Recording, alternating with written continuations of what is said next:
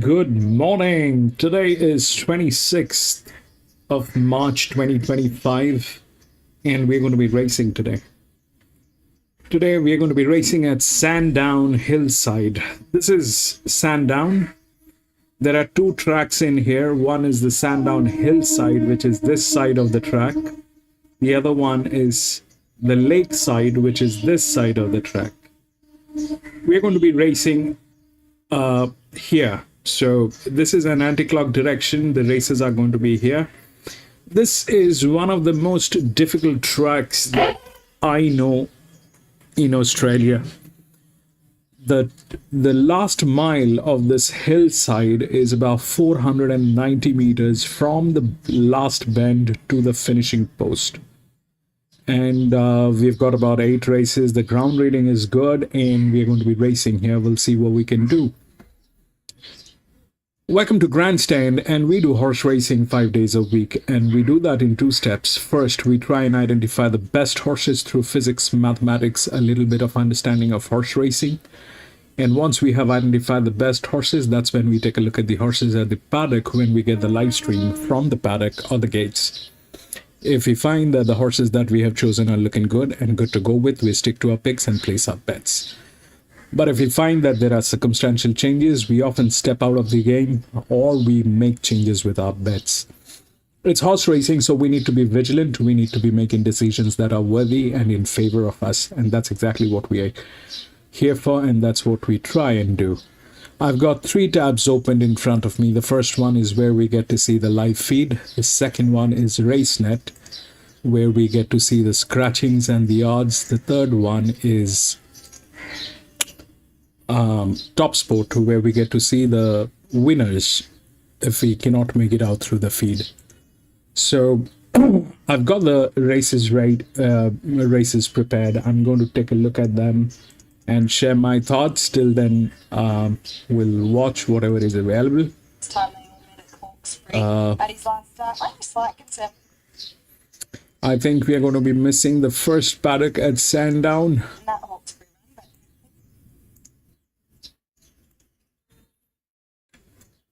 All right. People's rides, it's an $81 chance. yeah, he's not doing much at all at the moment. But he did hold his ground okay over the mile last start, suggesting that he's looking for the 2000. The 3 for Age comes out of that same race behind Luna Lover. We back and watched the replay. It was always well back, Carl. Has a lot of ground to make up off that effort. Definitely was beaten 17 lengths there, and he is at start 22 and still a maiden. His form prior to that last start effort was better, but he does seem to mix his form. 4 is Mariner's Dream. He's had 4 starts this campaign for 4-6, and even when before his spell he went out 6th as well. Hopefully he can go better today. Exactly. He's a month between runs too, which should see him nice and fresh here, where he can roll forward and get up on the speed. Look, his last start effort was beaten 10.5 lengths, which doesn't read well at Goulburn, but the form out of that race is good. With Format having run second, it came out and bolted in Absolute Hemblin's next start. So, look, I don't think he's quite at his best, his preparation, but I won't dismiss him. 5 is Son of War, $41 chance for Pierre Woodvillan and Cortez Lucas. He's been in a muck lather since he came into the yard. He's noticeably a lot warmer than the rest of the horses here.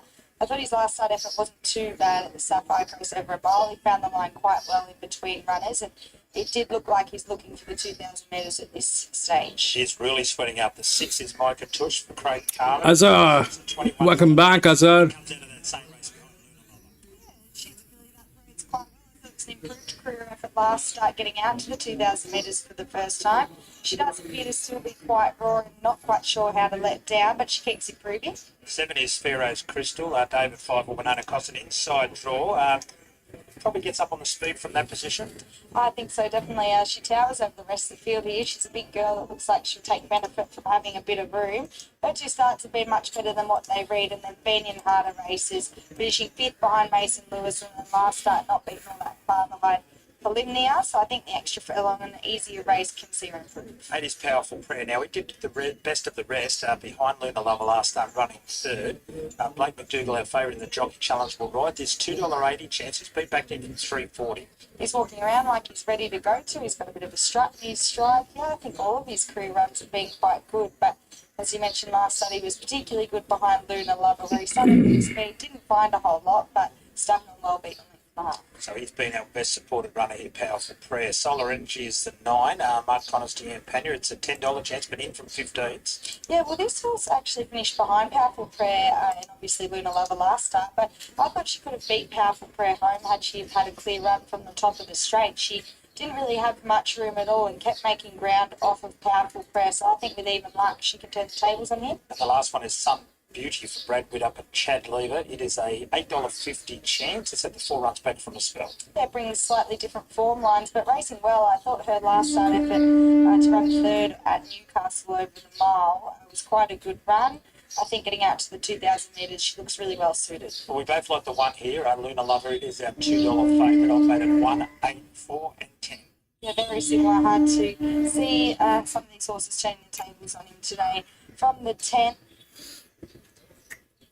Okay, let's watch this I one think and that she talk can roll about it forward after in this one. 2,000 suited. The 9 Solar Energy, I think, can turn the tables on the 8 Powerful Prayer here for the minors.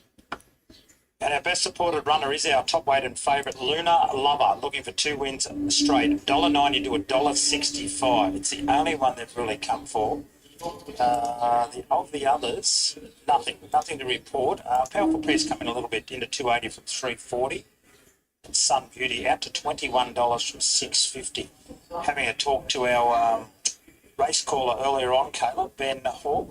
Ben was telling me he's been given the honour of calling the Country Championship final next Saturday in Sydney at Randwick, of course. A great achievement there for Ben next Saturday. Your 1 year anniversary is almost up. No, he won't be able to mention it again. No. It'll be someone else's story. That's exactly right. Very exciting for Ben. And nearly all loaded here. Only 2 left to load, so we should head up to him for the call of our first race. Yeah, to the winning post. 1 full circuit. So the last of these getting ready.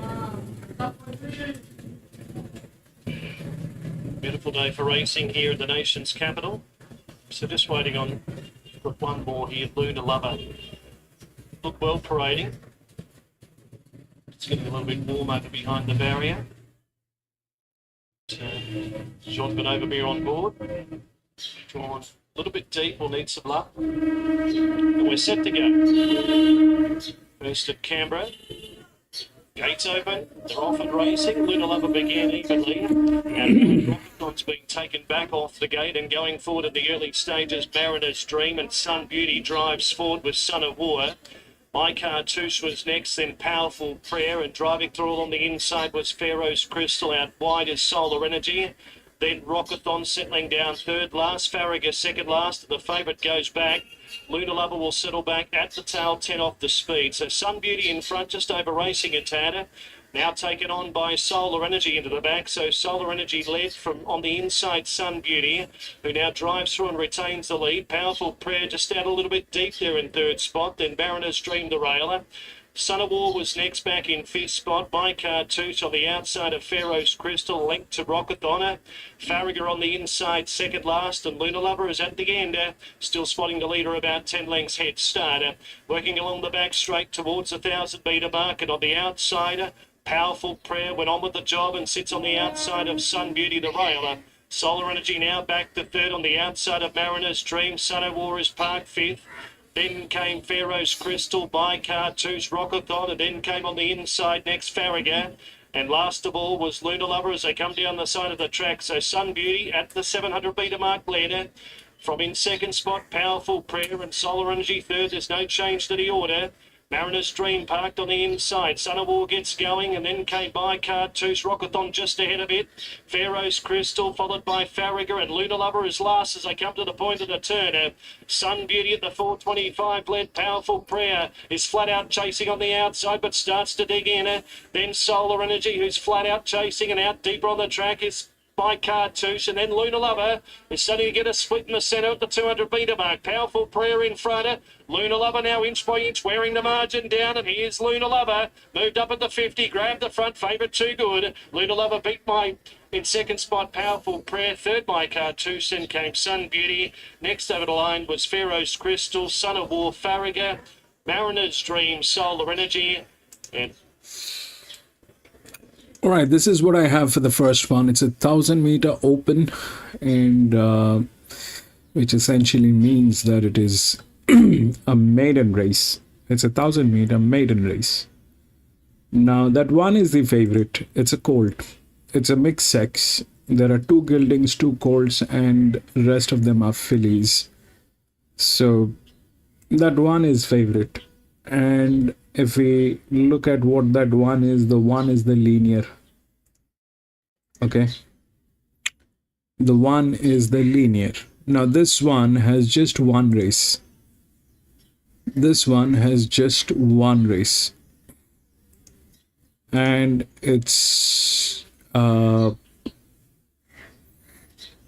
it doesn't have gate speed. That's the first thing. Now the second thing is the pressure is there, which is adequate, and it is also in one of the best hands. But the problem begins here when we see that it is not within the rails. It's got one side of the rail, the other side is missing. So that will bring a little bit of deep diving. And so if we consider this one is not there, if we consider that one is not there, then 6 becomes the linear. 6 is well within the rails, both sides of the rails. It's got one of the best jockeys. This jockey is a little weird. All right, so I have been saying this, that this is the best jockey and this is the worst jockey, and but that is very, very case specific. It's a very circumstantial thing. This has got nothing to do with, you know, what the jockey score actually is. The jockey might be a great jockey, but this is jockey handicapping. Like the horses are getting handicapped, the jockeys are also handicapped. So when we look at that, this is not a great position for this jockey here. That's not a great positioning today. At least, no, that's not a great thing. They are in good hands, but that's what it is. Plus, it is not within the rails. So if we think of is it going to be something that the one can do? Definitely, the one can do a lot of stuff if it's the favorite. Everybody thinks that the one is going to win, but there are challenges for the one. It is not going to be a red carpet. It is not going to be smooth sail. On the contrary, I don't like the way things are with one. I would have gone with it. The pressure is adequate. Everything is good, but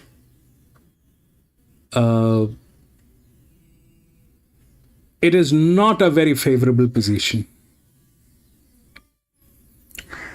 And if that happens, if the one fails, then the 6 wins.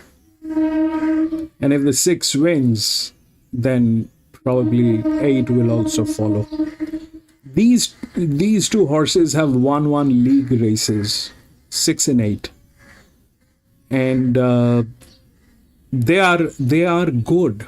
These 2 horses are very good. Apart from the fact that 8, there is a management issue. So we are not talking about clubbed, the queens and all that, what might happen. There's a possibility that 6 and 8 will get through, and but that is also a problem. And if we look at this 3, which is there within the odds, it's in very good hands. It's in one of the best hands probably. So, and a lot of advantage going on with this particular horse. So that's there. 2 is the same thing. There's a lot of advantage, but not within the rail. So we look at this, then 6 is the one which is with the advantage. 1 is the favorite with a lot of disadvantage. So it's the first race. I'm not going to get into it. We'll just watch. But I like 6. We'll take a look at the paddock, and if we find anything. And this is anyway 2-year-old colt and fillies. So the first one ideally is something that we should watch. But say, I mean, having said that, 6, 8, both of them are checks. 8 is a good one, but they have management issues. 8 probably has, some very strong advantage here. I mean, this is an EW position. If this is the linear, then this becomes the EW position, and they kind of tailing gates 4 and 3. So they are kind of tailing, and but I'm not going to get into it. I'll stay out and we'll see what happens.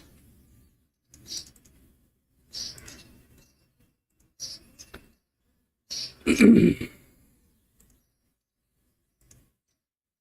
got the chance to get into clear running and hit full gear, so was the fastest late. Her last 200 metres was pretty slick, a length and a half faster than the next best, so if she gets clear running today, look out late. She was fantastic, wasn't she? On debut, she just wanted further, and you could tell that, and the extra 100 metres will suit her.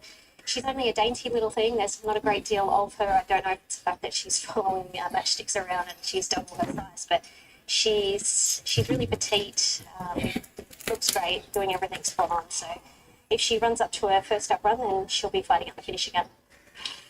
On to Wooden Lass, who has had the one career start, John Sargent, Natural Willer. Yeah, she's one that I'm finding hard to get a line on because she pulled up with a laceration and was 2 out of 5 lame after failing in the sweet embrace. Now, on that occasion, she was deep-ended because that was on debut, and she rode a fast speed over the 1,200 metres, but well backed at odds given how well she trialled. So that's a tick. Now, clearly we didn't see the best of her on debut, and she has the potential to improve sharply. Well, they must have thought enough of her to send her straight to that particular race on debut. I only actually saw her at the gates, and she was a very sensible filly. She arrived there looking fantastic. She's come on from that. She has a beautiful attitude again, so no knock on her. I think she'll only improve. Horse 9 is Polo, Gary Portelli, Jason Collins. Yeah, bred to be better in time and over a touch further, and that's the way she raced here over the 1,000 metres on debut behind Pleasure Queen. That's obviously a key reference for this. If the speed was on, we know that she'd be hitting the line hard, but happy to watch today and expecting her to be doing her best work through the line yet again. Taking the brow band off her. Actually, no, it looks like it's still up there. Anyway, she was okay. She's got a lot of maturing to come. I think she'll be a nicer horse in 6 to 12 months' time. Got them in the yard, and Erno, the headline act amongst some pretty well-bred babies here. Time to have a look at this girl a little more closely with Charlie Duckworth. What do you expect of Erno today? Obviously, look, any horse that comes with a high sales price and a pedigree like hers, the expectations are obviously naturally higher than just sort of your bread and butter horse going round. But look, she's done everything right in the trials. She's beginning to get a little bit warm in the pre-parade and beginning to have a bit of a sweat. But she's got a soft draw. She's got a good jock on. So hopefully she can just get a nice economical run in the first half of the race, and then show us what she's got over the concluding stages. She's a very talented filly based on what we've found from her at home. But you do like to see everything to go smoothly on debut. All right, the trials up until this point, she's shown a bit of versatility. Do you expect if we step up in trip or go to some better races, she's able to take a forward showing? Yeah, I do. Look, obviously she still has a nomination for the Percy Sykes. She was nominated in that race prior to even being named. So she was obviously showing enough at that stage of her career, even before she stepped out to the trials. She has come a long way in this prep, so that's probably the only slight negative to be concerned of as to whether get through today and then whether it's a bridge too far, but a talented prospect going forward.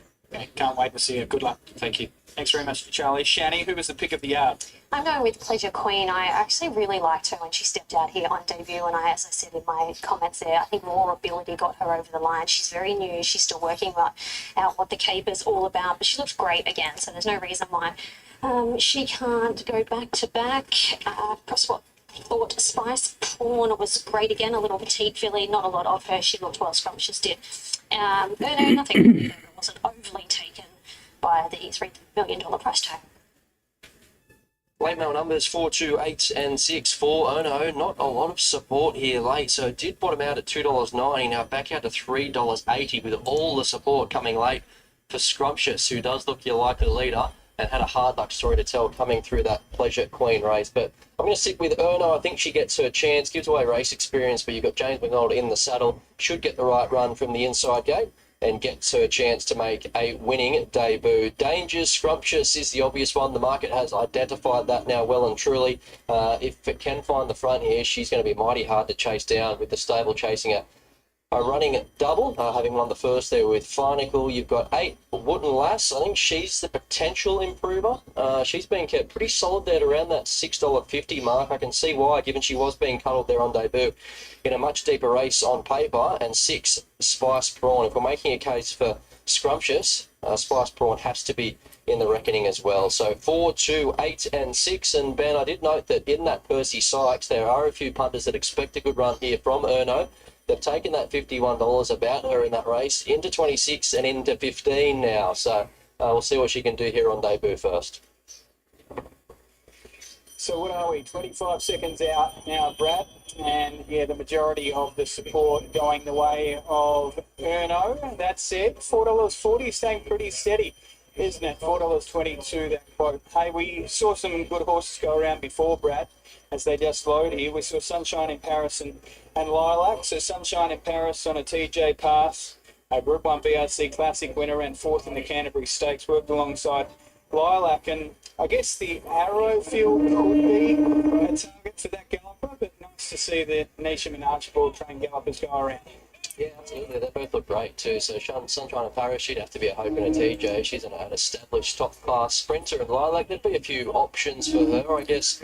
When you're considering what races you target, the Arrowfield all of a sudden becomes a little bit harder to win when we're likely to see Autumn Glow in that race. So, yeah, there's a few options around, but they'll make their minds up. And with a filly like her, lightly raced, there'd be a race or two over the championships, no doubt for her. There's only so many you can dodge, though. I feel like a lot of them have been like, oh, we just need to dodge Lady Shenandoah for a while, and then we'll be sweet. And then Autumn Glow returns, and you think, okay, well, we need to run somewhere. But you look back through the form, and Lilac's been doing a brilliant job. A listed winner already, 3rd to Lady Shenandoah in the Light Fingers, 4th in a Group 1 surround. So it was good to see both of them going around here in between races today.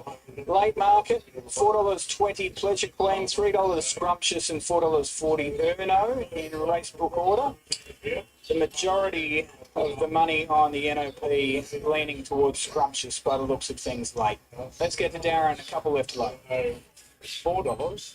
Pleasure Queen at $4.40. So Pleasure Queen moving in, up they come. Now Matchstick's on debut going forward, wearing blinkers for her debut.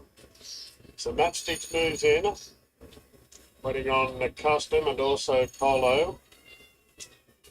Custom going off at pretty big odds now. Roughie of the field here is Polo. She certainly ran well enough on debut. No doubt we'll be running on late here. There's the light. We're ready to go. The 2-year-old fillies are set. Scrumptious is a well-supported favourite.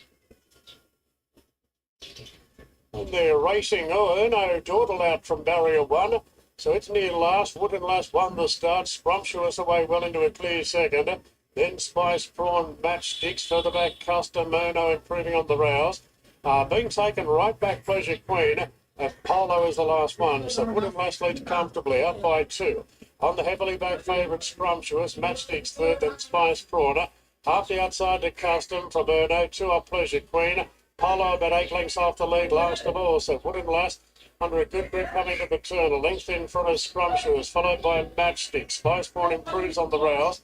Further back to Custom, Erno. Pleasure Queen is second last, and Polo reined up last of all. Wooden Lass shows the way from Scrumptious. Spice Prawn working into the clear. Erno running on the rails. Then Custom and Pleasure Queen down the outside. Wooden Lass in front by 3/4 to Scrumptious. He's not going to get there. Wooden Lass kept going from Scrumptious. He's trying to lift late. Then came Erno, but Wooden Lass is going to lead all the way.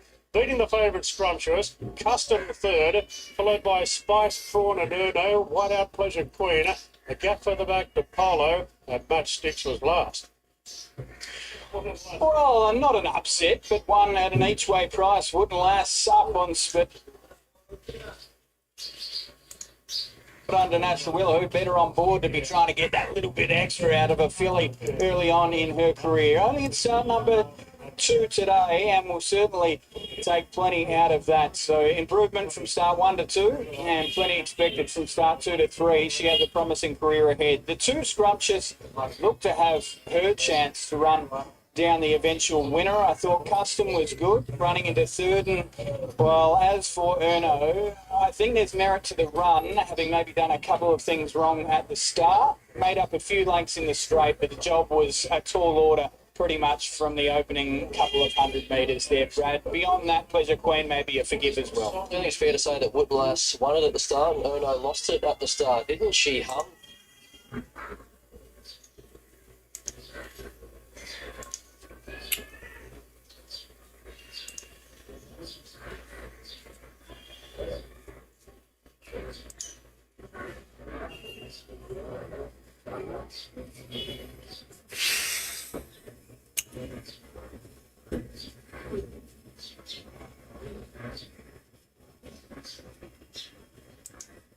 And Erno, although she looped briefly, like she was going to make it interesting, I just think that early work told there late and she peaked on her run. But she'll keep for another day. But Wooden Lass, a little bit too slippery.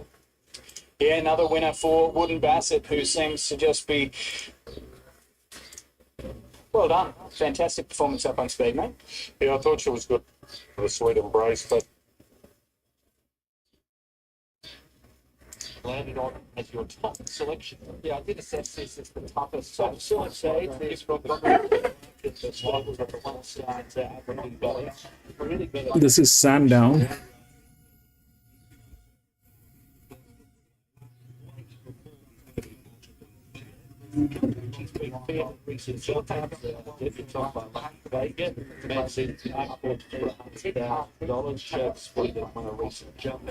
T-Dart takes a good job of the operation. Not that it's been the last well, but the surprising horses typically getting military side being better than went on to run.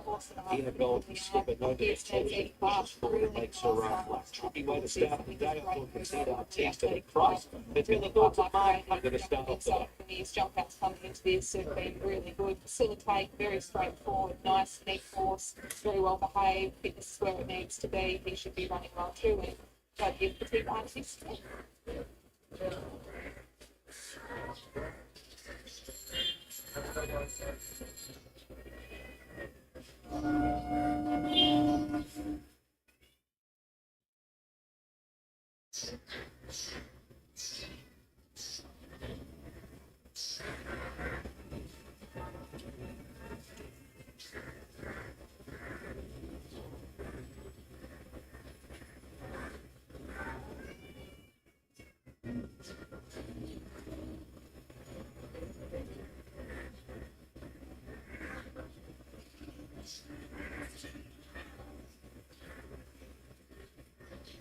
Thanks for your time as always, Will. Facilitate, you must have been really pleased with his efforts on debut.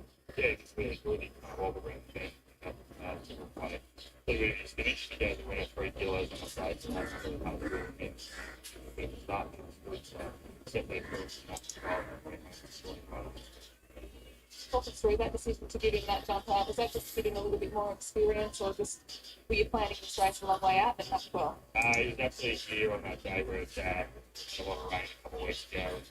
We brought that where he ran because it's twice now we've been doing a running against the track and the catalyst and there's a track record on it, so we're just taking it seriously. So just putting the jump best for that week just to really right the market for this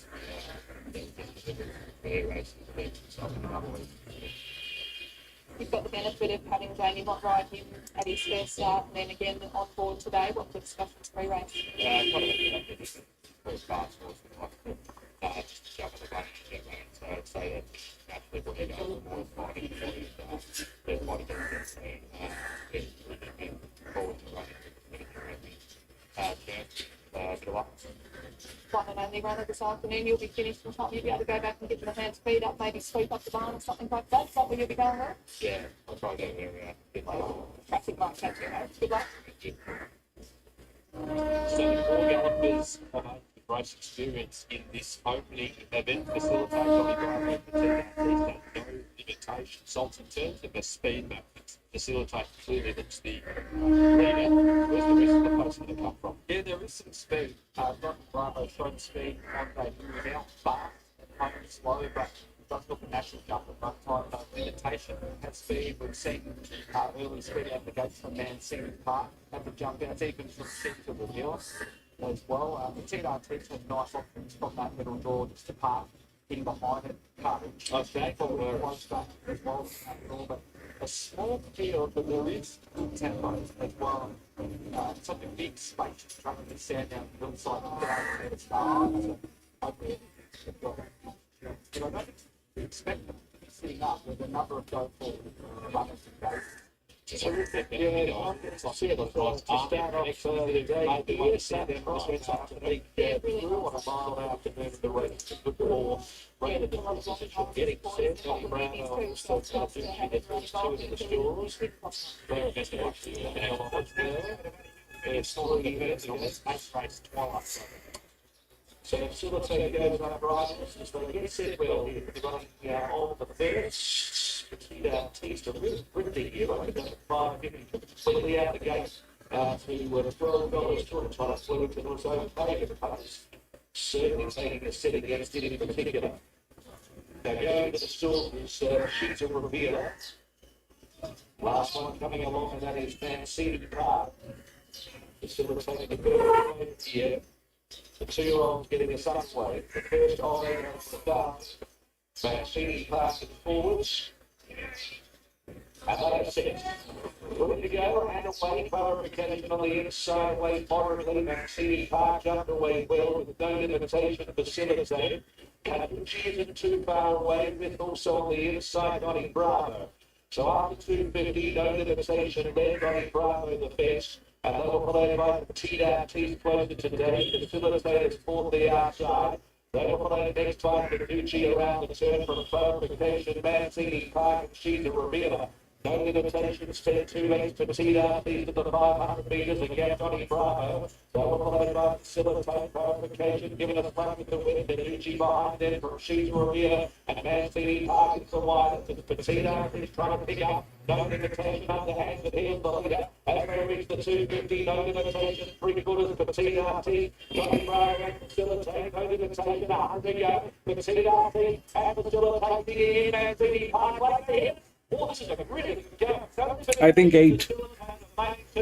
Mancini Park and TRT behind them in photos also. They were played by behind them. 8 and 6, probably. Trying to hold on, facilitate coming at us. That's close, and then it's another close go for third as well. 4 of them across the track, and it'll be no limitation on the inside. No limitation, number 8 will last. Will just last from facilitate number 1. 8 beats 1, and it'll be just third for TRT's ahead of Mancini Park. So 8, 1, 6, and 3 should be the ratings in a terrific four-way go. Mancini Park beat along ahead, run 4. So what happened here?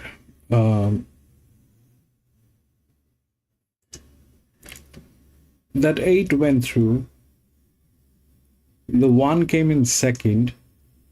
But the reason why 8 came through is so we are doing this thing called JDL.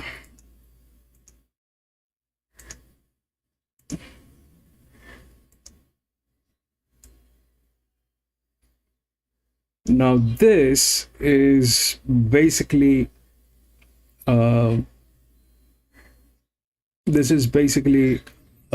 kind of a reading that we are trying to assume. This is all assumptions. This is all mathematics.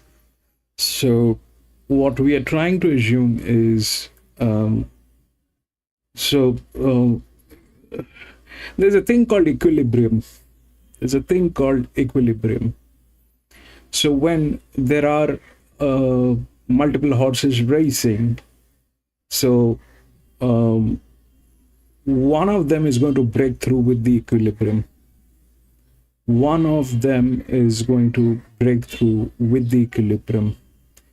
That can be a positive. This will depend on the distance. So this thing is something that we are monitoring. So this will depend on the distance, how they break the equilibrium. Now, this is 8. This was 1,000 meters, so it went with the heavier side. And if we look at the other side, that's this side.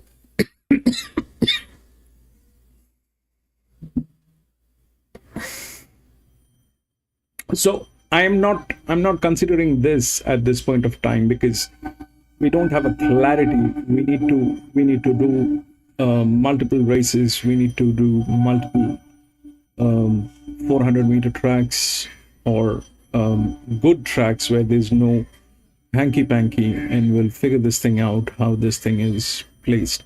So what this basically works out is this is going to show us the breakthrough at the 600-meter marker. This should give us the breakthrough at the 600-meter marker. We'll see if that matches. But the first one, it did match, all right? 8 and then 1 on the heavier side. Then from the lower side, we've got this. What is the other number? 3.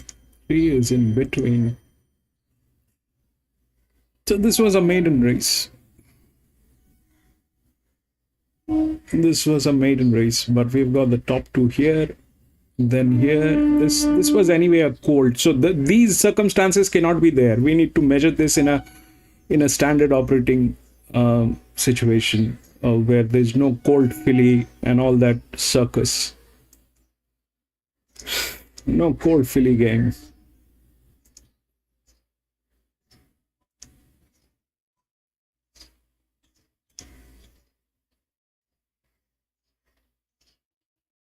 Three and 8 has been scratched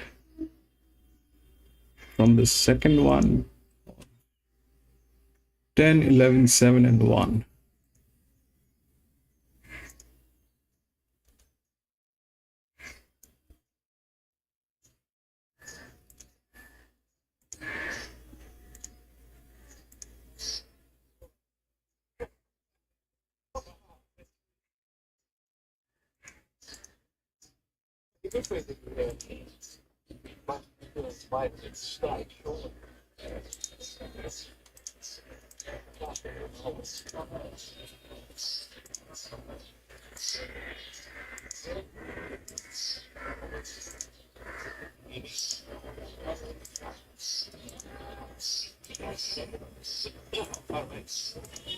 Thank you.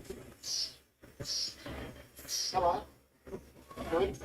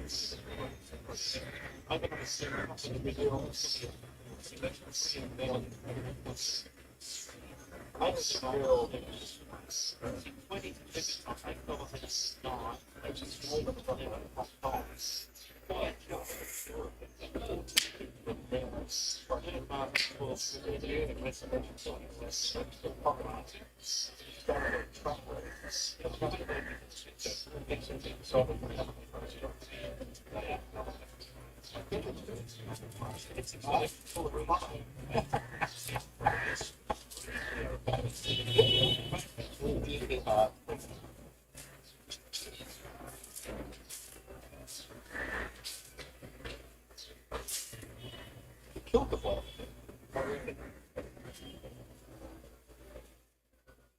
Wouldn't let him throw the foul. Okay, number one here, race number 3 at Strathalbyn is Mickey Tango. He's got the winkers off today and has got a change of tactics, but I understand as well, John. The intention is to be further back on Mickey Tango. He shared the lead on debut and knocked up. He also knocked up a bit in a recent barrier trial where he finished 5th out of 6 behind the Singapore Galloper. Make it, I'm happy to risk him. Okay, he is big odds. Number 2 is Knight. It's in the market. Top of the ridge, got the blinkers coming off today. It's one vying for favouritism, $4.60. He went up a short price. He has been a little bit easy, but he did run very well at his most recent start. So the length or so behind Press Express looks like decent form now. Second to Roctagon prior to that is also decent form. There are a couple of city grade gallopers. First up, no trial or jump out, but the Yetch stable often do that. Okay, what about number 3? $4 now and equal favourite in Bellisher. $4 now, but a lot better price than that was bet. He's been extremely well backed at Bellisher. Didn't do too much first up, but it wasn't that Ad Astra race, and we've seen a lot of form come out of it. He was beaten 9 lengths or so in it, so he certainly didn't produce one of the better runs in the race, but he will be fitter for it. He goes up slightly in trip, and his debut run was good also. And the co-favourite is Superlad at $4. He's been a very busy boy in the parade ring, Super Lad. He's been bouncing around and took more than one handler to get him settled. I'm just watching him go out on the track now. Needs to improve his manners a little bit there, but what he did do last start is race out of his grade and ran a really good race. Ran third to Rob the Bank. I don't mind that form. Felicity Atkinson has ridden Super Lad in 3 starts. She gets on well with him and gets a claim. Okay, what about the 5 Third Master? Let's have him start number 3 today. Third Master has put in one good run and then one plain one. I thought his debut run behind Shady Thinker was pretty handy. Got level 5 legs. That was a hot moment. If you look at some of the horses that finished in front of him there, Shady Thinker came out and won a feature race since then. Ad Astra ran 2nd. Secret Wonder ran 4th and didn't beat him far. He's won. Aramoso nearly won against him. Okay, $13 at the moment. The 7 is Spectre with Jess Ferris in the saddle. Spector hasn't done too much in 9 career starts. So second placing at Port Augusta or at Matt Walker, his best or her best efforts. Recent trials have been just fair. Okay, the 8-2 Volvo in the book colours.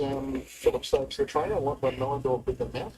Been a bit of a drifter in the market, but there was a little bit of support when markets first went up. Tavora's just had the 1 career run, and I thought it was just a fair effort behind Secret Wonder and Murray Bridge. That was a heat of the same race that Ad Astra won. I reckon the Ad Astra form lines are a fair bit stronger. Okay, what about the 9 Blue Horizon, first starter for Richard and Chantel Jolly?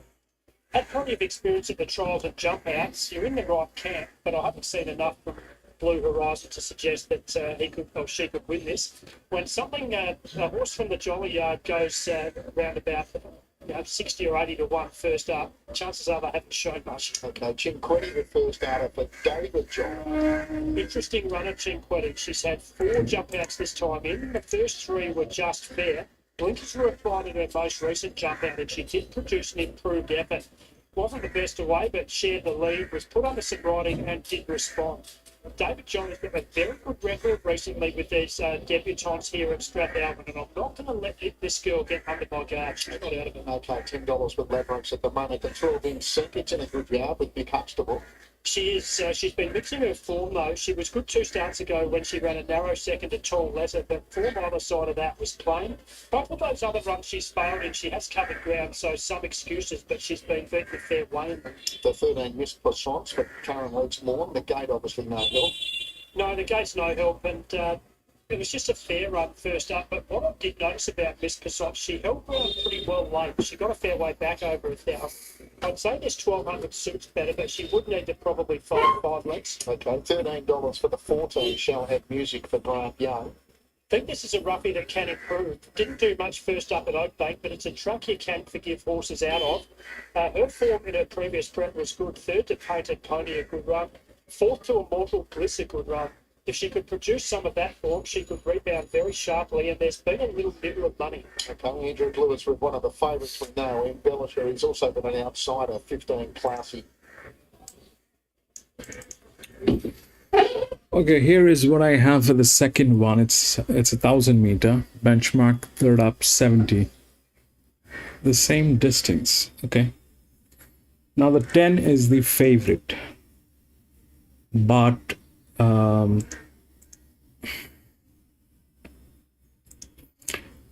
that is not a winning number.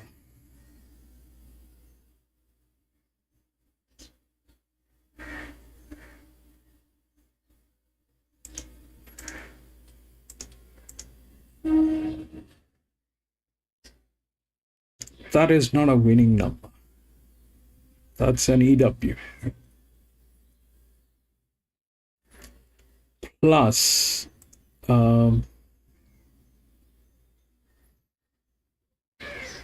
pressure on that 10 is weird. It's below 20%. It's a 3-year-old gelding, but for a gelding, that pressure is not enough for 1,000-meter. That is not possible. I don't know. That is weird. So the second favorite is the 11, which is actually the linear, but it lacks this side of the rail, which makes it very difficult for winning. We've just seen what happened to that one. And it becomes very difficult for winning. It has pressure. It's a good horse, but it has difficulties. It is not going to be easy. So 10 is not a winning number. 11 has difficulties as a linear. 11 is a good one, but it is it lacks majorly. Now, what else is possible? If we look for the second linear, which is 1, that's the second linear. If we look through the rails, that's the first linear, that's the second linear. That's 1. Ugh. That's in a good hand. And that's in a good hand, but we lack data on this horse. We do not have this side, and we don't know who is riding number 1. Let's check that. Alliance 63. So that is also in a tricky position.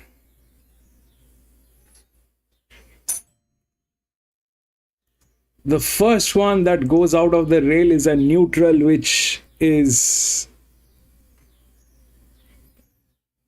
generally doesn't win. But in this circus, it may win.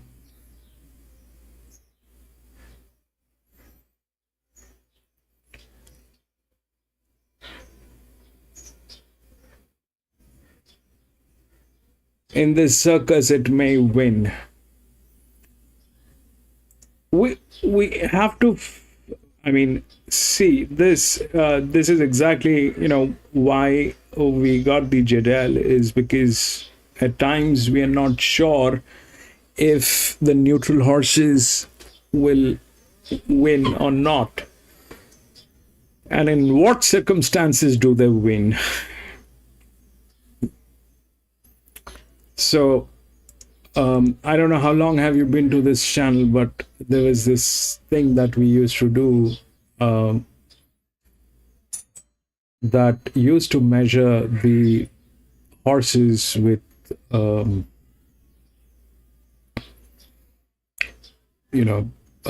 last mile.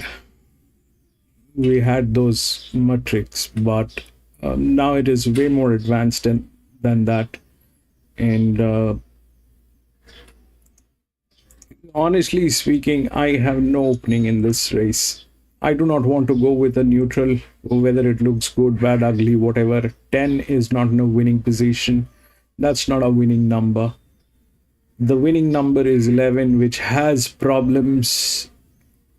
That leaves us with 9, which is in good hands, but I don't want to go with a neutral. 9 is a check.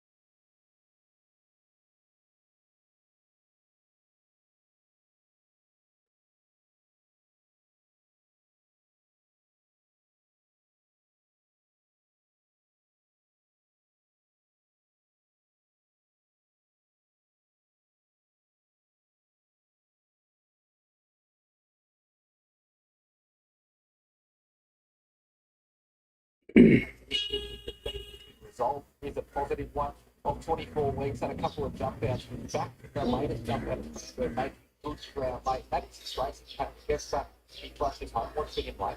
Really likeable parade for a very nice horse. He's a great style. He's a nice type, moving particularly well. You can see how lovely and supple he is and powerful the way that he's moving. I think it's a great return. It'll be interesting to see how he goes today, but I'd be expecting him to be in good. Lewis, welcome back, Lewis.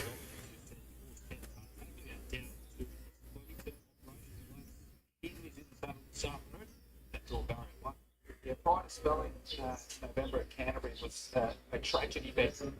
So he's got some ability, he's got a turn of foot on his day, and a couple of trials up in Sydney have been quite nice. Yeah, nice even parade from this horse. I think that he's got a little bit of tightening up to do as against just a touch deeper into his preparation, but he's tones enough the order. He does have the Hungarian nose man going on. Wait, so got two of these set of gambling or experts over the 1,000 metres and all from interstate from the take the automatic strike both the switching state from New South Wales to automatic strike Canterbury and Sheffield Anderson back to 7 7 8 on the run of the which combo got a turnover the show lost its power from a run the one killed the arc off the team and then he home and the next challenge with a race plus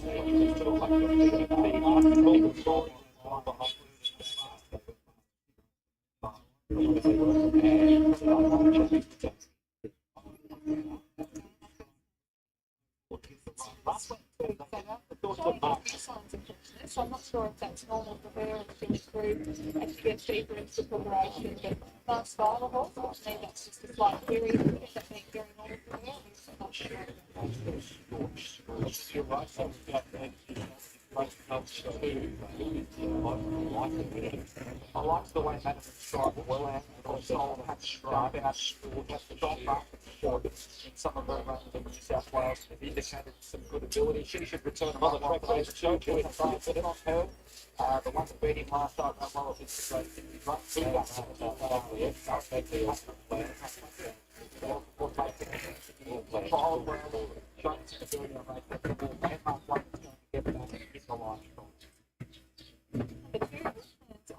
It's just a really straightforward, no fuss concept.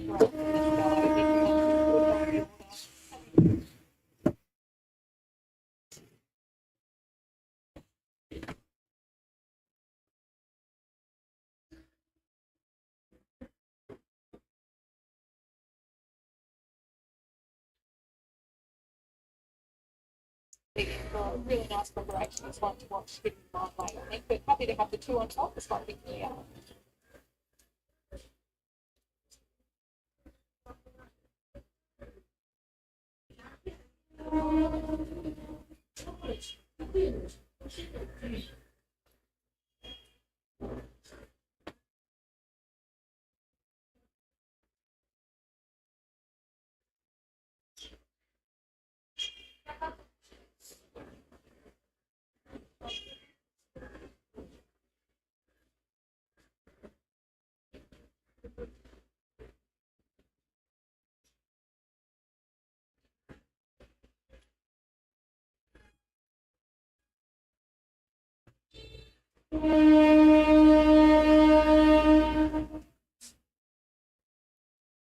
Thanks for your time as always, Ben. I don't have one of you guys playing. I'm obviously today guessing which foot it is. You're an easy get. So let's talk through your two runners. Will plans on putting on top. I think it's outstanding. Have you been pleased with him? Yeah, well, I saw last start, looked at him, I said, scratch really moved up, and then he just peaked on the run. And going into that race, probably 3.5 weeks into the run, and it's just a little bit underdone, and it's hitting on that game, track ended up on the soft 7, and he just peaked on the solid. So I think with this run only being 2 weeks away from the last run, it's working good, and looks like the race is in good speed, so we'll be able to settle off the back into a nice rhythm, Jalen knows it as well, and he could run well. The chauvinist was great over in Adelaide recently. Looks like he's going to be in for a nice preparation as well. This is nothing to dislike about the way he was turned down either. No, he'll be rode very well. He's been racing well, as he said. I think last start late, he nearly broke the track record in his race, the class record. So they're very, very fast. He just comes very well, and he's heading straight. Adaman, welcome back.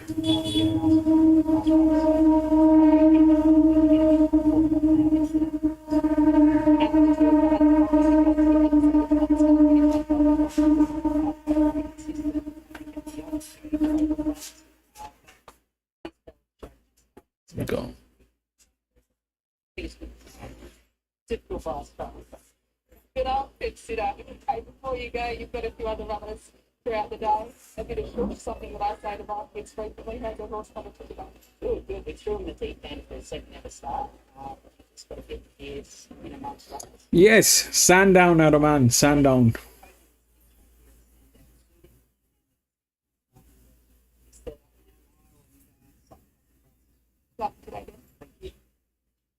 Good to hear the thoughts of Jeff Hayes, who trains long with run through and JD. They've got a good team of horses today. A lot of chance to know the next couple of days.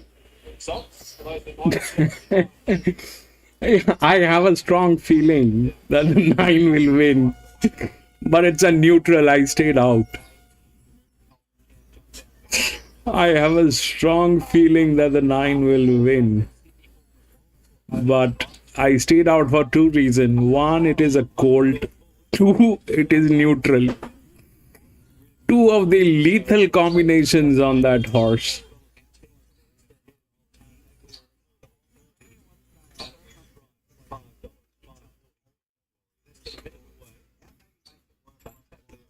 over down there with the show, but also back and pulled up and that and he's right up. It's all the first moving in that race, the debut of Man Center. So Tackler is in the stalls. There's Golden Glory. Powering joining the line. So the sun finally started to peek through and stay out here at Sandown. A beautiful day in Melbourne, and the money coming for both the shoulders and the Tartaglia, both the creator and the beast leader and me. With the Tartaglia just holding the tone for that of stride, getting the right run here behind it, quite a bit of tempo. And that market up and joining the show, this is going to be the last over there, or at least one of the last for the centre Gambling or Exports Handicap. Setting a bit in the day, drives a little standing well. Landmark goes up and completed. And they're ready, 1,000 metres once again. Set to go. Gates of the back, Tassie racing. Bullway towards the outside, away moderately, driving over, began fast. The machine at the Golden Glory to the bench. There are a couple of lengths in front of the man in stride. Followed by Wolf's Land to the next to the field with Scorch Landmark and the Tartaglia. Rising over and Golden Glory, blasting along in front of the 550 by the 2 lengths of Sheila. And then 4 or 5 lengths in front of the show that's just Wolf's Land, Marvin Stride. And then towards the back, Scorching Tartaglia is a long way off the lead. Down the jet, 400 to go, it's Golden Glory, the inside and rising over. So the Sheila is the first to attack the outside, main line of 3, and then 4 lengths to show them down 3 by the big from Full Land and back. So the Sheila went to the front, 200 to go, from rising over to Battles on there to Joseph. So the Sheila doesn't to go, getting weary, to the Joseph, wearing down the Sheila, and the Sheila grab on the Joseph, landmark right to Joseph. 7. Landmark.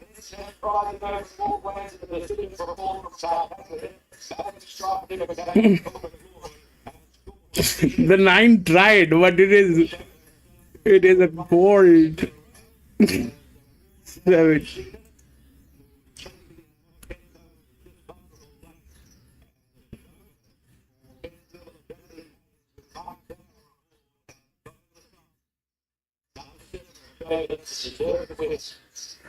The machine at second, and the number 5, Logan Bank for Jack Lang, and 9 Landmark. 759, yes. 759 and 1.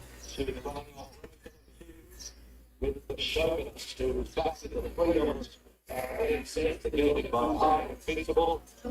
Switch stage, but moving from last time. And finishing on really well after changing at least one of the team warrior at the start before that. And the way the race panned out today with a strong prior, the shows is producing with a skeleton of late.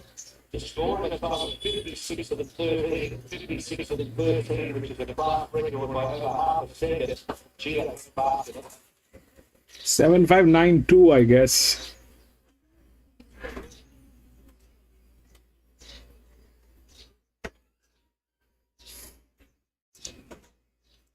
Okay, so what happened? That 10 was the favorite. It was not a winning number. That's a drift. That's an outer drift, and it is not even the largest outer drift. The largest outer drift was 2, which I got in. The 9 was a neutral. And it is a colt, so that was a bad idea.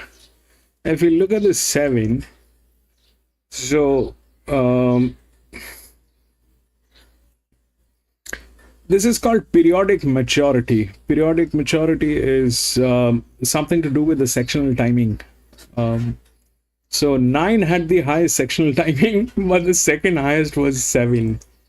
And the 7 was handicapped with a good jockey. And all that thing was there. If we look at the JDL, then the 7 comes up. 9 is the neutral, then the 7 comes up.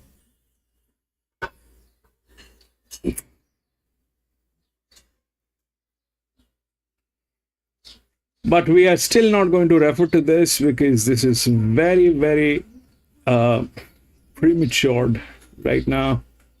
We are still going to refer to what we have been referring so far. We're still going to avoid the neutrals, and we'll see what happens.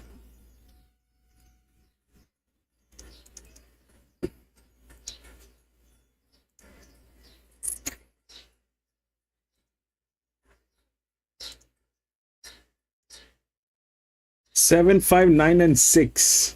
7, 5, 9, and 6.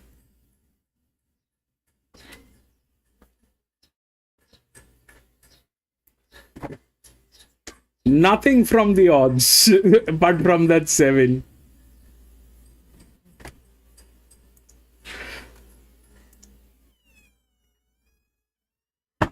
Seven has been scratched.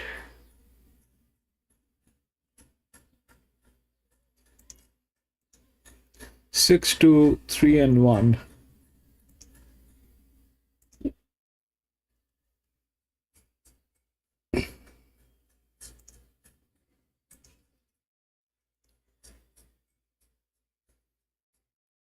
Eagle Farm.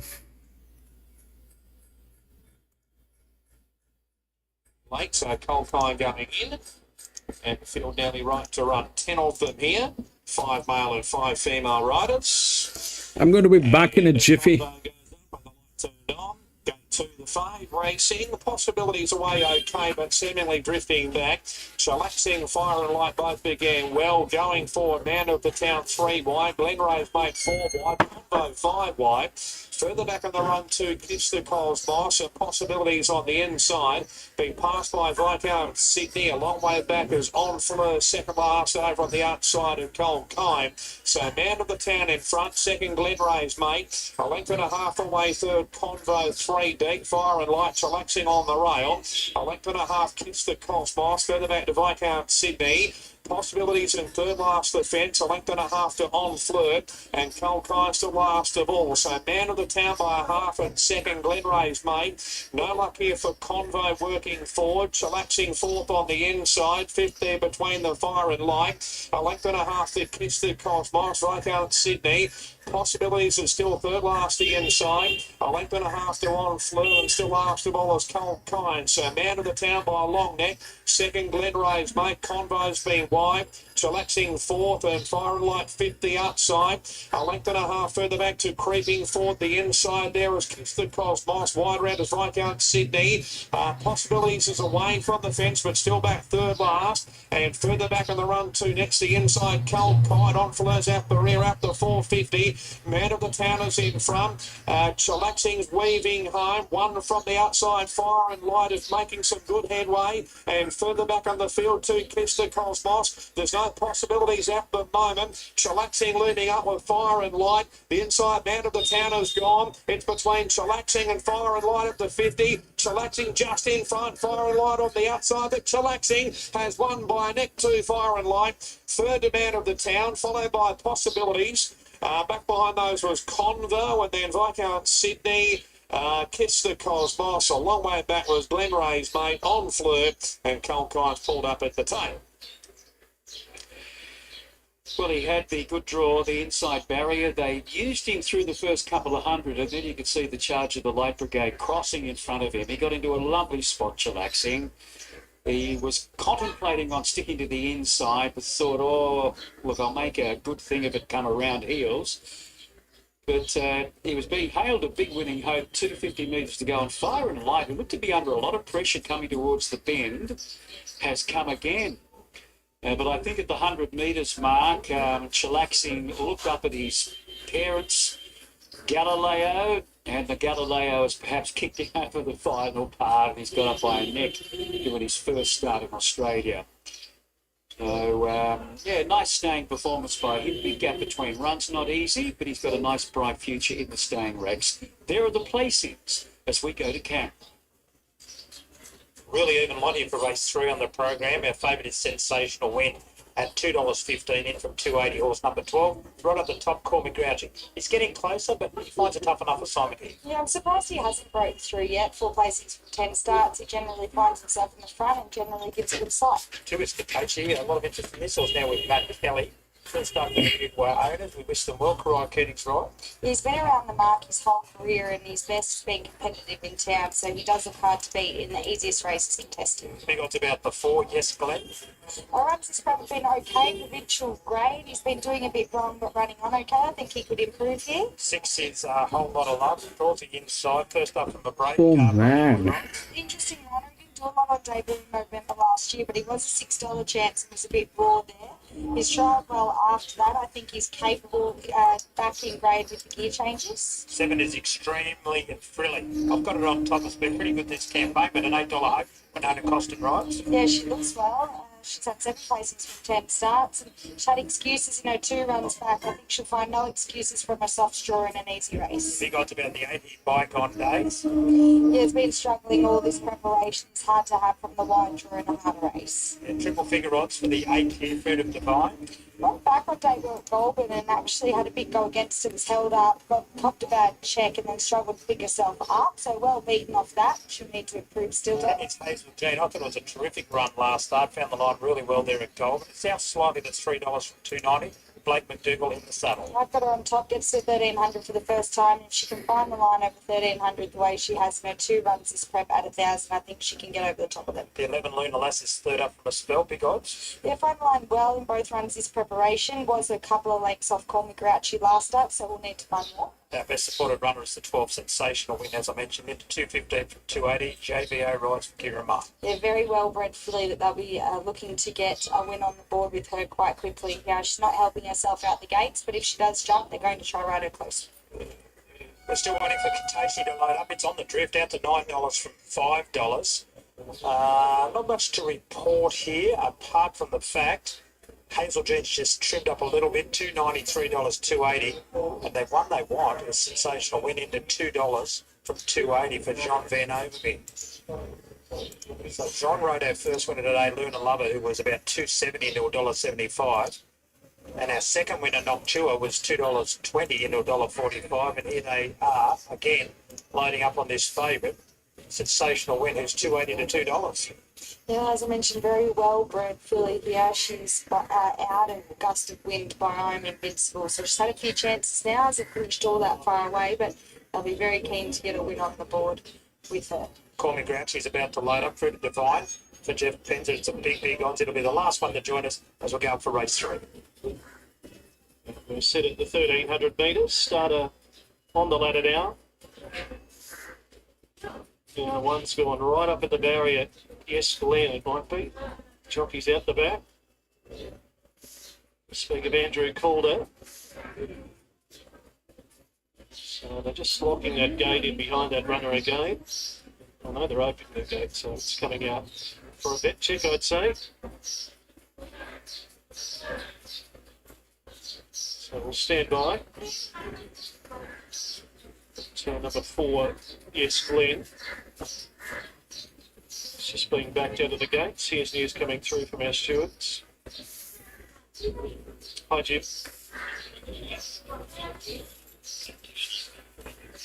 Okay, thank you. Thanks. Okay, so I've got its leg over the petition of the gate, and it's being bedded there. Yes, Glenn, number 4. It's being trotted up now. And Vet will make a call on Yes Glenn. Sensational win, 2:15 is your favourite. Yes, Jim. Thank you. Okay, so it's past fit to run. Jim Walsh, our chief steward this afternoon.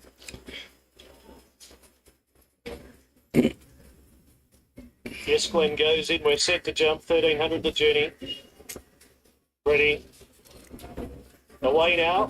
Hold on a love off the inside left. Well, Call Me Grouchy was speed. Extremely Frilly was third away. Katashi was next. Then Call Me Grouchy going forward. And also pushing forward is Bygone Days. So they find their order here, and Call Me Grouchy finds the lead with 1,000 metres left to run. Katashi second, Whole Lotta Love third. Then Bygone Days, followed by Fruit of Divine, next a little bit wide, followed by Extremely Frilly on the inside midfielder. Yes, Glenn was next as they pass the 800, and Hazel Jean, Sensational Wind, and Ludalass whipped them in down the side, 700 metres left to go. Call Me Grouchy by a length and a half, Katashi. And third spot is Whole Lotta Love, followed by, next was Bygone Days, Extremely Frilly the railer. Then Fruit of Divine, followed by Hazel Jean, Sensational Wind, back third last. Then next was Yes Glenn, Ludalass last. Call Me Grouchy is high rolling around the turner. 400 metres left to go, a length Katashi. They broke it away 4 lengths in front of Extremely Frilly into the clear. Then came Hazel Jean, Sensational Wind now gets out as well. 200 metres left to go. Katashi got to a narrow lead. Call Me Grouchy the railer. Sensational Wind. Hazel Jean rattling home out in the middle. Katashi in front. Hazel Jean diving. Wants a photo. Katashi the inside. Hazel Jean's put a dive in. Photo finish. Not sure about third. Sensational Wind. And Call Me Grouchy near the inside. Then Extremely Frilly Ludalass. Then Yes Glenn, Fruit of Divine, followed by Whole Lotta Love, and back at the rear Bygone Days. Very close there. Photo between the 2 and 10. I think the two majors hold on there. Katashi from the 10. Right. So this is again a very difficult call to make. It's a 3,000 meter. It's not 2,000, it is not 2,500, but it is a 3,000 meter. I am, this is a distance we haven't done in a long time. In a long time we have done this distance. So let's look at what the odds are. If we look at the odds, that's 6 to 3 and 1. 6 is the favorite. 6 is an inner drift, well within the rails. 3 is also there, which is the linear in all this, whatever is happening, well within the rails. Then they have 2, which is an outer drift, well within the rails.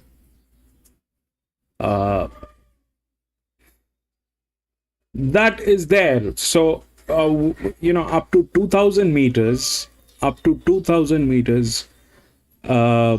generally, beyond 2,000 meters is something that becomes a little dicey. Up to 2,000 meters, it is the linear.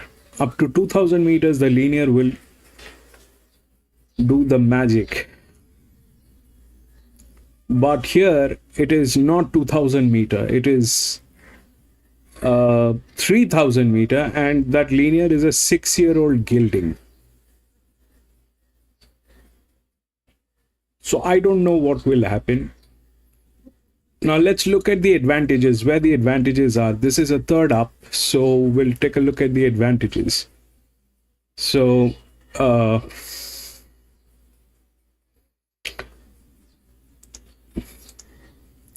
so 10, 9, 8. These are the ones with advantages. Wherein 9 is an 8-year-old again.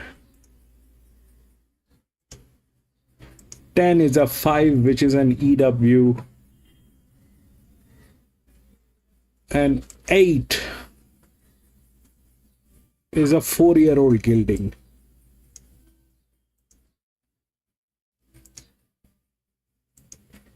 Eight is a 4-year-old gelding with a massive advantage.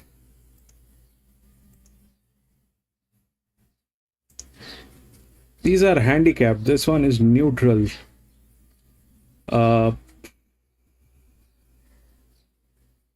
This is where the advantages are. Okay. So for a 4-year-old over a 3000 meter, and it is in good hand, it is not in bad hands. All right. There is a 3% drift. The one is good. This is also good. It's a 5%.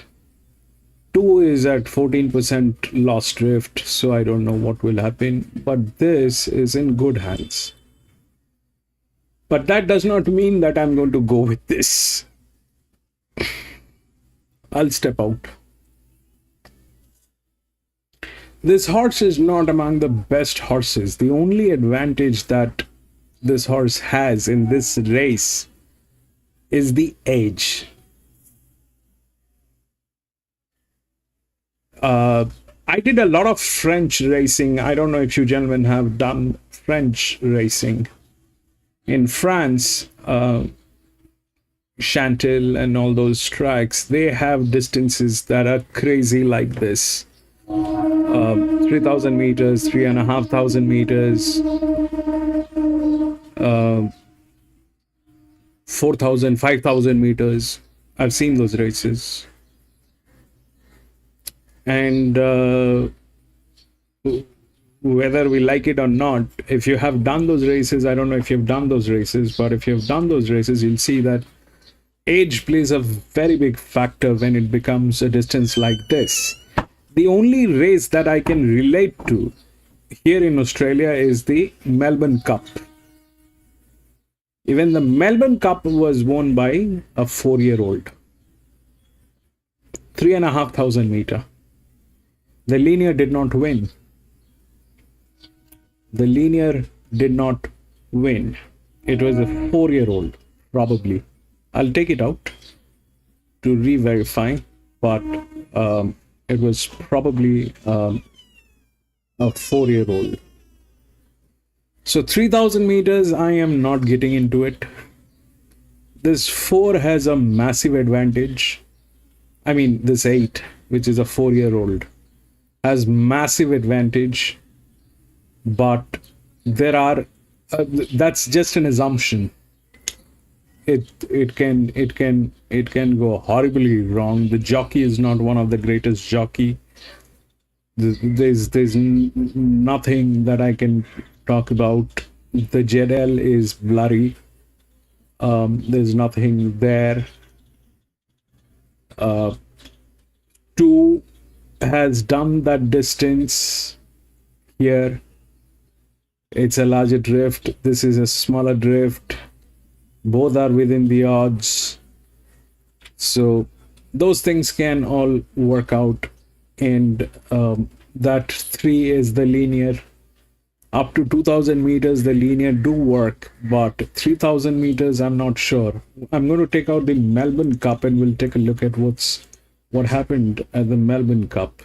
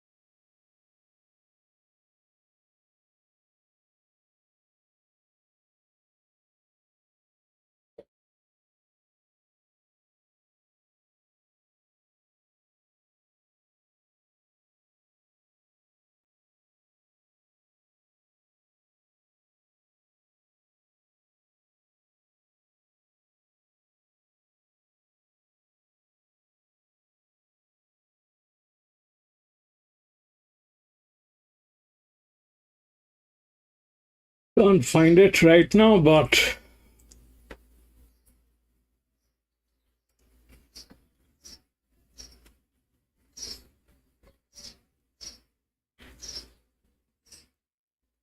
I don't know. I've kept it somewhere. I can't find it right now, but I'll stay out. Speaking of the races today, I really like the first over the fences in particular. Looks awesome, really helping me. It's got good basic fitness, I think. You can see from the there. To my eyes, it's really not that much. Three is one of the contenders in what to the market. Black Pepper is trained by Paddock and Michelle Parker. They're going to sell across Barrier 1. Did good against the high powers all last night, despite the best place. They don't really have to but when I see all 62 down the fence for the first time, I like that's going to top the he got 3 down.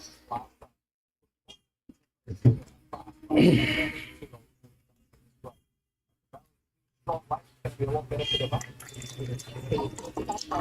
So no frill, it's definitely no oil painting, the percentage of really good oil, it's been racing very like the team force as well. Up the West was a really interesting run, and the last time we saw this guy at Sandown, he won the third one, 4,200 metres, knocked off a good fight on that occasion. Since then, he's been back to his native Western Australia for 4 runs in Perth, now back to the care of John Lee Jr. Yeah, those runs in Perth, the last one actually wasn't too bad for him, covered 2 rounds. First up today off a little bit of a let up. He's had a couple of tune-ups for this at the trial, goes over the hurdles and also the shorter courses there at Cranbourne. Look, it's going to get better over the hurdles and it's going to get better over the obstacles, but it does have enough to do with it. Great, another really good healthy return. Just looking forward to accepting his win today. Really pleased to be here this way, conserving his energy very well, not going any time to The start of my final race finished 9th in the Adelaide Cup, 4-5 in the race finished 8th in the Adelaide Cup, and he two matches in winner here at Sandown. And he also beat final race as well. So he's 2-0 on final race. They've been at pretty much level weight from there. 2 years in the club as well. And they just got very nice race on the start of today. So still got a lot of upside. What's surprising about that? He looks super this way. He looks pretty much identical to how he did the day that's not here at Sandown and Custom Starts. But obviously, there's a little bit more of a deep field than what he tackled that day, but we think that's very well.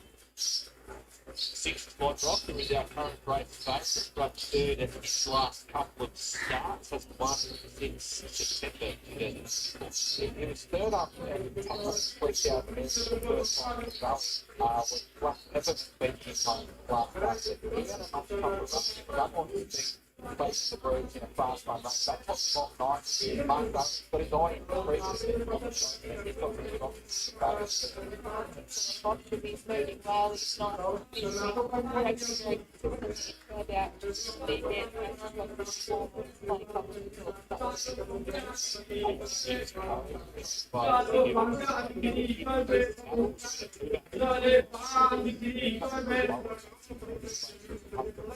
like in the yard, I probably would like to see the dogs head relax a little bit guys at the start.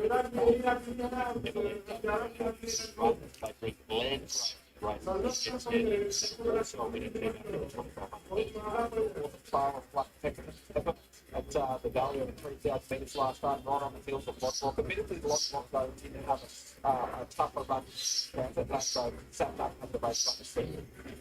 It's outstanding. I saw him at the back earlier. He's probably back and There's a bit of contest here, John, and right on the phone about the blizzard. Wants to speak up from him, but yeah, no doubt. We're held up and did one pace to the line. And we thank you, ladies and gentlemen, coming through in race 5. Going from number 4 Hour Red Morning at 3:33 to the track upgrade. Race 5, number 4 Hour Red Morning at the Lexus Rushing. So that leaves a field of 5 in that 3,000 metres. third race for the 3,000 metres. Some of the starts coming on, heading towards the country preparation, such as Star or Riley, winner of last year, Respect, Stephen Jakes, winner of last year's Burn Idol, and Affluential number 4, who was a winner of the Grand Standard last year. Black Peppermint just touched up there in Mooney Valley by Nostril. He obviously gets the 3,000 metre trophy, having another crack at his second track. He's going to go stern on. Now he's bluffed the Highland Blaze, who was come out of an Adelaide Cup run, so to make us proud. The Cup and 5 foot bang, breaking no weight on his back and such a high race. Here are the thoughts of money.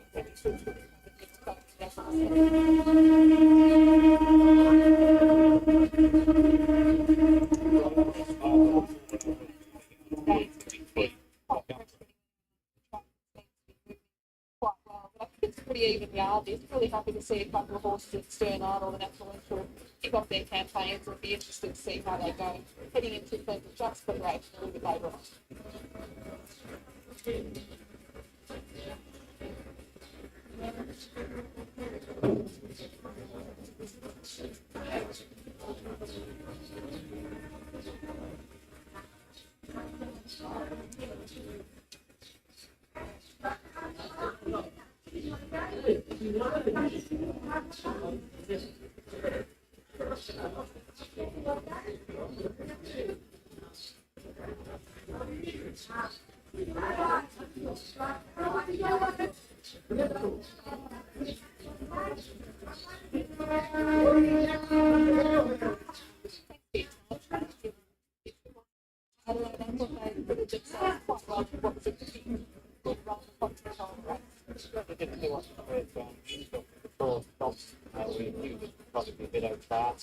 The lack of tempo didn't cost the race, but I think they got him on a good gallop. They were on 5-6 maybe, and then you would have been thinking they were on through. But no, they went over, they had a go. They came back, they seemed to have got over fine, they've been nice and bright. They just had quiet jump trials the other day, packed around, didn't ask them any questions. But, you know, a big trip like that, you don't really know until you get back to the race and see how much of that's taken out. But this will probably be their last one before a jumping campaign, so it is a crack again.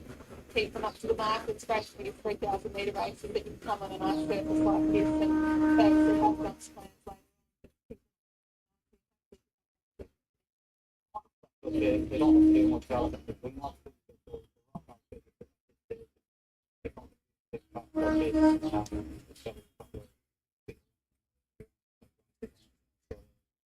Some hot, they won't be much more.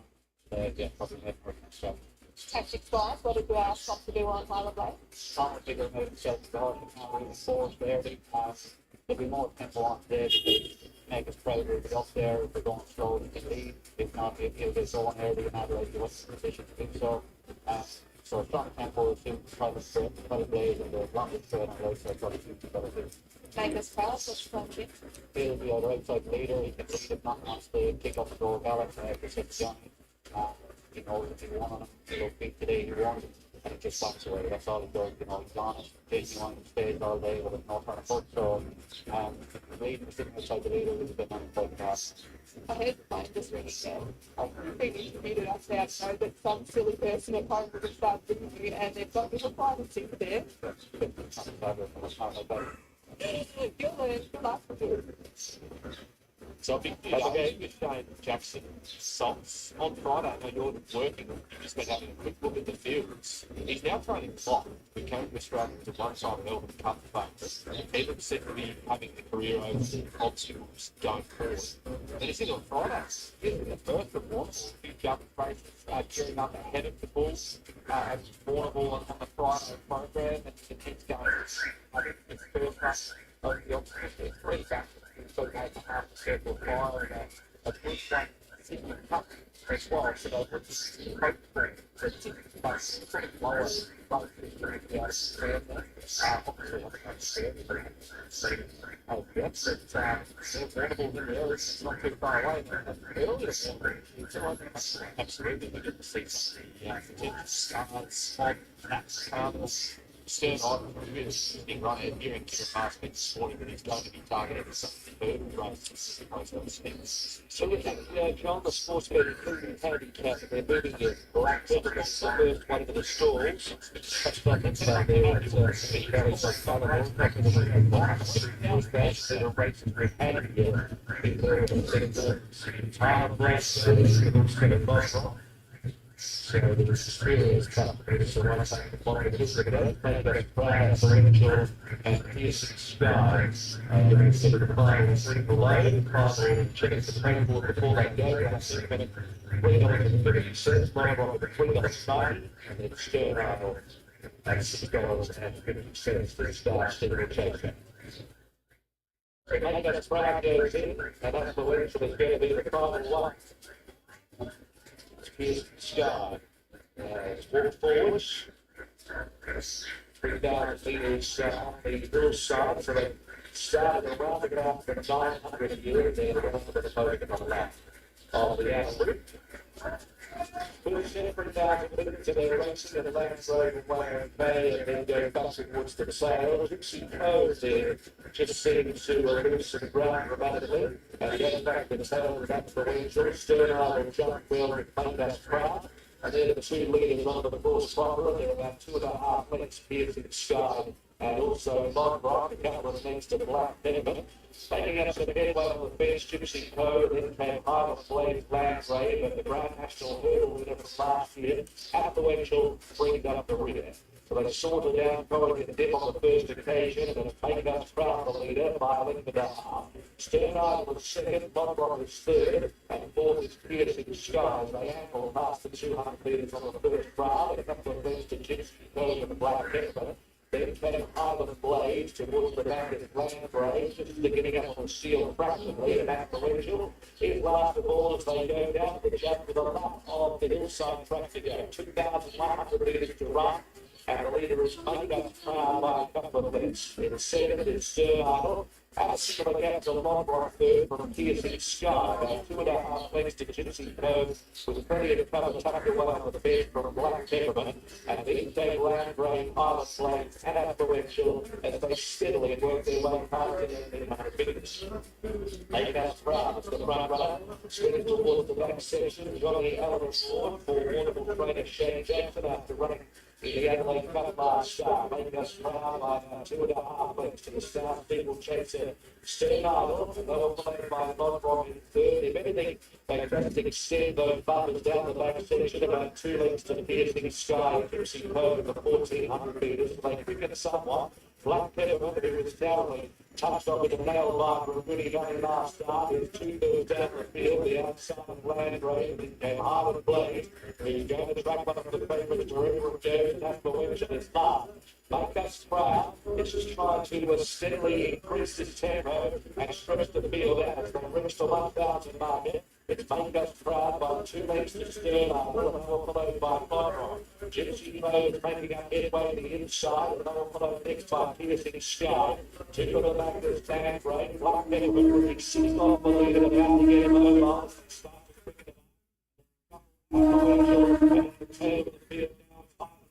It's been really starting to happen, and we're going to 650 metres to go.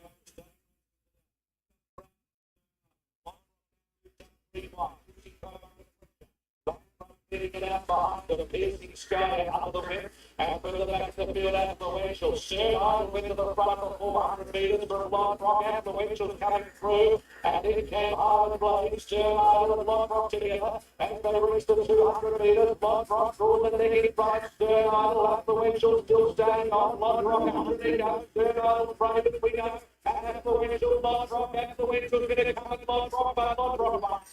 Monrock from out the Winchell, Stern Isle, and then came. What happened?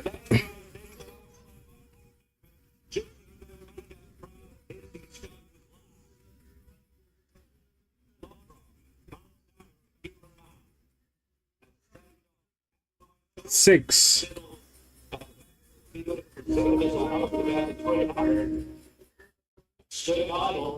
Six went through. The favorite.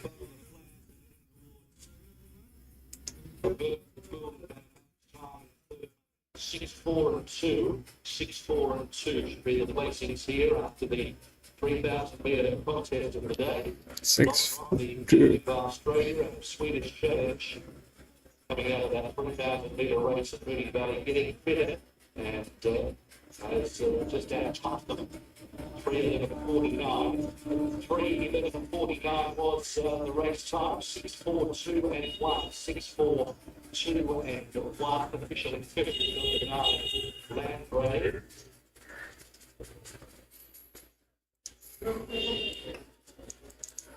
So what happened? The 6 went through.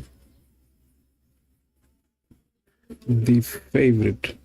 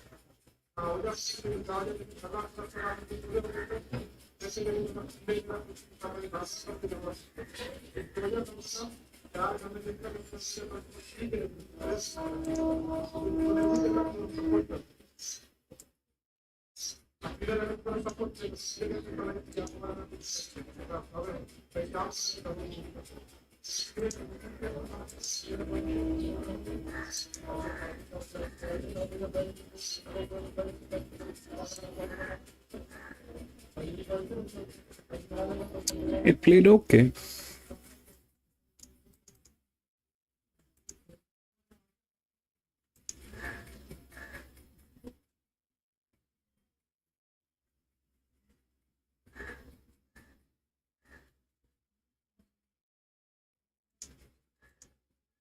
Seven, 10, 5 and 6.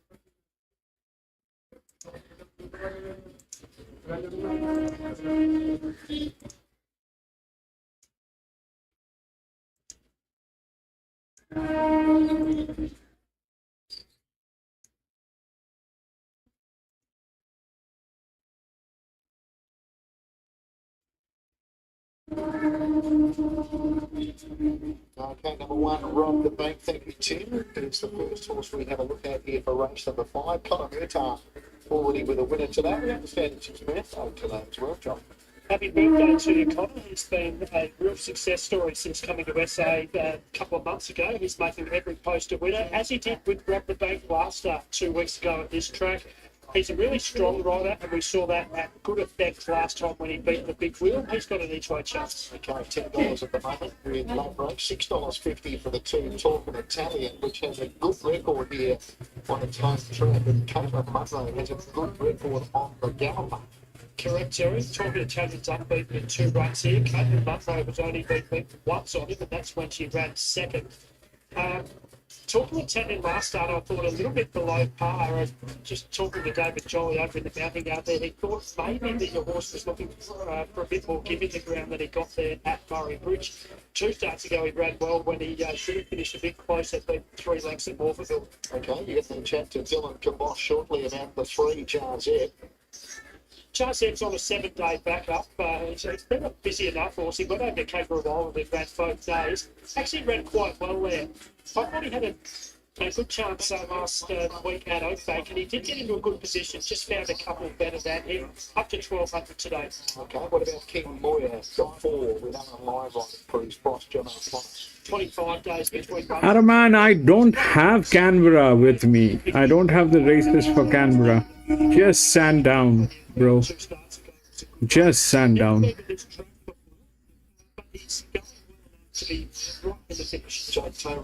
And Wayne Francis and Glenn Kent chasing a race double. But Canberra is a weird place, Araman. They are in the prime position. They're in the capital region, but they don't have stock. No, I stayed away from Randwick today. They're racing at Kensington, so I just have Sandown. 50 covered ground was weak. Comes back to 1,200 trying to stay. My infrastructure doesn't support, Aroman. My infrastructure doesn't support to get all the races.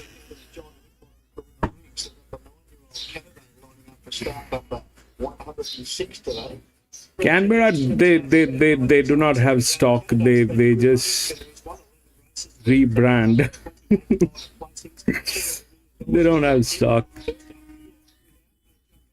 It's not one of the best places to be, that's for sure.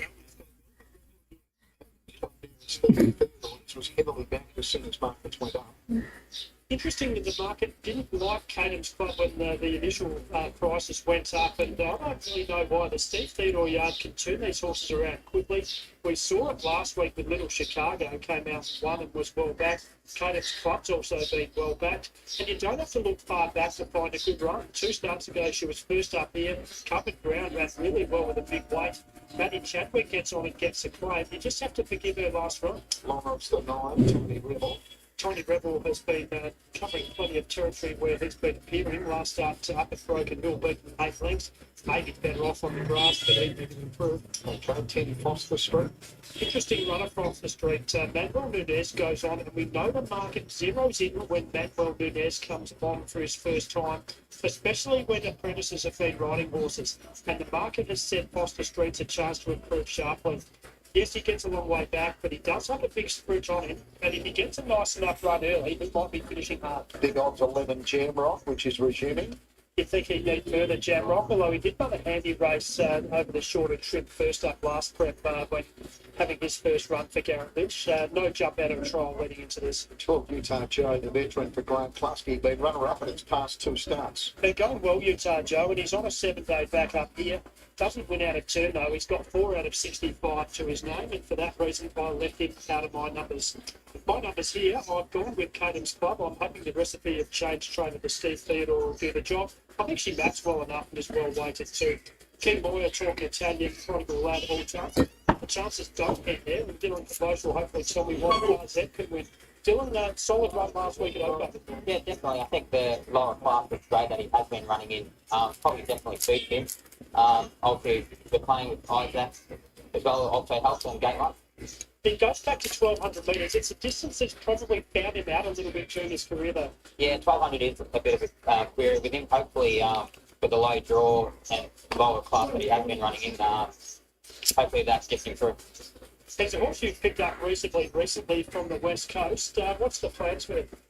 Look, I think if he doesn't show anything today, I'd say today might be his last one. But if he happens to win, I think the owners might want to probably go one more. But look, maybe today might be his last one. But if he puts his best foot forward, he's able to win this race.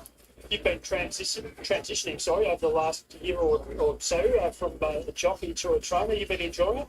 Yeah, it's going good. I've actually just riding a couple of weeks. So, yeah, so I had knee surgery in November and we're slowly getting back into it. So, probably see my name under jockey again in fortnight. That's excellent news. And how many are you working as a trainer at the moment? 7. So I've got a couple of free trainers and then, 5 of them. And Delightful Shecky, what's the last thing? He had a jump out last week at Moorfield, and we'll have another jump out next Tuesday and then run on the fast track next on the big table. About this time last year, he was absolutely flying and got his hands on one of the series finals over the Adelaide Cup, can't we? Would that be a similar aim this year? Yeah, we're going to aim for that festival sprint series again, and I think it's probably about on the same par as we got this time last year. It's sort of been spelled to great last prep, but yeah, it's definitely back. That's excellent to hear. It's really good news with your riding career recommencing as well. 4 and 5 Canberra. Let's watch Canberra. Find a winner in this 1150 at trip. Where is Canberra? Is this Canberra they're showing? The favourite $6.50 for both the 2 Talking Italian and the 8 Caitlin's Club as we get. No, this is not Canberra. This is Startling. Foster Street New Neds for the first time. $7.50 for King Moya at $8. 12 Utah Joe, $9.50. So just having a look here. Yeah, that is a dilemma, Atoman. At times, I so wish that that one of the horses they win, but if I don't find support on that horse, I stay out. That's the emotion, Aroman. This game, you need to get rid of the emotions. You need to get rid of the emotions. Emotions are not the right thing for this subject. You cannot be emotional. If you're emotional, go get a coffee. Set for a start. So Prodigal Lads did the best back runner over the last 15 minutes. First leg of the quaddie, race 5, Strathalbyn. Set to go 1200 metres. One continues to blink on top of the gates. Waiting the all clear. You're dealing with the sharks here. Cannot be emotional with the sharks. Tiny Girl, no speed with Candidate. At the other end, Tiny Rebel has the most pace and takes up the lead from Rob the Bank, Jar Z, Jam Rock. Deeper out, Prodigal Lad with Utah Joe, who's possied up midfield today. Then the club colours of Kate Tim's club, Talking Italian, is alongside as they work through the bend at the 800 metres. King Moya's wider out now, improving. 2 back, High Society Girl, Foster Street, 3 away, Canada. 550 to run. Tiny Rebels had a good run on speed. From Rob the Bank, Jar Z, Prodigal Lad, King Moya's moved closer. Then Jam Rock, High Society Girl. Talking Italian's going to have to come deep. Utah Joe's now in a traffic issue. Foster Street. Kate Tim's Club's hard ridden, and Canada up to the hill they come, and Tiny Rebel still has it narrowly as they turn in from Rob the Bank. Now Prodigal Lad and King Moya joining in. Prodigal Lad and King Moya with Rob the Bank, who's in for the fight. King Moya's laying in, but he might have reached the lead narrowly from Rob the Bank and Prodigal Lad. And King Moya, he won a trial here a couple of years ago. He's won a race today. King Moya from Rob the Bank, Prodigal Lad. All right, this is what I have for the third one. The fourth one. That 7 is the favorite. If we look through the rails, that 7 is the linear. Okay. It's a 1500 meter. This one is the linear. Best fit. One of the best jockeys, probably. That should work. The pressure is beautiful. The first one that's going through the rails is again a neutral. 10 is there very much with the odds. Beautiful people. These people are better. These people are. No, that's a decision that needs to be made because they're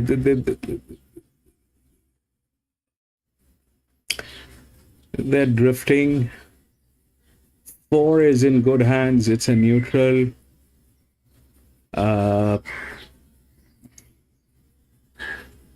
This is the EW, which is right below the. This is right below the thing. So things that might happen is 7 should win.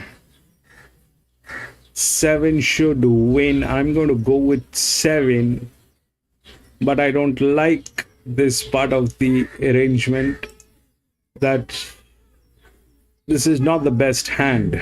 This is not the best hand. They're drifting. There's an issue. They do not have one of the best jockeys, that's for sure. They do not have one of the best jockeys. But it's a 1500 meter. The pressure is adequate. We'll give it a shot. This is good. This is good. The 10 is in better hand. It is the second, it is the second linear. The pressure is adequate here as well. The pressure is adequate here as well. And definitely has advantage over this horse. This is also within the rails. They almost are identical. But 10 has better. 10 is better.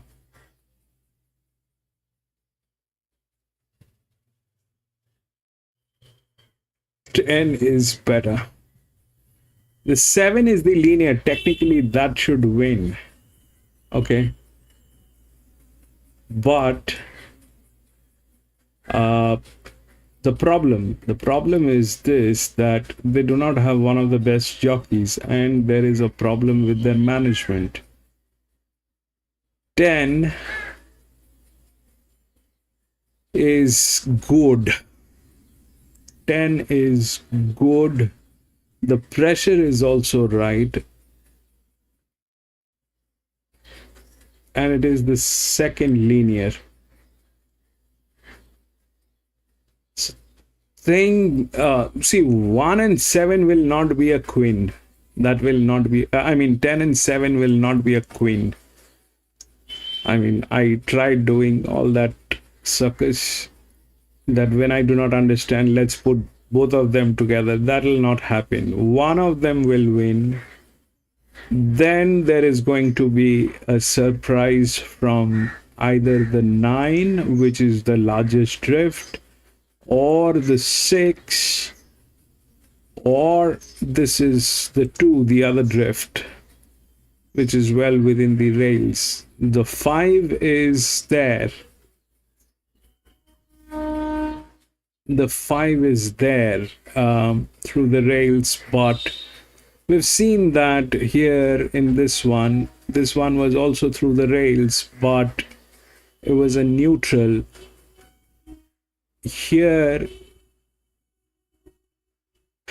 that is there, but it is a neutral. So I don't know what that 5 will be able to do, but out of 10 and 7, out of 10 and 7,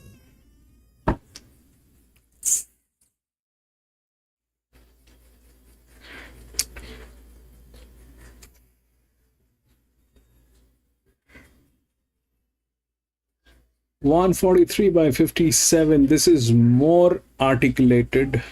This is more articulated. This is a pressure.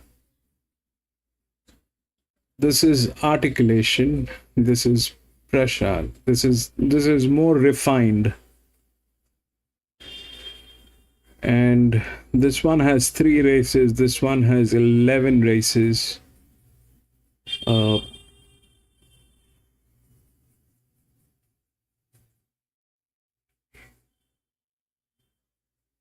32.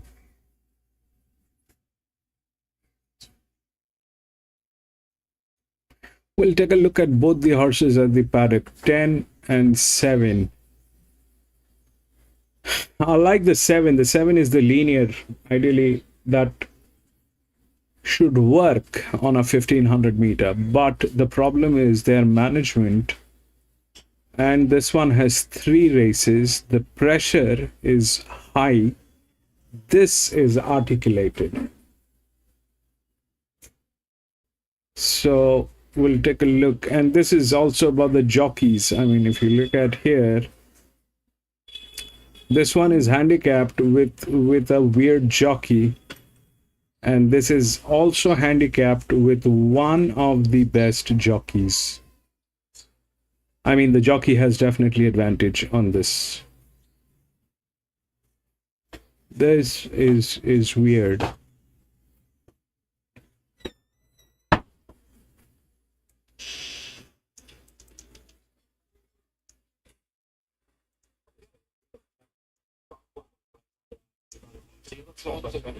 PC 5 Randwick.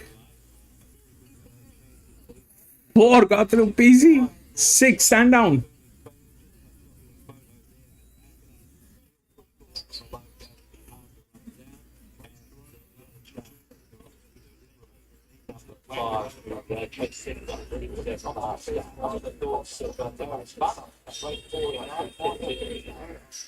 Probably be once it gets beyond the mile.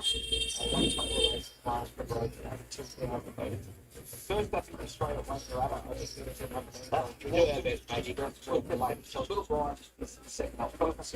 Where are we right now? We are at we're at Sandown. What about Randwick? Back.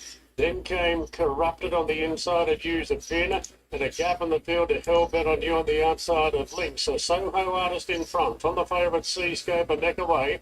A length and a half to Gaze Artist. Tonk Bird on the inside of Time Bandit. To the extreme on a 3 wide path. Further back to Corrupted, User Pin. Hellbent on you moving up 3 wide.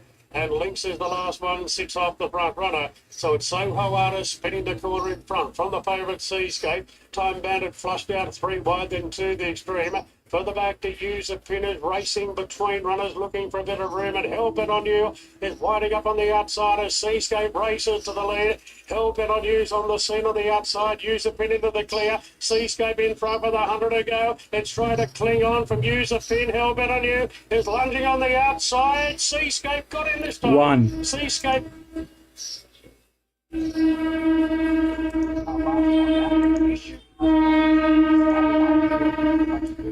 1.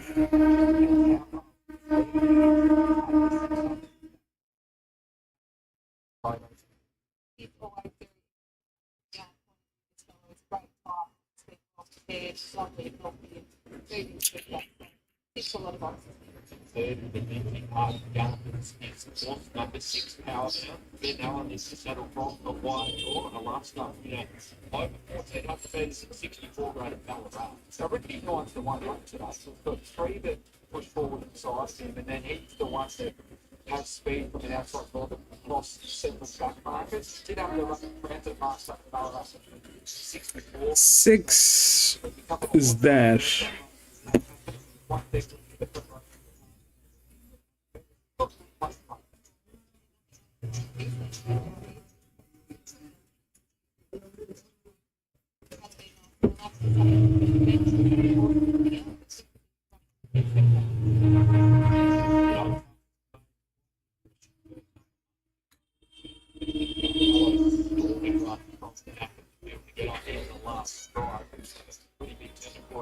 Terrific wins. One in fast 5 over 1300 metres and a bit cows and length. So a lot of distance when that's the recipe of the previous start of all ones going to be in your favour. What's not in his favour though is that he used to start 3 or 4 lengths start. What's fast tempo to suit where those that were up on is going to put fading late and over the capitalise. Less pressure on the pace today, even though it's up in distance. Slower way and left is to do. We need to see him do it in a different type of race than what he did. I think it went. I think the early price was very short and just a bit soft flat. Good service for the Capella, so his last start, he had another lead from put that day, moving well, it's good. Hey, future growth, we make the trip down from Waterwater and good luck to the Collins stable. Good luck to your business. Good luck to connect. What do we make of these? A couple of runs, and go with that comment. You do it well, the last 5 there at 1400 metres. That was on the first up to the it'll be a lot fitter for that one. 1500 metres, one go. It'll be another best start to Where is the 10?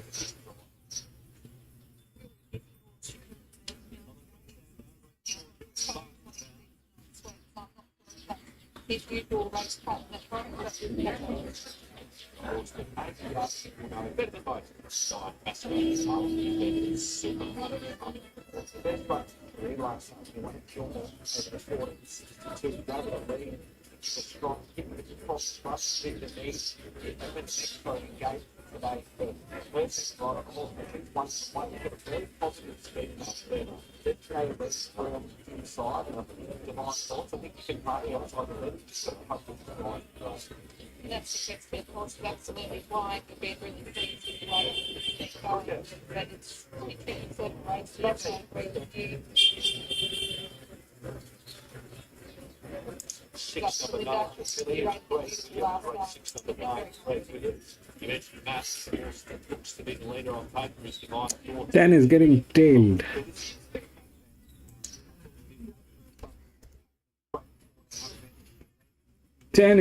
tailed. So in that case,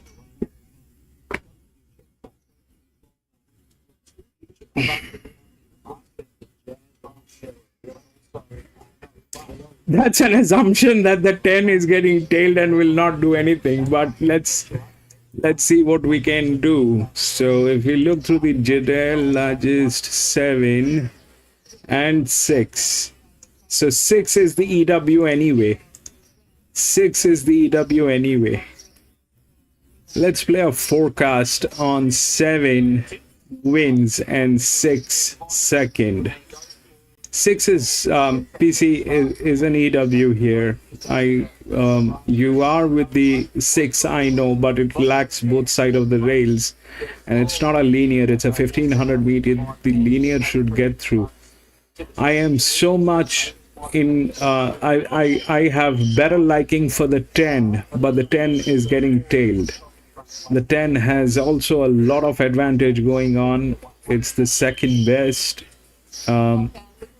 But since we have this as an EW and a very huge marking on this one, the Jadel, let's try. We'll play a forecast.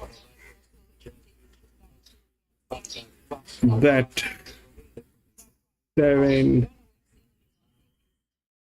and 6.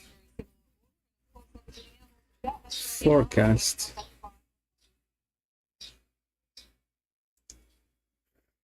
At the gate.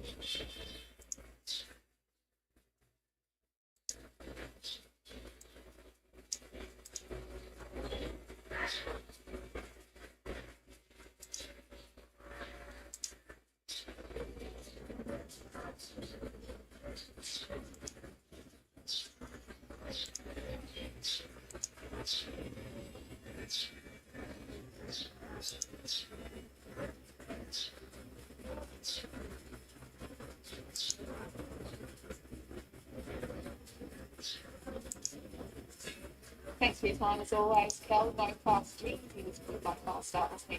Yeah, he was. I mean, so we didn't fix the horse. It was been big caliber. 5 Sandown. It can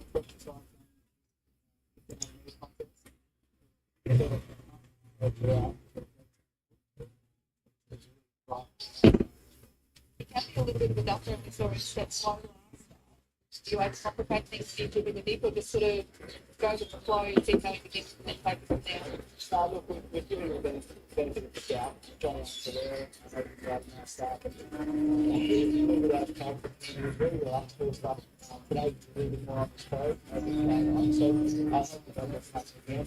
I'm not sure if He's a good man. Keep forcing their obligations, isn't he?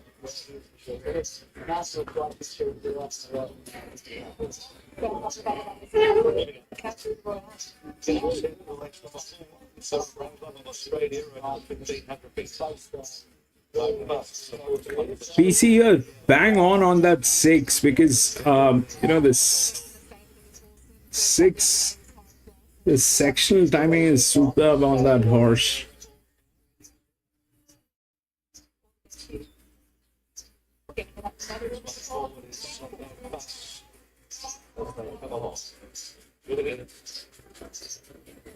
Getting set there in front of Australia, very fast, setting it for the field of players around the land that are going to lie. So we're going to be the bicycle, something forward, and no bus to the year, and a little bit also power back. So the last one, the bus on the bit of the joints, most of those are also power back to the power 16, 12 on B. I just hope that the 10 doesn't get into it. I'm keeping my fingers crossed that the 10 was getting tailed. It should behave like it was getting tailed. Don't run, baby.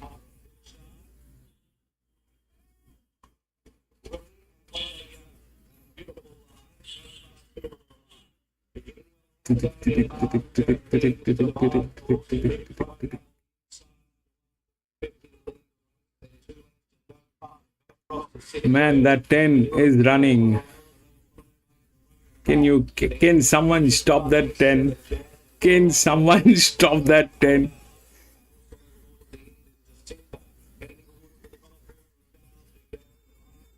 Can someone please stop that 10? It doesn't look like it is stopping. What is that?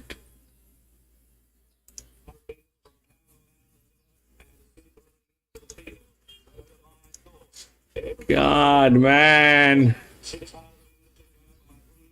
Is that what you do?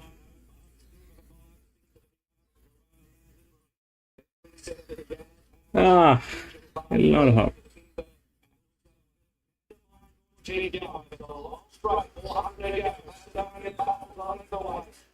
Run, baby!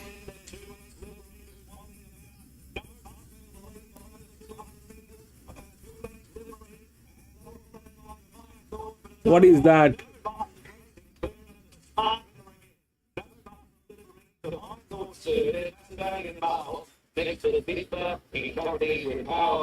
Ooh.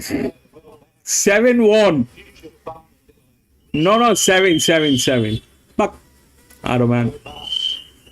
7 and 7.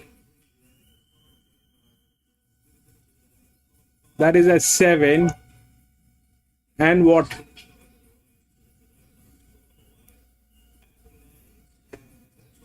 7-5.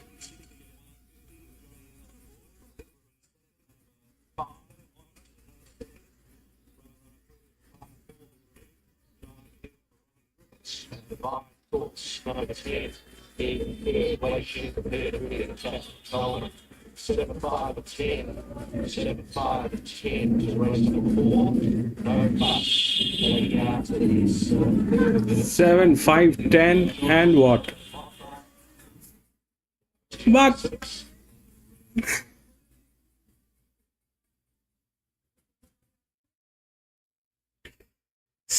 it's one of the thing was supposed to get in, but JL is not prepared.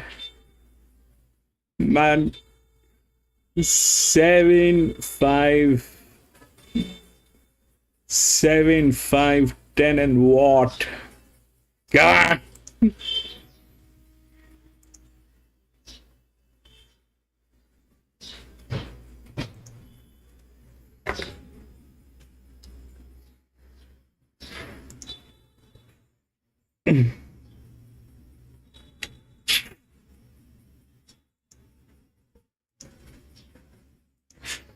PC is angry.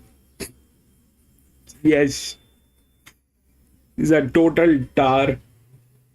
Man, I tell you, this is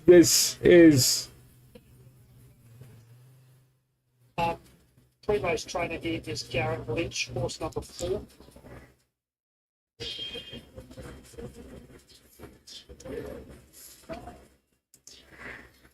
seven, 5, 10, and 9.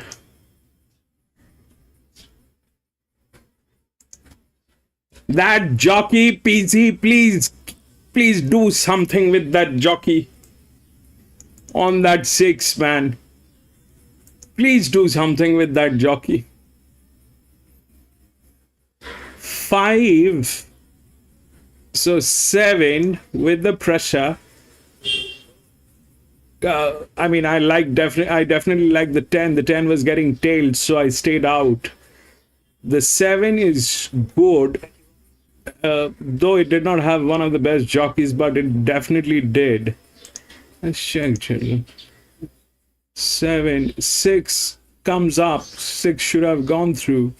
Then 1, 2, and then 5, which is a neutral. So neutral, they don't win, but they do get in. The other neutral, this side was missing. This one was very much there, and that monkey did nothing. Man, I lost. That monkey did nothing. 5 was well within the rails.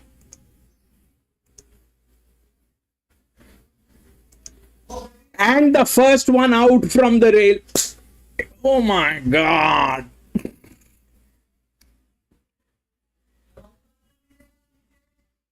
Seven, 5, 10, and then 9 with the larger drift.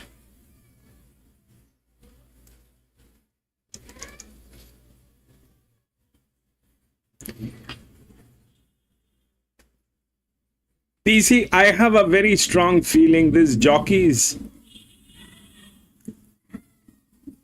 will kill us. They're not jockeys, they're jokers.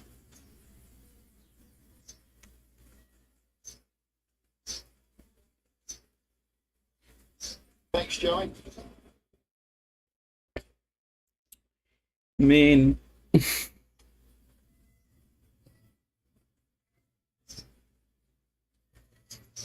And yes, Araman,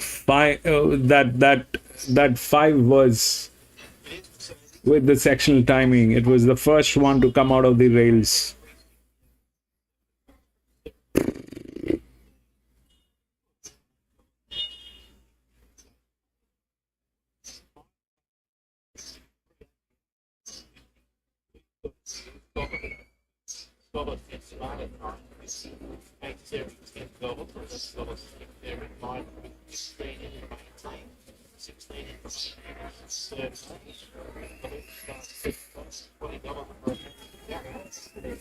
Played okay. I lost. 1 and 8. Scratched odds 2753. 6 red. And John, number 1 is a Magic Gust, which was a much improved run last night in its 3rd run. 2, 7, 5, and 3. 2 weeks ago. To U6, he started at massive odds, which was on the back of a couple of poor performances on Kangaroo Island. Back in the mainland, he was much better. A repeat of that run wouldn't work out of this. They're getting a bit of a price. $14 for the veteran K series for Port Trentwood. He was up at Broken Hill last night, where he ran second in the Cup. We know Paula loves travelling her horses, and Broken Hill is one of those country venues she does target. Case area at the mile, it's generally been a distance that's found him out. He again tries the 1600. He got it last start at Broken Hill, but that was a dirt track. I'm happy enough to risk. The 1600 metres is perfect. Okay, this is the 5th one. This is again a 1400 meter benchmark, third up 78. So the 2 is the favorite. 2 is the linear. And well within the race. 5, 7 are there. 3 is also there. They've also gotten the thing with this one, the larger drift. That's the 4th position probably. Now what might happen here is 2 is the first one. It doesn't look like 2 is going to lose. All right. It doesn't look like 2 is going to lose. The pressure is beautiful, 87%. The last one was 78. That was benchmark 70, and this is benchmark 78.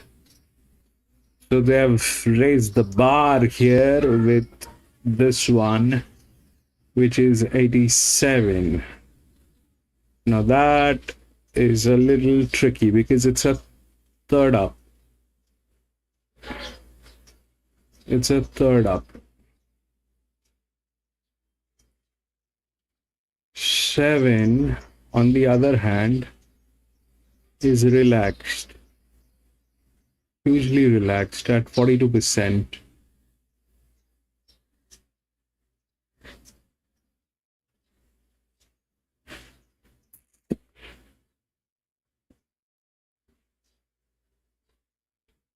Two doesn't have one of the best jockeys. 7 doesn't have one of the best jockeys. One of the best jockeys with 5. That number cannot win. It's in very good hands. These two are drifting.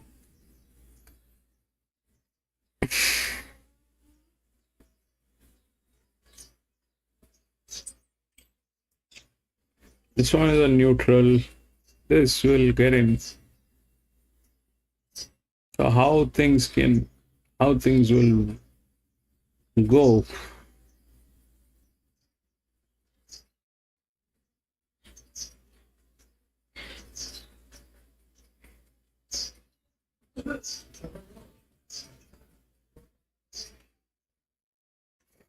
This is a this will give advantage. This is going to play with advantage. This is going to play with advantage because it's a benchmark 78. I don't know what's your take, PC.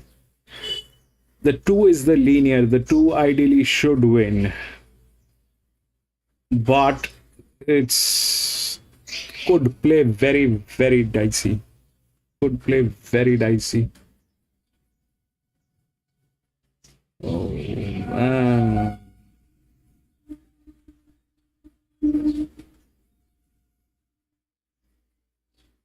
The 7 has huge advantage, and the 2 is probably the one which we are challenging.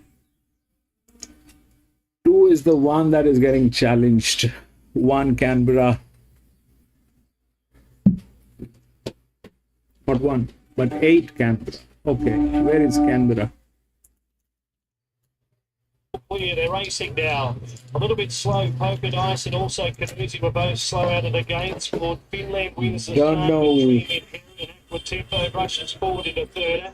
130, 42, 36, 87. Then came Tata 55 Chevy. Next was Region Time. Polka Dice improving on the rail. Next to last was Winnipeg. It's actually third last. The predictor is second last. The big breakaway Canoes is about 6 lengths off the second last horse. They approach 1,000 metres. Lord Finland, a length and a half. Grace gets into the second spot, and third Dream Inherit. Aqua Tempo is fourth, another 2 lengths away there on the inside. Cool Miati. Incantata is travelling wider. Further back in the field it is to be. Then came Polka Dice, Region Time, 55 Chevy, about 10 off the speed. Then came the predictor starting to improve. 2 lengths away, Winnipeg.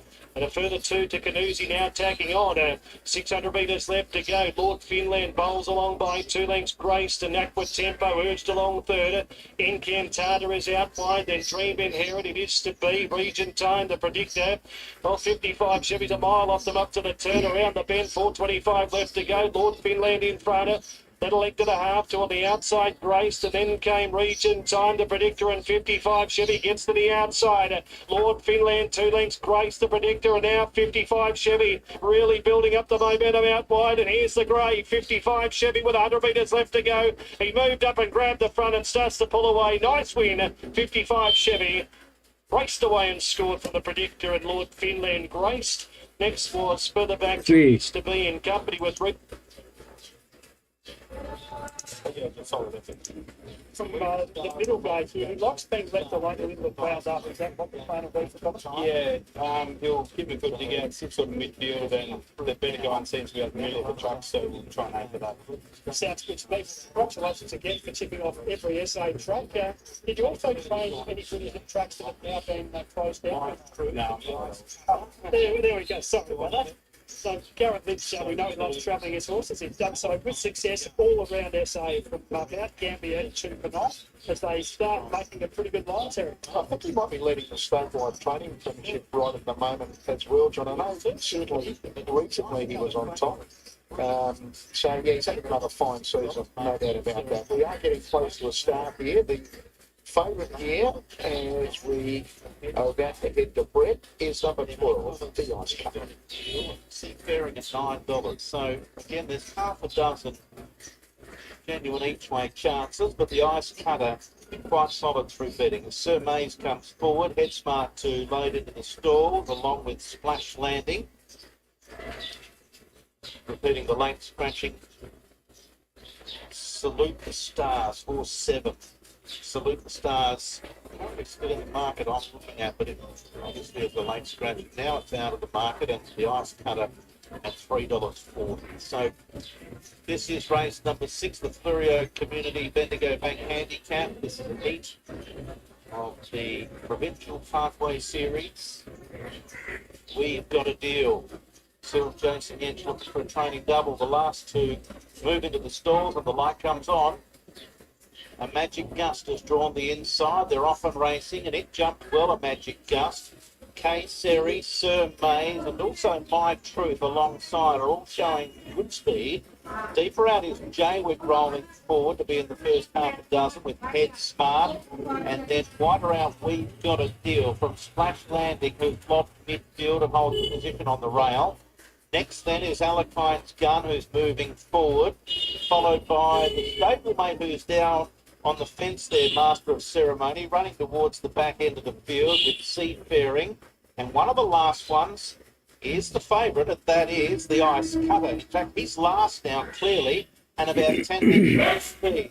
As they head to the 800 metres, it's My Truth, just in front from Jaywick, who's now gone up to the second position. Third is a Magic Gust on the rail. Sir Mays, We've Got a Deal. Two further back is Head Smart, K Seri. And then as they run up towards the bend, Alakine's Gun improving 3 wide. Splash Landing, Seafaring, Master of Ceremonies been back towards the tail the entirety. And last of all, with it all to do, is the Ice Cutter. They're starting to climb the hill, 400 metres to run. My Truth from Jaywick, We've Got a Deal. Alakine's Gun, a Magic Gust, Sir Mays. They're sweating on runs with Head Smart. Splash Landing, and then came the Ice Cutter with Seafaring getting to the outside. They're in the straight. We've Got a Deal. In the middle of the track, took the lead from My Truth. Head Smart's running a race with Alakine's Gun. We've Got a Deal in front from Alakine's Gun and Head Smart. We've Got a Deal. We've Got a Deal won by 2 lengths. Alakine's Gun, Head Smart. All right, so second thought. Now, if we look at the results, what happened from the first one, and when I am looking at the race card, so this is the DICR. This is a grade above. All right, this one is a grade above. So the one was the favorite, and we have marked it red here. None of the reds have gotten so far. None of the reds have gotten so far. The 2 is a red. It's a linear. But this one, the 7 was this was a benchmark 78. It was well within the BB. That's 78%. here it is 87%. That is not within the BB, though it is there, the first one through the rails. So this probably an EW. I think 7 is going to win.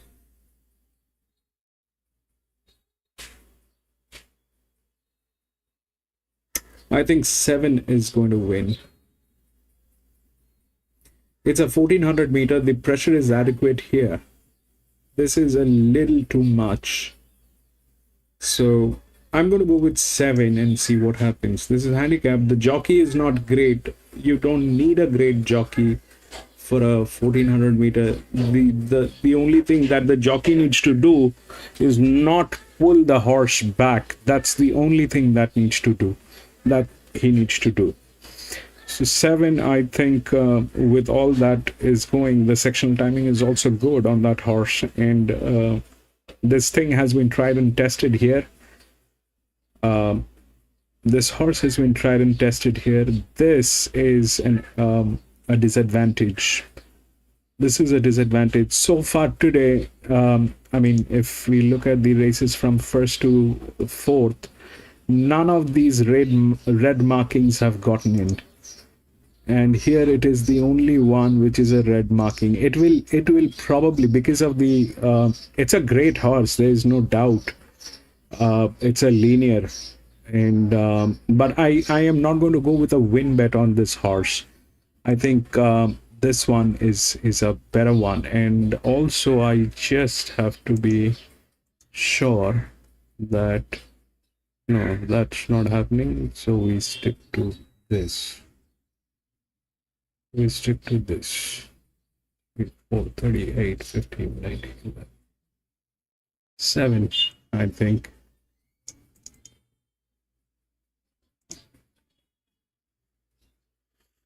Seven if it doesn't get tailed.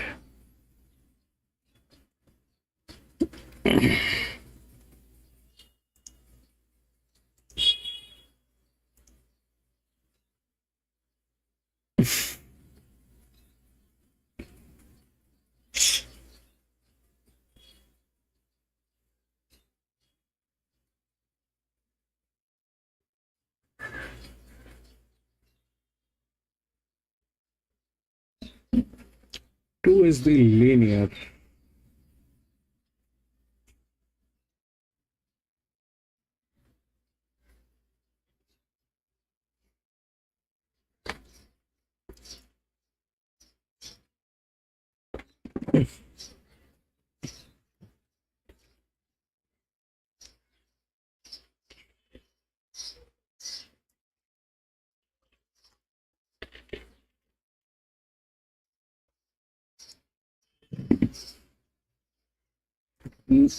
Nine, Randwick. Now Lewis says Memoria. Which is Memoria? Lewis, numbers, please.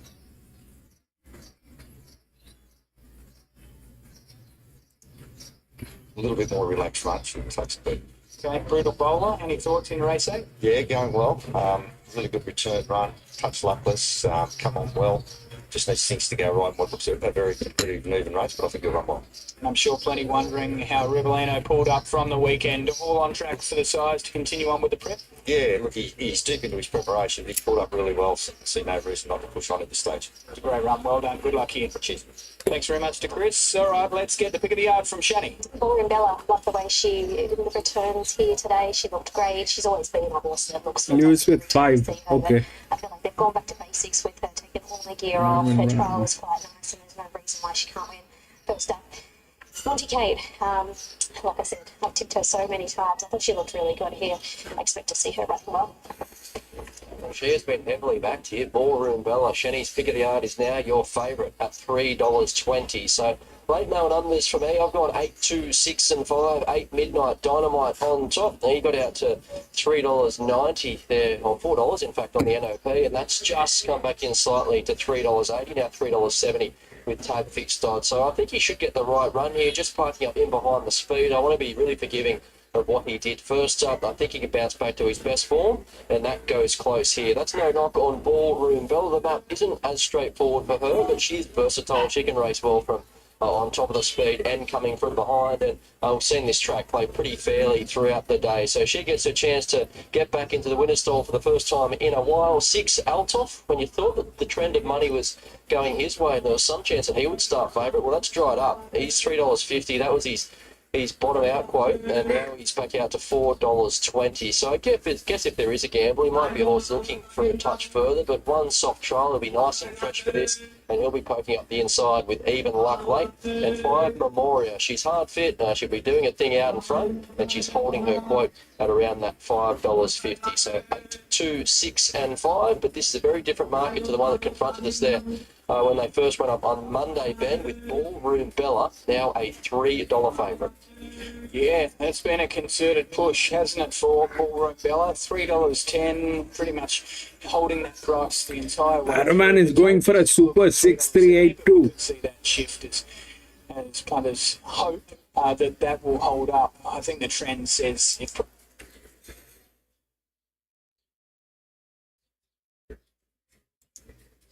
At $4 at one point, so there is market support there as well.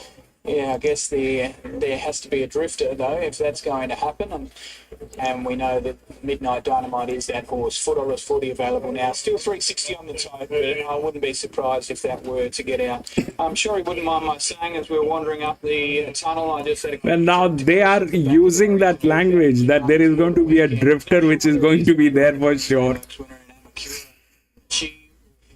A bit of an issue last preparation. We didn't see the best of her. They've started picking up on the drifter as well. So if the rain comes, she may well run. But 2,000 plus on rain-affected ground, she might be worth watching as an improver of this preparation. It wasn't a strike a line through last prep kind of discussion, but certainly she could be one where we see her back to her best. And we know at her best, she is top drawer, and they've always had big expectations of her. So another one to keep an eye on going forward out of the stable, but they have Memoria here and are confident despite the lack of market support late. 5 out to $7. Let's get to Darren. Ballroom Bella at 5. Escape landing, good bets to win, and all the money here is on Ballroom Bella. There's the light, and we're ready now. Best of luck, gentlemen. Meters, and the gates are back, they're off and racing, and Memoria one of the first out with Monty Cater. Ballroom Bella's in the thick of the action out wider, and pushing through now is One Destiny. So it's One Destiny, Ballroom Bella. Memoria just takes a tuck. Then Monty Cater. Further back to Althoff on the inside of Midnight Dynamite, and 2 lengths away to Key Largo's. One Destiny pushes on and races to the lead, getting to the fence with Ballroom Bella slipping across to second. Memoria third, then Monty Cater from Althoff, Midnight Dynamite, and a length and a half to Key Largo. One Destiny lead coming to the turn from the heavily. Come on. Both of them are greys. 9 and 5, both of them are greys. Come on. Largo with the last one, 5 off the lead. So One Destiny being joined by Ballroom. What is he doing? What the fish is he doing? Ballroom Bella races to another lead from Midnight Dynamite on the scene. Key Largo the outside, but Ballroom Bella, she's kicking hard. And there's a great first up win. 285. Memoria third, just in front of Key Largo. That is messed up.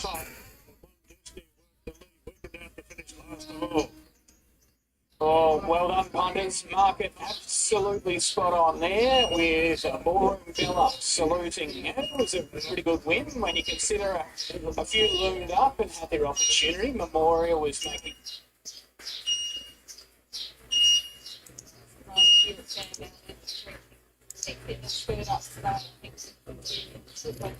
Was sleeping.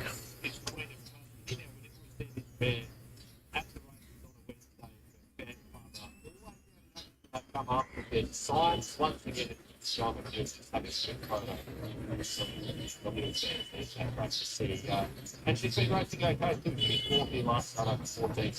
It's Jonathan gets back on the third up, this one was just fast, close to front, stop that race with Paradigm 6-1. It was a slow tempo race.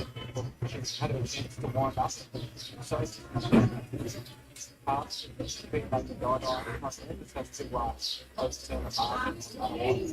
Yeah, I'd be a little bit bottle to the get up and say, Yeah, it's a lovely sweet man. It's a long place over the last couple. Ataman 2853.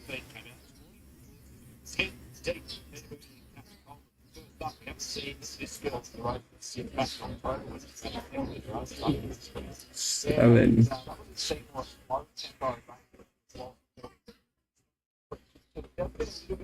But you didn't. You almost had all the numbers, Aruman. That is not bad. You had all the numbers. That is not bad, Aruman.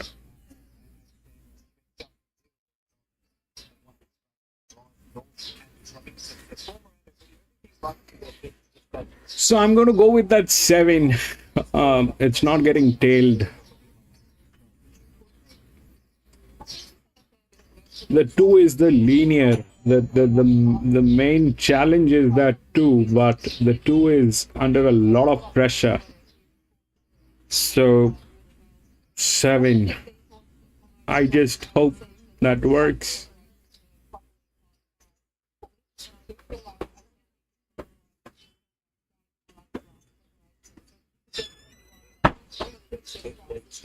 The volume is so low with these people that 2 is getting tailed, by the way.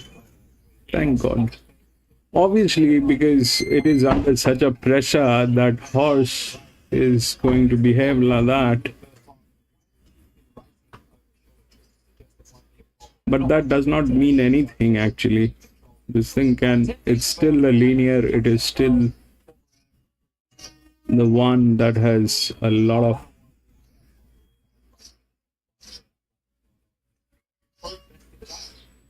It's pretty hard to go past the yard point of view, though. 7.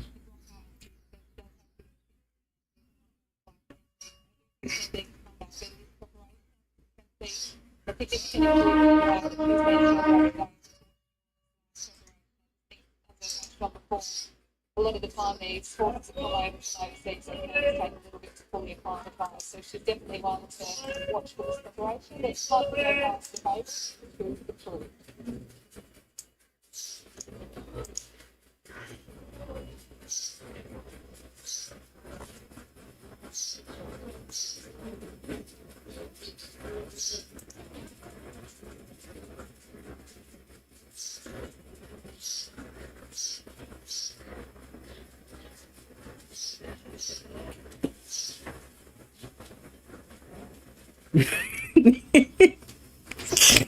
Golden words, Lewis. Those are the golden words. 5 Sandown. 5. 5 is in the best hands. 5 is in the best hands, PC. But it's a. We'll see. 5 is in the best hands.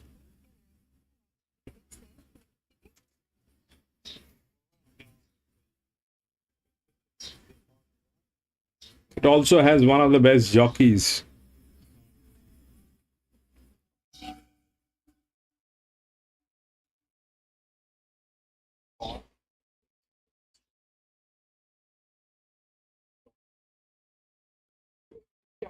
Saying you just chose really good to this point in time, don't we? Just like you really keen to. Well, I did it on the weekend, but absolutely. 5 It's okay, pretty much jokes aside, she's been putting together brilliant. Well, obviously, she's unbeaten at this point in time. Has she been between runs and what's your confidence levels for stepping up slightly in distance? Yeah, I've tried over the 1400, but she's always strong on the line, and she's proved up so good after her previous start, which was probably only over 90% right. So we're really happy with her going into this race. So yeah, obviously the 1400 is a question mark. But as I said, got the best right and right. I like how your glasses half empty. Ladies Carly don't Pepper's on board today. She rolls along in front. If she's just a little bit suspect with the 1400 or you want her to run it out solidly, are you a little bit conservative with the tempo that you set?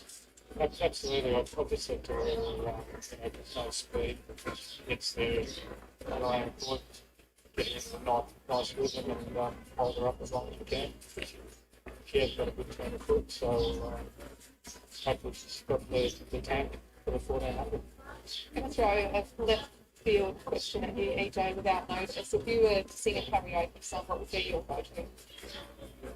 Probably video camera, I guess. Never saw that coming. Good luck. Okay. Not too sure where on earth we can possibly go from there. That was outstanding stuff. David, proved your best bet on the program. Minute to the jump, the price. If we haven't had a bet, we can just leave it.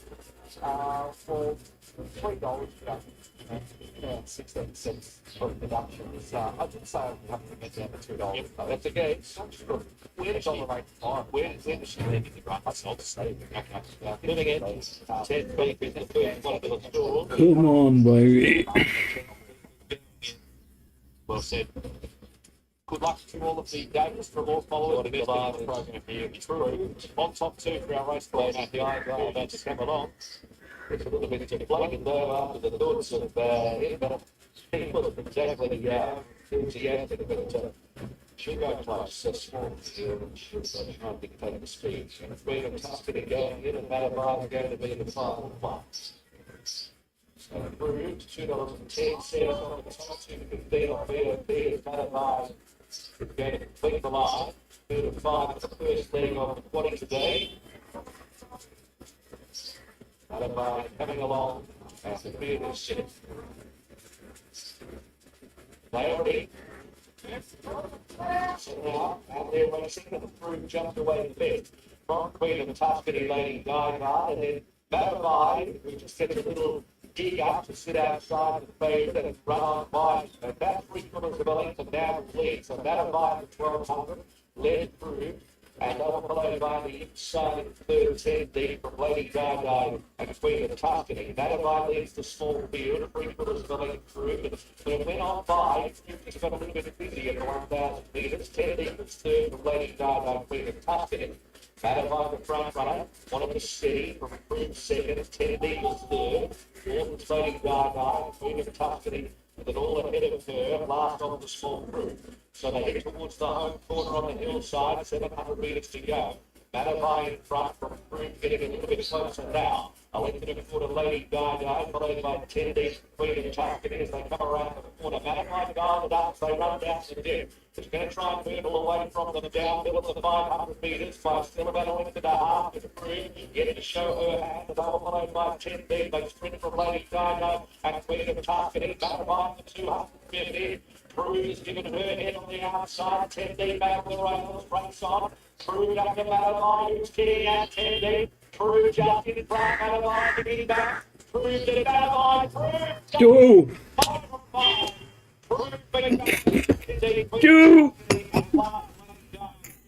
Two. 257. Man, that was bad. That 5 blocked the 7. 257.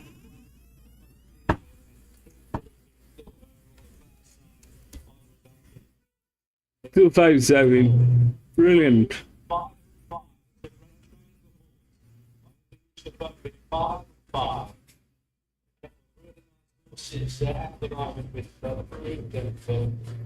Two 5-7, yep.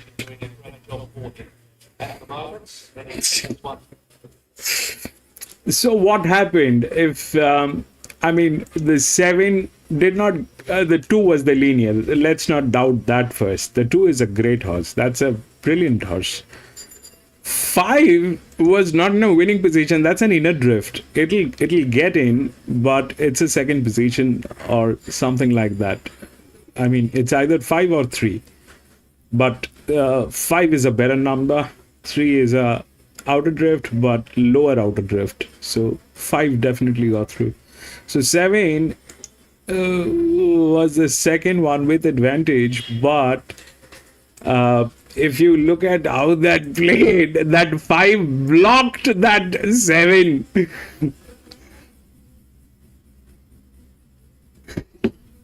Yeah, so No, so this one actually, what happened is at the last 300 meters, I think, just go back and check PC. That 5 was trying to take a lead because I think the jockey was aware that it has disadvantage with the weights, and he was trying to get a lead, which I think what he did is as a move of desperation, because at the last mile, if he gets the lead, then it is going to be advantageous for him. That's that he thought of that.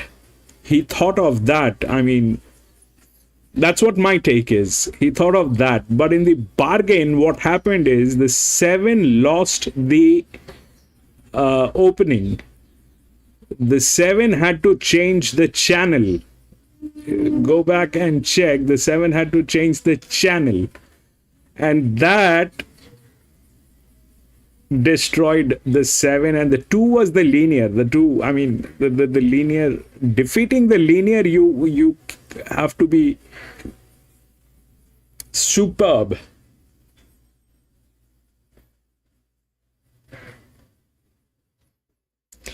Anyway, lost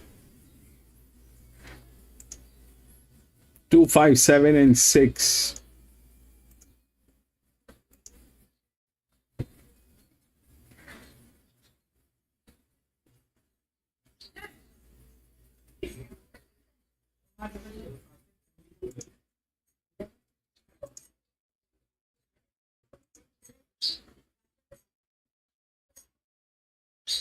Two, 4, 10. Scratched. 1, 6, 7 and 5.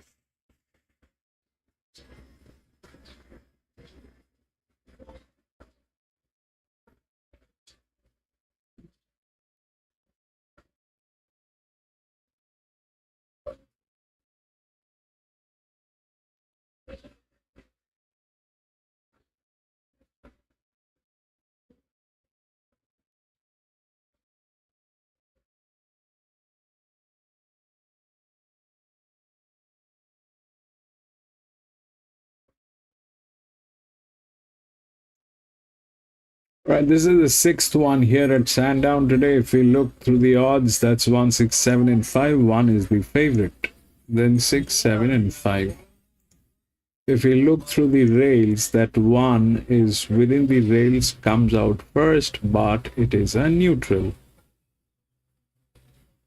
The linear is 6, but it is not within the rails.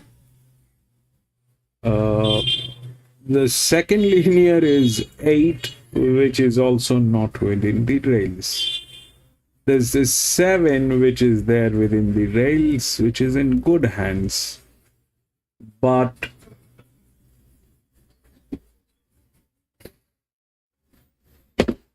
I don't have a clarity in this. As a BB, the pressure is optimized on this. The 6 is the linear. There is no doubt it is one of the best horses, but will it win?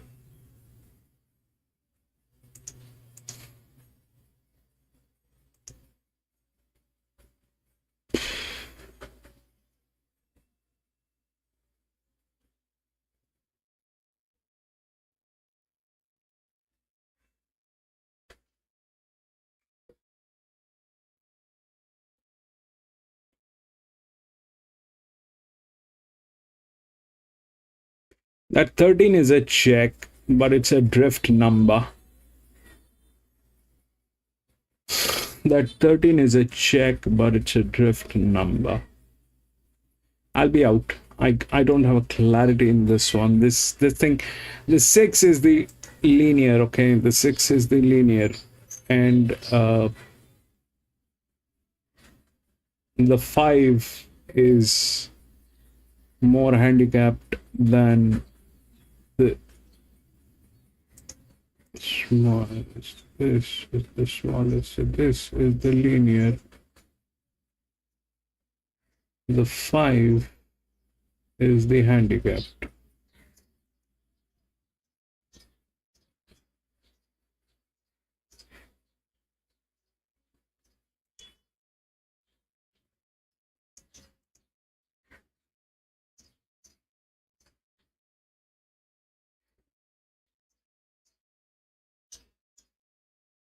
There is a possibility, but I'm not going to get through this. I'm not going to go. It's just got one race. That 6 is just one race. The pressure is huge. 7 is a little more stable. 8 is okay.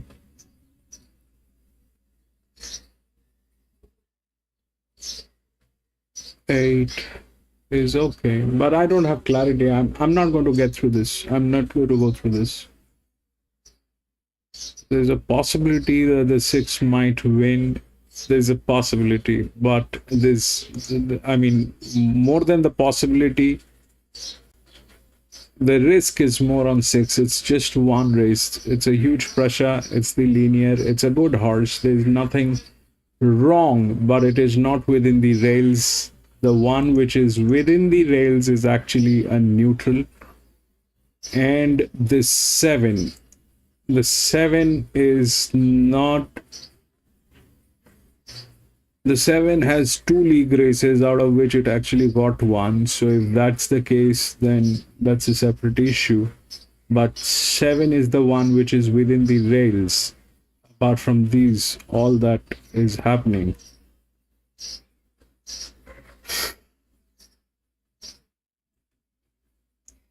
I'm out. Canberra.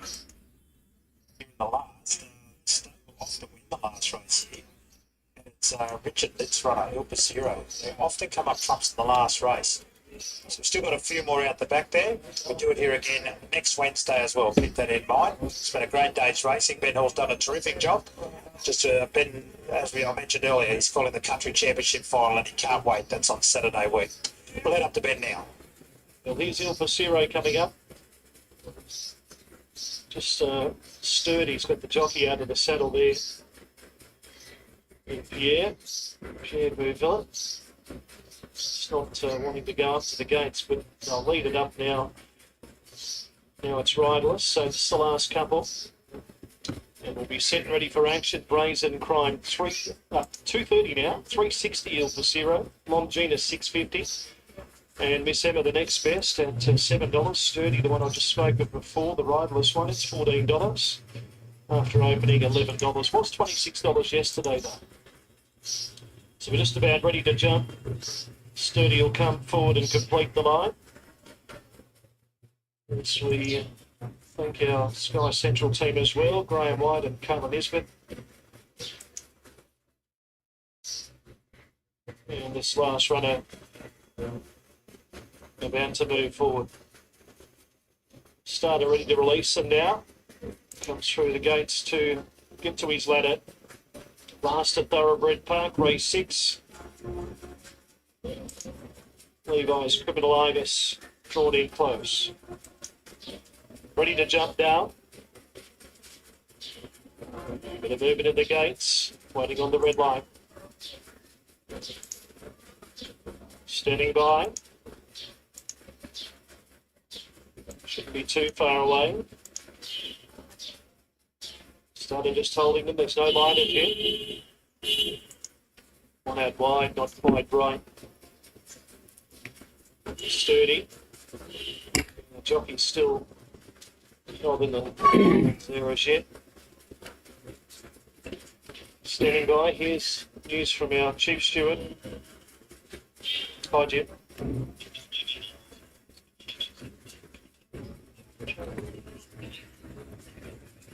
Number 6, okay, thank you. Thanks. So number 6, Jimmy Dale's just contacted the front of the gates with its jaw, so it's undergoing a vet's examination. So this shouldn't take too long. Brazen Crime 230, Il Pasiro 360, battling out favouritism. News coming through in regards to Jimmy Dale's. Hi, Jim. Suitable to start? Thanks, Jim. Jim Walsh, our Chief Steward, this afternoon here at Canberra. Pass fit to run, and we're set and ready this time. Right to go. Lights are on. Sturdy just went up again. Starter should catch them here. Signal, they're racing. Levi's Criminal Ibis began brilliantly. Straight to the early lead. Il Pasiro driving forward. Miss Emma not far away. Then She's the Key. Rain Again's out wider. Merchant Rain was next. Then Brazen Crime on the inside of Jimmy Dale's. 2 lengths away is Long Genius and Sturdy. And last of all around the first turn, Spirited King. Down the side they head with 900 metres left to go. Levi's Criminal Ibis led Il Pasiro. Out wide, Rain Again third as they pass the 800. Miss Emma was next and then came out wide further back to Merchant Rainer. She's got the kill. She's the Key is pushing through in the centre.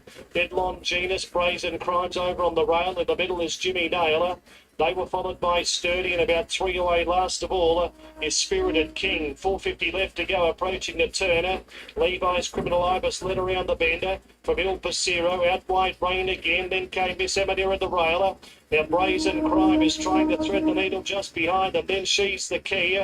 Merchant Rain's trying to wind up with Longinus, and Sturdy's the widest runner, but Il Pasiro gave them a slip with 150 left to go. 2 lengths in front. Rain Again's coming home hard on the outside, but Il Pasiro's going well. Il Pasiro fights it off and wins. Il Pasiro by a length. Rain Again, Sturdy, Miss Emma. Brazen Crime got home well when it was all over. Longinus was next, and Levi's Criminal Ibis, She's the Key, Merchant Rainer, Jimmy Nails, and Spirited King was the last one to clock in. Welcome back to the Kensington track at Randwick. To be alive halfway through the quaddie, you need a 1 on your ticket from the first leg, Seascape, a 2 on your ticket for the second, that being Ball. Get on SA with 10 April and Simon Marshall. Be looking forward to going for it. Right now, we're looking forward to straight down on row 7. We're running quite late. We were waiting for an interstate commitment, which is now cleared. So we can get the running back here at Strathalbyn for a race in the state of Canberra that was running late. They're now running late, and they're moving in well. It's off to be Rocket about to come forward with Red Sequoia. Favourite, the Tank, $3.60, $5 per listed blue, $5.50 about Goosey. Then we've got 4 or 5 runners all around the 10 to 12 mark, including Miss Brittany, Queensland mare, who's now with Stokes Yard. Now Red Sequoia's coming up, Crown and Anchor drawn wide. Lacey's Heart, Stacey Metcalf replaces Alice Lindsay here in the saddle, about to come forward the steel grey mare. Double race for him. Space Age, Kiramar and Aropa. Change of tactics just a little further forward 2 and today, 1. so got a long way back at Roseville last start and never figured in the finish. So was tipped out there after 8 weeks between runs just to freshen him up. So I do concede his latest starts have been in Saturday company, but you do have to take him on trust because his recent couple haven't been flash. But all the market would be our best guide. To this point, there is a nibble of support at longer odds. He does have a fantastic third up record. He's 2 from 2, so if you take that into consideration, then he might be ready to win now. He goes from an 88 back to a 78. He's looking better each time you see him. So there's no querying his fitness. There's no querying the way he's presented. He looks in tip-top order. Then we get to Peace Officer, Clary Connors, Ben Osmond claims 3. He's another one here that looks ready to win third up. So out to the 15.50, worked home well behind Cool Jakey at Warwick Farm last start. Has had a tick over trial since then. He loves dry tracks, and the last time that he won was over this same track and trip where he was dominant. So he'll get a long way back here, but on paper there looks to be enough speed for him to get his chance. He was in a race on Saturday. I think it was the big one actually, and they scratched him. Opted to come here, as Brad touched on there, a track that he has won on here previously is front third as well, so from the 2 times that he's been around here, but he's always a good looker. He's a big bold gelding, he always looks like he's carrying condition, but that is just him. A tick over trials to keep his fitness up, so perfect break. As good as Serber gets, scratch from an earlier race to run in this resumes, Annabelle and Rob Train. And that might be the key to him. He's a proven first-up performer. 3 of his 4 career wins have come first up. He never threatened last campaign. His trials have been okay, the latest over the 1,200 metres for Randwick. He has won 1550. That was a few preparations ago. He doesn't look like he takes a lot to come to hand. He's got a very good winning first-up strike rate. He looks fit, he looks healthy, so he could run a cheeky little race here, resuming. Collect your cash, another one first up, Waterhouse and Bob, Adam Hieronymus. Yeah, a few gear changes with him, so Blinker's first time among them. So he's a former Kiwi of his first run in Australia. 3 of 6 runs in New Zealand were in listed company. So kicking off over the 1550 and 3 trials suggests the stable have him forward and up, 55 weeks between runs. At this point, he's just holding his price, but we'll keep an eye on that. There's been no stone unturned having him ready for his first up assignment, 3 in trials and real intent in his more recent one, and giving him a few cracks with the whip there just to make him find the line. So not doubting his fitness at all, given that he's a New Zealand horse. Usually these Kiwi horses from over here, they are a bit above themselves in the yard, but he's actually not too bad. So knowing the stable have them ready to go, I wouldn't say that he can't win. Given how late Canberra got to us with their delay, we've got to keep skating through these last few quickly. Moral, Kieran March, let's go. A change of tactics to be ridden with cover, so I do like him kicking off over the 1550. Held his form well last campaign, getting out to the 2,000 metres, so that's to get his chance. He's a big boy. He always takes plenty of racing to reach his feet, but he's not too far off it. The run will be on him. Michael Friedman and Josh Parr have Rattle and Hunt. Yeah, Lincoln's first time, so best run from his 4 runs last campaign was out to the 2,400 metres third up. So I like the gear change and the way that he races on top of the speed, but I think this trip's a touch too sharp. He didn't try them in the blinkers, but they are going on here race day. He's run okay, fresh before, but I would like to see him get one under his belt. Oh, you're a brave man, Brad Gray. Timpanus, $14 to $13, so there are other fans. David Payne, Tyler Schiller. Yeah, he's a big boy, so he'll improve with the run, no doubt, but he does love the Kenzo, and every time you see him in the yard, he's just a picture of calm. It's like everything's in slow motion for him, so his first up record is okay. Trial's inconclusive, he just got out the back and wasn't asked to do a lot through the line. He is one of the most calmest horses you'll find. He just dawdles around the yard with that big brow band on. You can't miss him. I listened to David on the radio this morning, and he didn't give me much of a push, but actually presents better than I thought he would. He races really well on the Kenzo track, so you always take that into consideration. Mickey's medal for Nation and Archibald. He kept closing there last start when third to Mojude. It was 8 weeks between runs. Tricks bit of that out to the 1550. Maps well. It's a likeable setup. Should get the run of the race, and we saw Campbell Dino frank that form one earlier. Now that Tom's jumped on board, he really pumped himself up, and he's on song. He's bulging out of his head. He's ready to go with it. So he strips better for that second from that first up run. No knocking him at all. He's in the market, and he presents like he should be. Okay, so that's a look. 3-piece office for.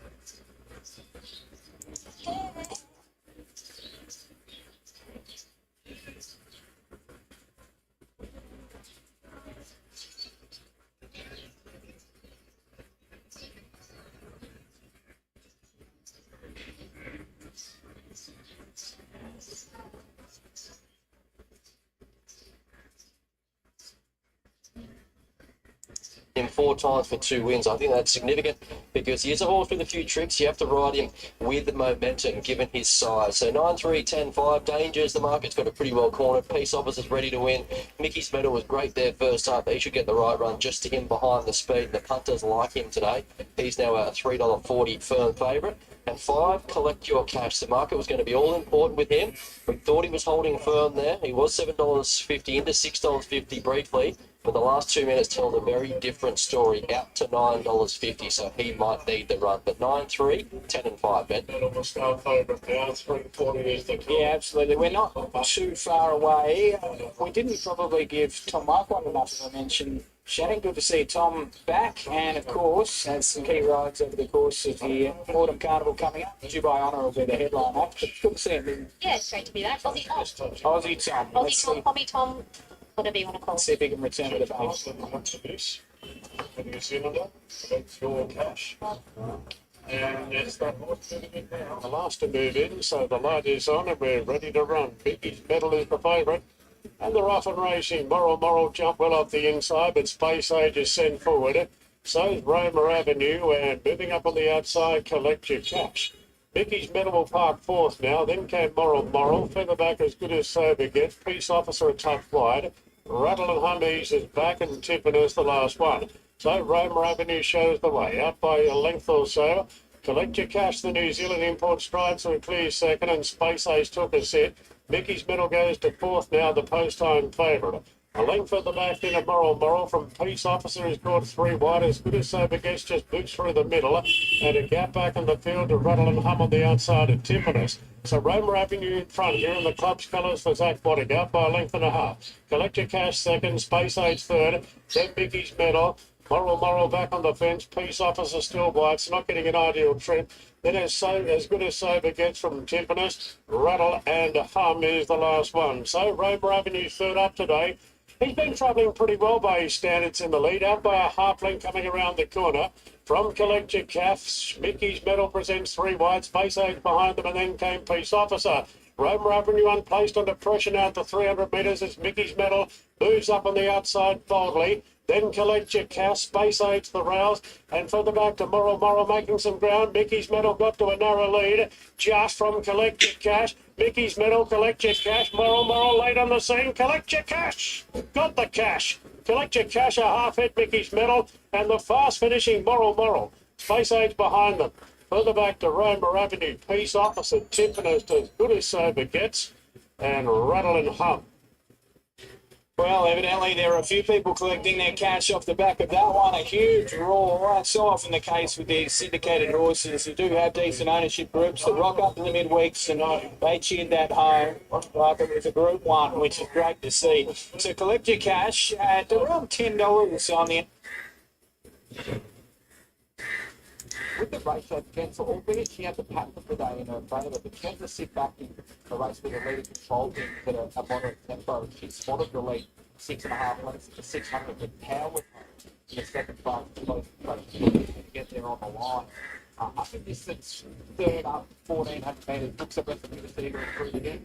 Yeah, because obviously this girl's got a little bit of a fitness spend from some of her rides here, which is definitely thrown on to the fast and upside for the pedigree rather than the zoo start. 8 Sandwich, Lewis. Patrick Maloney has had 2 rides aboard Blondie's Tornado for a win at the 2nd place to go close to over 100 metres. Wait for a run. Lewis is sleepy. Lewis is in Venezuela. It's probably 3 in the morning.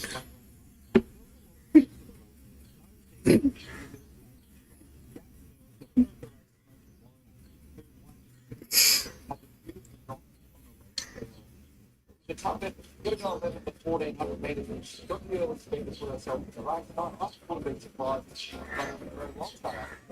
That's just presented even run very well. That's great. She's got a lot of attitude too. She's wandering around like a real seasoned professional. This girl that takes lovely and healthy, spot on with her fitness. And you think being by Colorado, there's definitely this focus. Nice Chile that comes through a mates at the race. You have the tempo to see fast up, but that's the motivated mate. It's far more difficult. Good, nice and relaxed, doing everything. We're heading up with a 6 this week. Get on next world. Well, second up run also last up in the race. Second fastest last 400 metres of the day at the race. A bit of the pattern of the day on her side, but it's a good win. And she's gone and won a great Western trial since very nicely, but needs to go to it again by a number of things. Very Yeah, sweaty last 2 years in the yard. I'm not sure if that's normal to do it when you've seen that before. You think so, probably. Break Drew's got quite an affiliation with Broadhurst. They went out and observed a number of miles in December. Love to jump out of bed to go speak into this. First up on big deck week, one over a mile, mark the road for horse third of what we the run.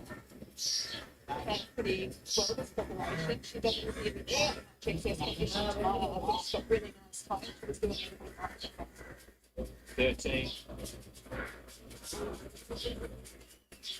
13 is a grey.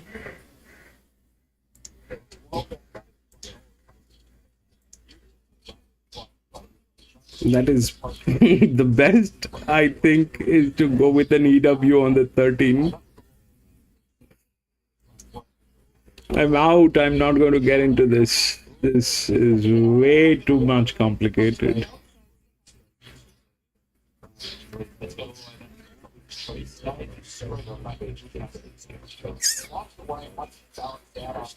One is getting tailed.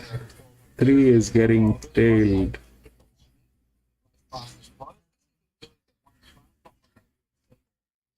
One is the favorite. That's getting tailed.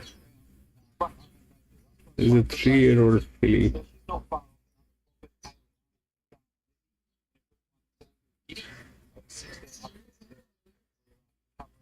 A big track today. Nice gate below the stakes departure behind the speed. And for me, the one they all have to beat. quite a highly strung filly. This did get herself quite worked up in the yard. It looked great. The front is beautiful itself. The fitness is where it needs to be. We'd love to see her relax just a little bit more on that stuff.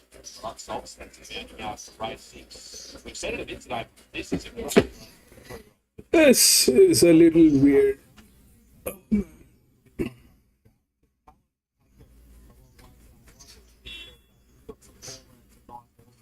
Her first preparation. She got the fourth one from each does here. Once from one, and had the one separation resumes in her second preparation.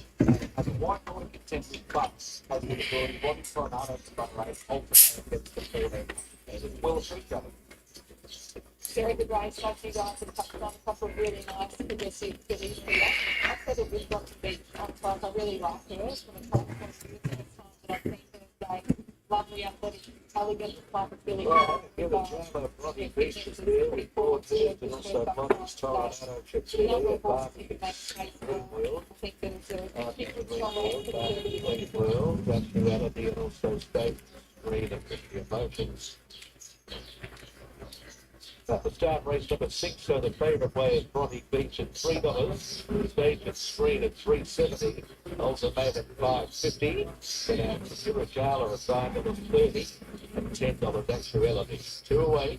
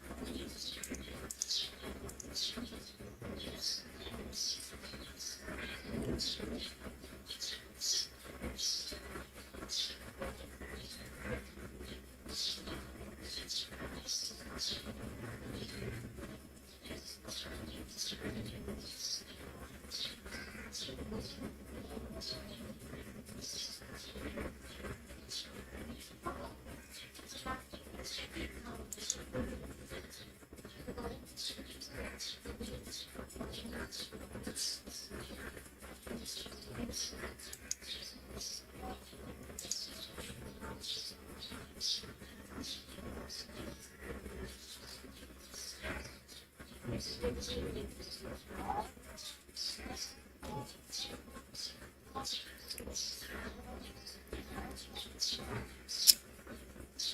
into the store, with the emotions of the first one along, so spring to go up right, broad bursts shorting them with also actuality.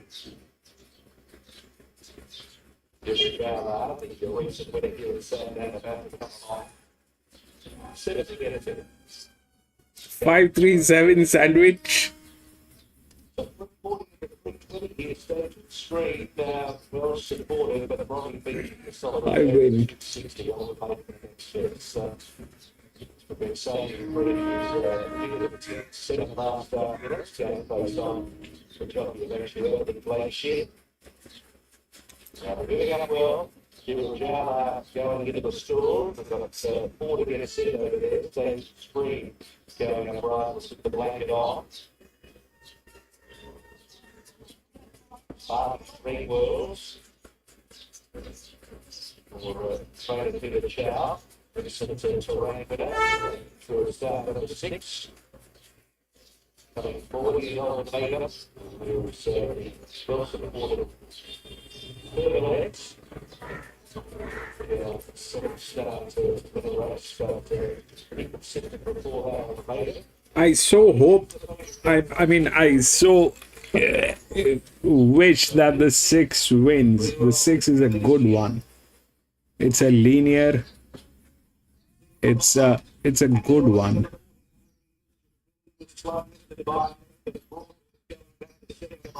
The emotion is jump well, with the stage to the screen, and overlaid by Bobby Tornado, trying the line of 3. Giving Jala behind it with actuality, and overlaid by Barney Greenwood, who's also deep.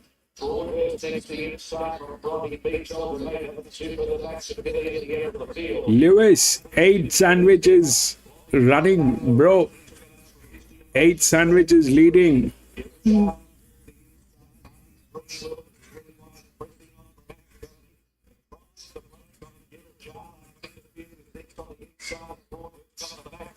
Bobby Beach passing in the ball, next to the field by automated to the lead for the mark. Bobby Tornado at the front runner around the corner of the 500 meters. Starts in the ring to the left by but now stage the screen goes up towards the emotion back to the inside. The pass 3 will be wide, but also tries to join in and miss the emotion from the east to the 300.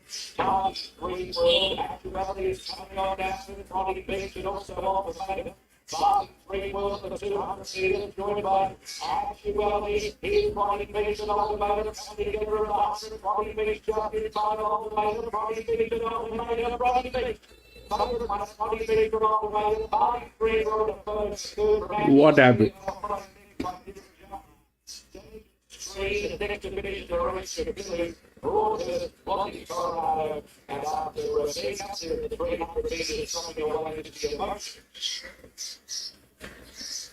He missed the winner. Number 6 to the 260 and 120. 6 wins. 6 wins. I think 6. 6 was the linear. 6. It's very difficult to beat the linears in anything between 6, 7 years. 6, 7.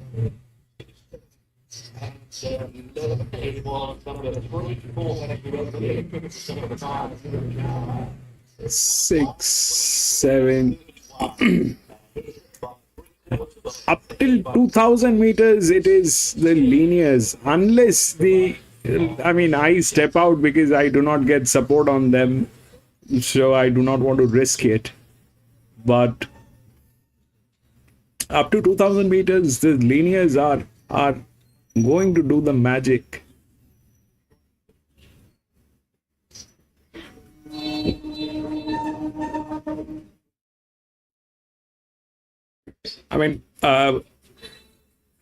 When we were racing here last year, we did not have the B plus where we are identifying this. So what happened here is If we look at that, then 6 is the linear. All right, 6 went through. 6 is the linear. 7 was well within the rails. 7 was well within the rails and it was optimized. So it went through. And what are the other results? 6, 7, 11 and 3. 6, 7, 11 and 3. So 11 came in. 11 is in a drift. 11 and 3. 3 was one of the outer drift. The neutrals they did not get in. The 1 was the favorite. The neutrals they did not get in. So 6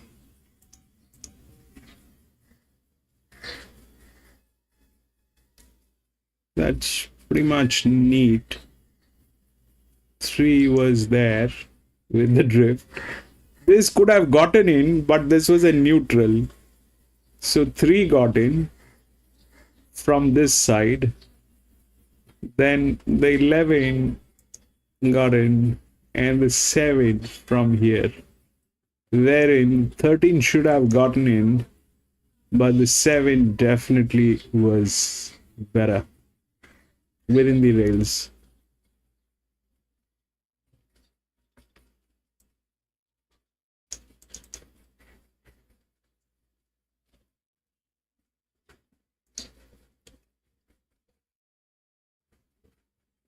Six, 7, 11 and 3. We'll go to the next 7.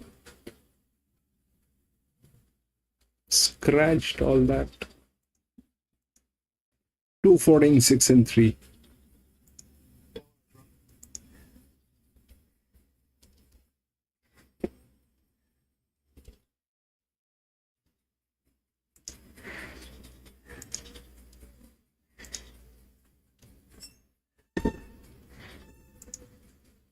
The outside, then honestly clear from Better Be Naughty. Last of all is Singer Sergeant. So Cabello narrowly up to second, Connor Warren back to third is Pioneer Lass, and fourth the inside is Executive Stress. Influential fifth the outside, the race favourite. Spots the speed about 5, a length and a half to Better Be Naughty. Last of all Singer Sergeant up to 550. So Cabello by a half length and second, Connor Warren. Going forward, Pioneer Lass out 3 wide. Next, the inside is Executive Stress. Influential gets towards the outside at the 400.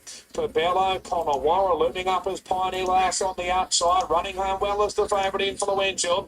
Executive Stress is further back. Then coming Better Be Naughty, but Influential out wide. The favourites race up and grab the lead. Pioneer Lass can't go with him, and the favourites coming right away for a big victory. Influential. 3 lengths in front. Influential's all too good.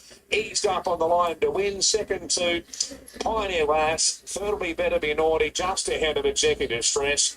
Further back to Singer Sergeant Cabello, and the last one was Connor Warren.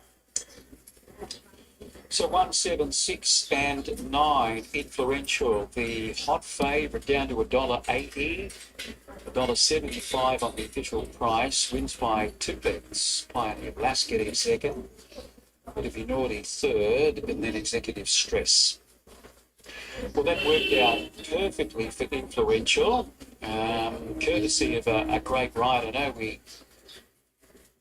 issue superlatives to jockeys when they do ride well, perhaps unnecessarily sometimes, but that was worthy of a big bouquet, that one. Ryan Maloney, he sort of didn't jump that well. And you can see Connor Ware, who jumped One. the first part. Adam. Now, somehow, I don't know when we can get a look at this. I know we're going to get to Canberra, but at some point, shortly after the start, we might be able to do that before we go to Canberra. Canberra's over, so we might have some time here. Once this is completed, Bernie, we'll come to you in a few moments' time. Just have a look at the genius that Brian Maloney can be. Right off the front of the field.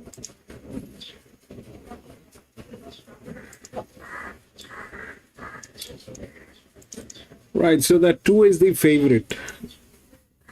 It's in very good hands. well within the rails, and 6 is the linear.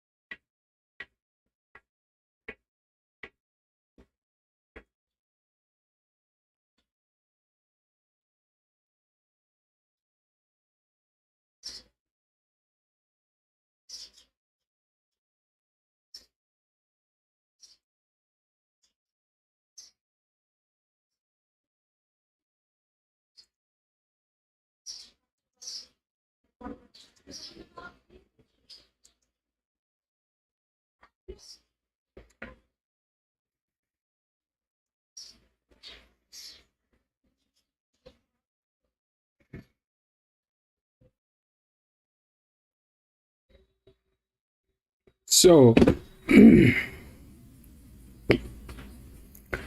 6 is the linear, 2 is not the linear, but 6 is in a dicey hand.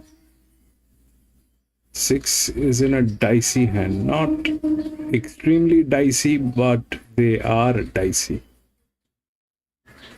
And that's the linear. Okay.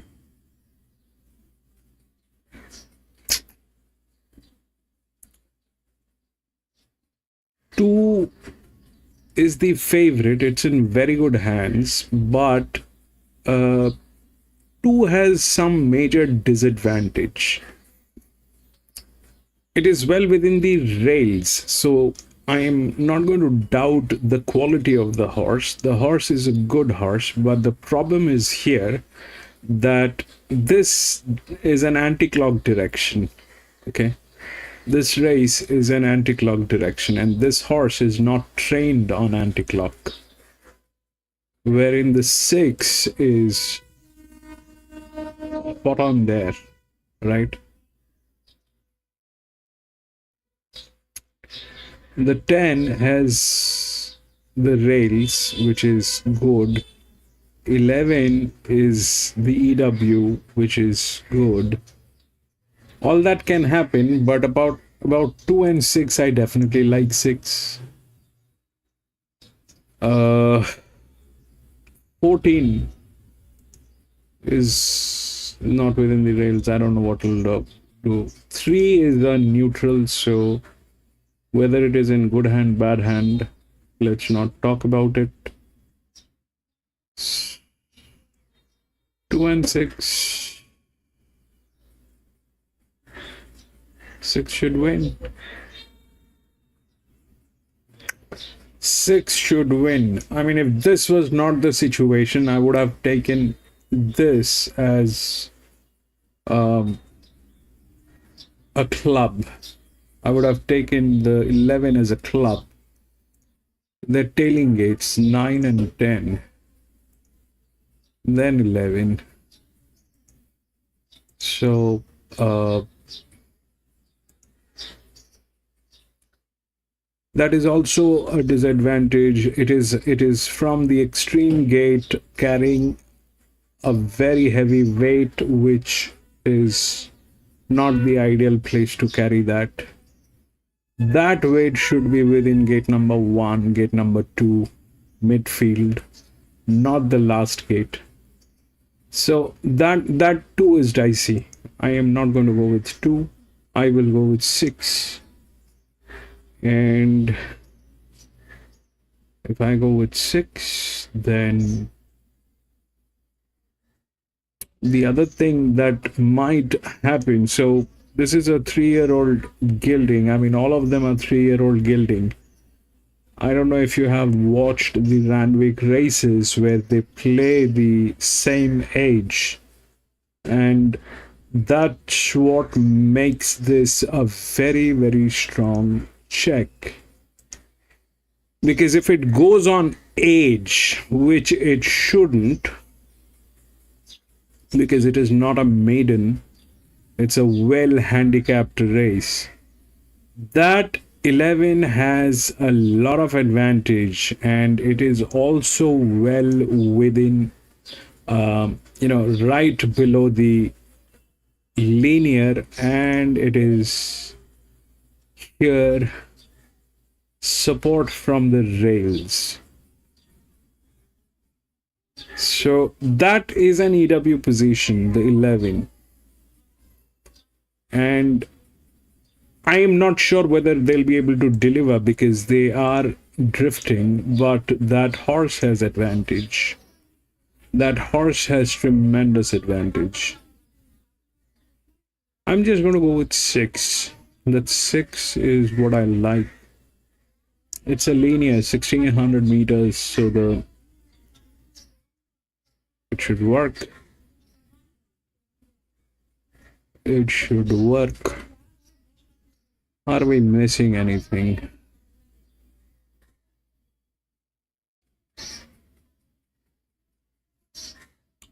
That 11 is a check. I mean, if this was, I would have gone with that 11 as a win bet if this was not the scene and if this had this side of the rails.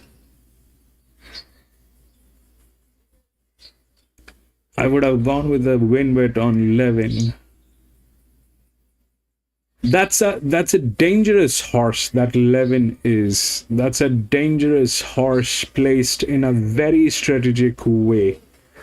So the 6 is the linear. It should work. The only problem is that number. I don't know how that number is going to react, and that is that number 6. Both are extreme numbers. I would have gone with a win bet on 11, but I will not. This is not a team that probably can even understand the kind of advantage that they have. This is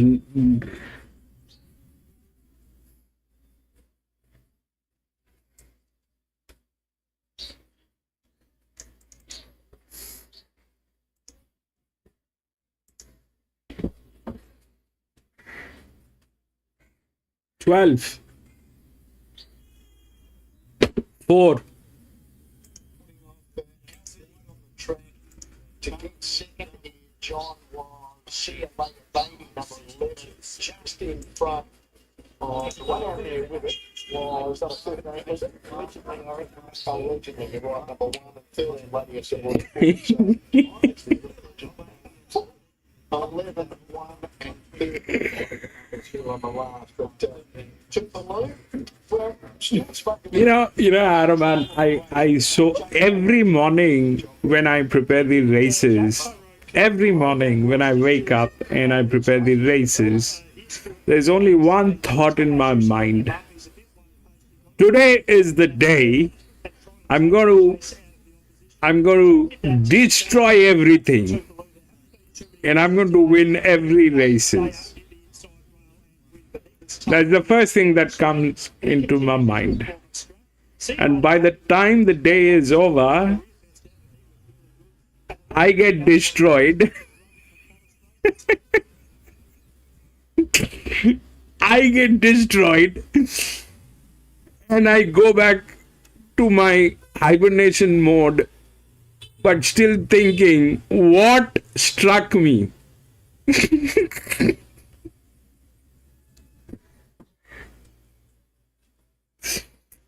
Every morning I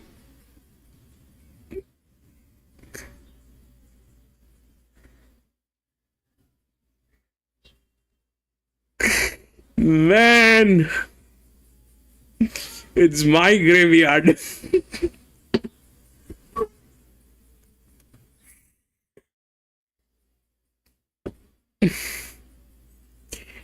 Someday I wish to do this, instead of putting that bet, I want to put it like this, that 1,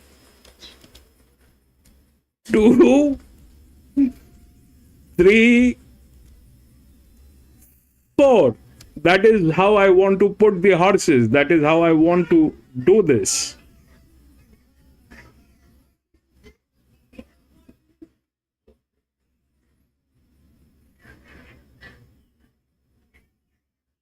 But I'm far from it. Every day I get punched so badly. Yesterday, I don't know whether you were there, Ottoman. Yesterday was like, I was so hopeful about Balat. Balat played like, man, those are no, those are the positions 1, 2, 3, and 4. Now you place your bets. Those are the positions 1, 2, 3, and 4. So that's like, I'll put a number here, 6, then I'll put 2 and something else and all that. That's what I want to do, man.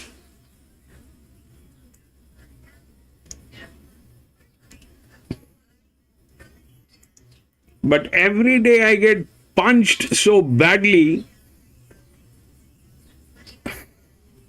I can't tell you.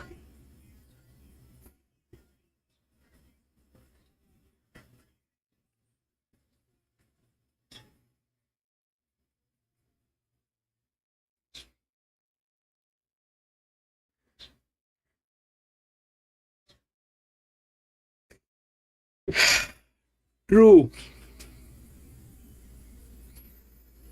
There are so many things that actually makes a lot of difference. Is firstly, you're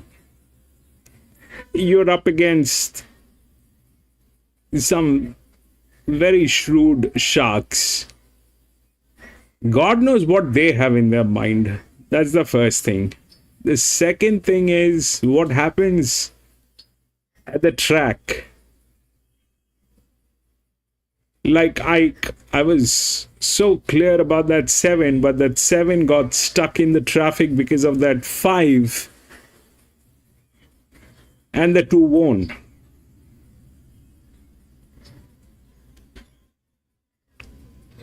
So these are the things that,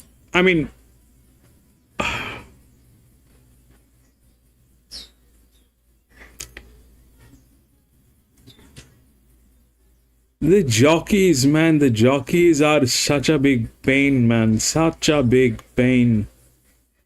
These guys, they are absolutely nuts. They don't look at their own races. They don't learn from their mistakes. This is what I believe. Every day when you work, you look at the mistakes that you make, and the next day you make sure that you make another mistake. Don't make the same mistake. We are all humans. We are prone to make mistakes. Make a new mistake every day. That's a brilliant idea. Make a new mistake every day. But do not, for God's sake, do not repeat the same mistake. Do not repeat the same mistake. But that's Hebrew to these jockeys. They're freaking jokers, man.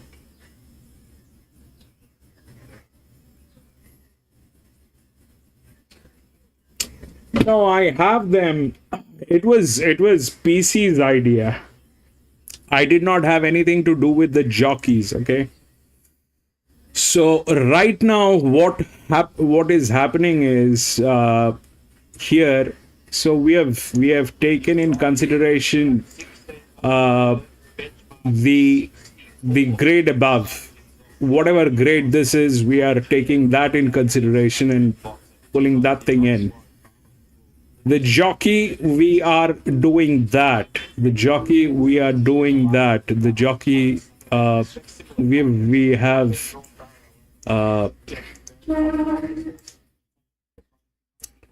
plenty of numbers on jockeys, on sectional times, on body weights, on you know, you name it, Ottoman, I have it. You want to know the size of their manhood? I probably have that as well.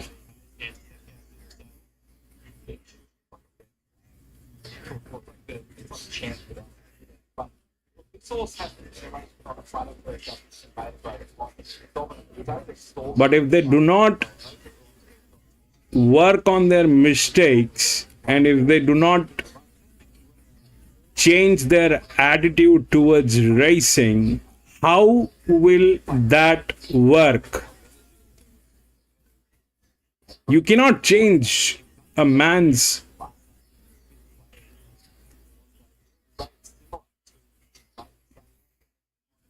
That's a very difficult job. They've been made celebrities. They don't give a they don't care about anything. They just want to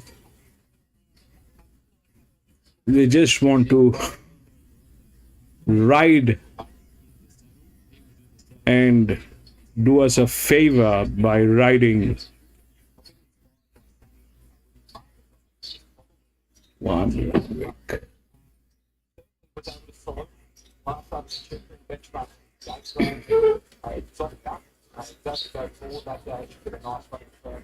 Against James, he set on a slow tempo last time as well. But fitted third up, he's got a handle the ride drive. He's an absolute gentleman, this fellow. He's got his head relaxed beautifully the whole time that he's been in the yard. Fitness is exactly where it needs to be, staying the same. Mike Graves has put together a record for his three career starts, a couple of placings in the Olympics. He made win, got out of the way, and got SP last start. Best by Illuminant on debut, and that was a wild year made it moving into that good maiden race, the future stars over there attacking it. It's not getting tailed. I like that 6.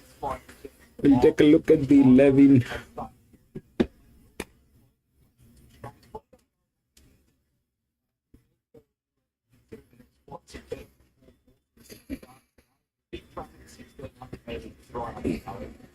High grade, exactly what I think. Richie, he looks outstanding in the eye today. It's a really nice fight.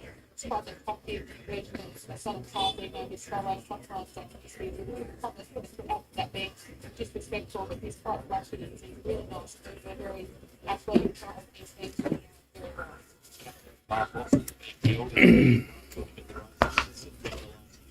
One night was on the straight forward and $100 they went around $3 when they buy that price from the start. So another event that they sell it. I would have said more in the really nice horse. So I can see why he needed to be going. It's really just wanting to be just a little bit crazy to be start over doing it. Great order. The fitness wise was very good. Second up they definitely suit up to 16 odd meters, considering contested a bit of run prior to scoring. We just need to see him run 2.5 and 3 minutes better than what he performed today. Turned out well. There's no reason based on over the years that he should have found that little bit of ground to make up, but he does need to. His coronation, in terms of wind, came over 1,733 metres in the last preparation. Across the line, we could have slowed up, actually pulled up lane. It's a bit nice to spend between those two. These two great companies here, winning this today. Definitely needs to live. Just keep That's a colt. Brilliant. Oh man. Oh man, look at that 10. 9 and 10 both looking like brilliant.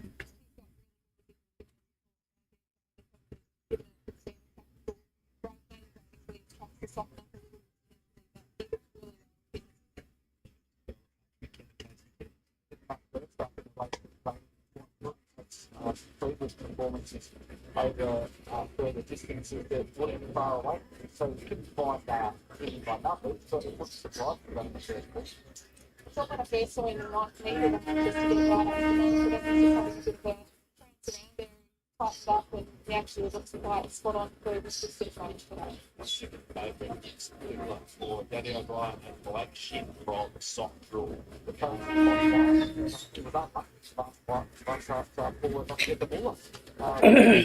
Okay, so what's going on? That 9 is looking superb at the track. It's got a huge advantage. It's a colt, and this is a mixed sex. But they're also the highest drifters. Loss making people. I'm still going to go with 6.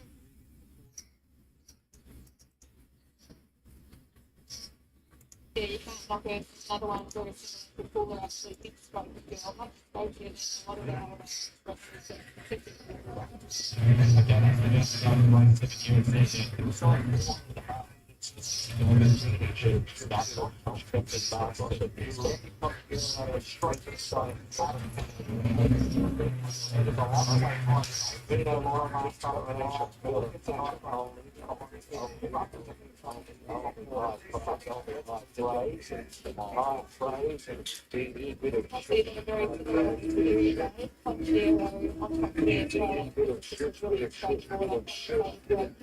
and a lot of our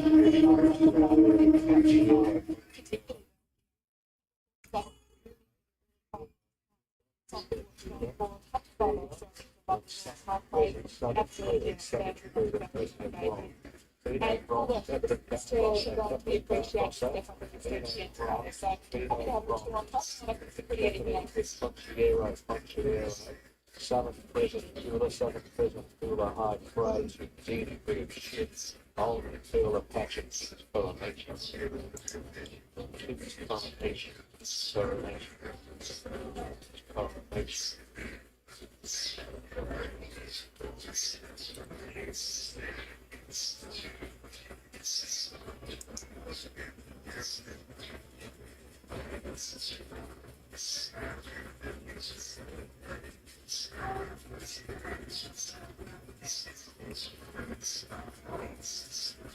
Thanks for your time, Greg. I say that's exactly what I gave your bloke from the yard. It's a lovely individually.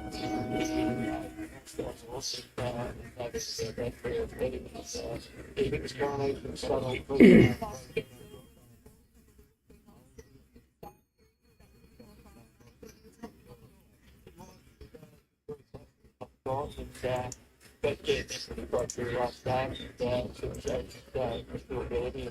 I think it's worth that 100% in second up, probably just a little closer in the action in the run itself, and then it got last. Both of these horses are looking so good, the 9 and the 10. This 10.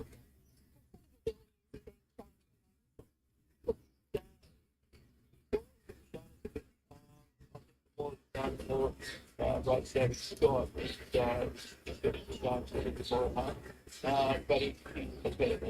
just wants to be away from the sky, and he's just got the right up.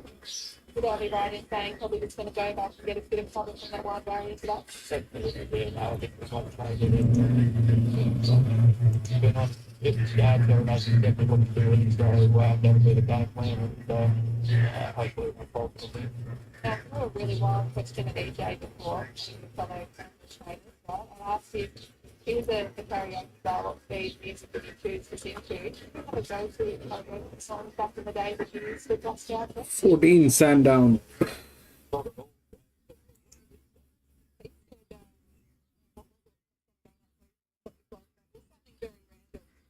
Video put the radio style, that was him. I thought you might be like a Beatles person, over the previous Clearwater Revival, right? You're going to have to make that right? Good luck training with winning here instead. Well, I thought Greg did a proper bet. We're on track back. It's got 10 on. Moving into the stalls, getting set for experimentation as the first one forward. Experimentation go again. Miller is out to the left. Getting set for the race number 7. Number 7. Yes, so Conchiero pushed forward on behalf of the beat sure they've got a good draw as well. That's to be in the frame 2 for mine. As they come forward close to the leaders. Dini going into the stalls. 14 and 6 and 3, the top 4 in the division here for this celebrity. Just going into the gate. There's Holby joining them with the Pearl of Pack and Grande, Conchiero, and Captain Barbosa. 5-3. Holby goes in. Holby who won early January ago. So it's 7 close down, but it's been a pretty well made. Got the job done there. So 2 to get here, Conchiero, start thinking about enjoying them and also Captain Barbosa. Who just raced at the 16 out by front feet, pretty impressive as well. Williams has got on bench, Jonathan Brown, the Colorado, the leading in non back, but it's right together in race number 4, and dedicated a minute off, but everybody in colour. Field set, race 7, Handicapping, a mile here. Ready, and away they go, cooler towards the inside, just 10 minutes for the to the left, who did Vino Grande jump well with the whole knee, and Conchiero from the deep was also trying to find a forward position pretty wide early. Then cooler against the rails from Southern Express, a bit of What is that thing doing there?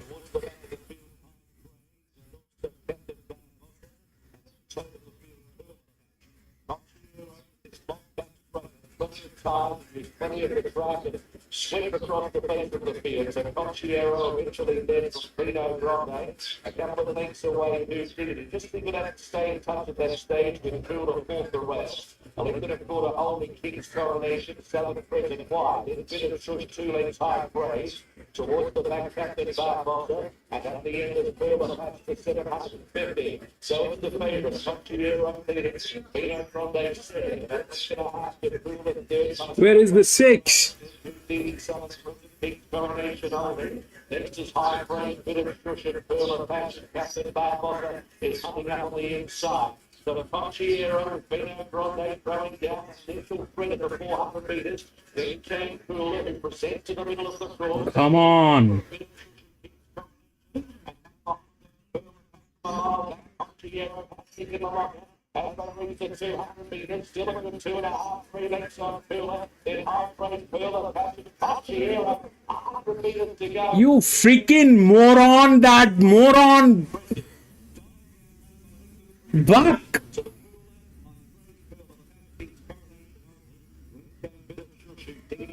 Hey, what was he doing?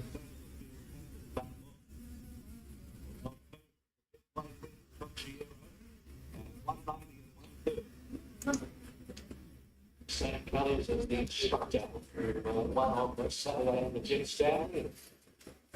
He's the prize here. There's a lot to like about that.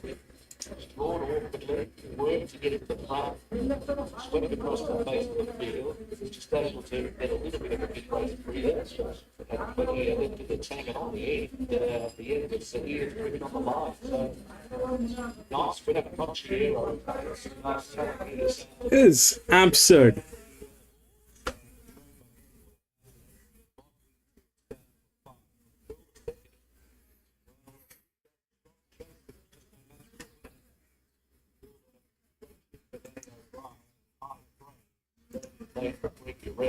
Two 14 and 6, 2 14 and 6, fourth number 11, Pearl of Passion, fifth number 9, King's Coronation, from 136.07 for the mile, 136.07, and it's time to march. Thank you, Jack.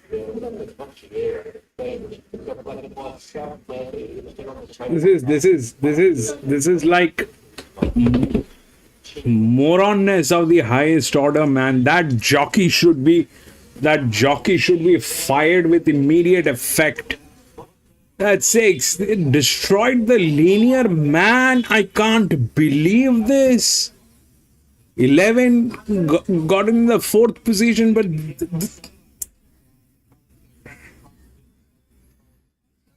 I can't.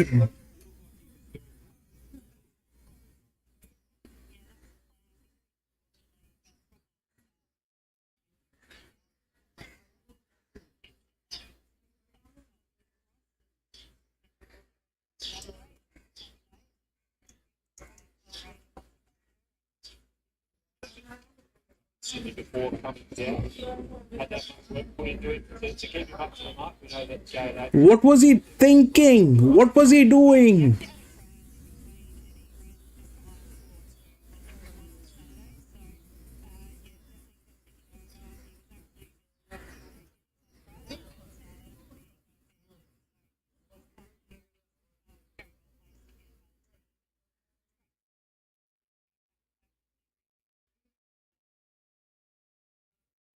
Second went from just 5 starts. What sort of distance do you think we might be able to get him out to in time? Yeah, they've actually Derby in Sydney, so they've got a bit of confidence. So the next step up is going from here, but we've also got a race hitting style as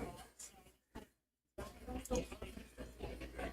Like what I'd like to see potentially back to Sydney, I'd like to see the Melbourne again before the end of the contract. 5:14, 6 and 11.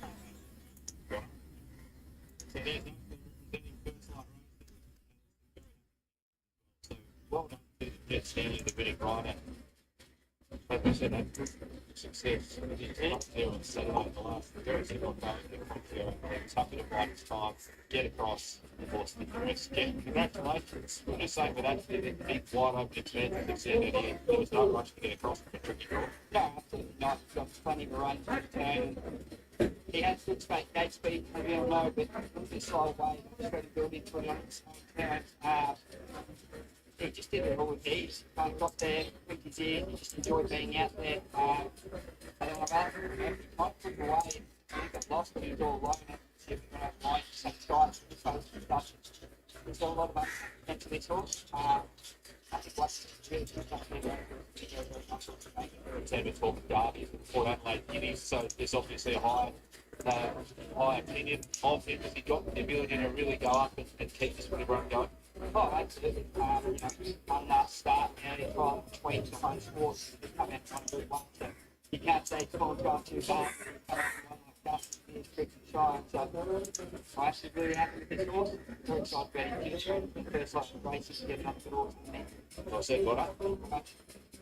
Connections have used Jet Stanley to great effect over the past few days. I love what he did here. The board continued on from the start. So, also wants to build his legs and race up on the speed.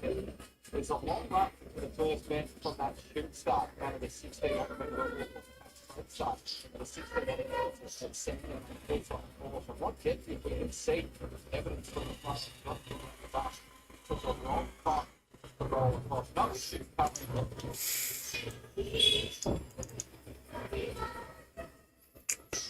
It's a 1300 meter benchmark, third up 70. Benchmark 70, third up. 5 is the favorite, again 5 is the linear. But the linear lost here because of the jockey. Such a moron jockey I have never seen in my life. Here the jockey itself is a moron. The jockey on papers is not one of the greatest jockey, but it is a linear. It's in good hands. The best hand is probably 6.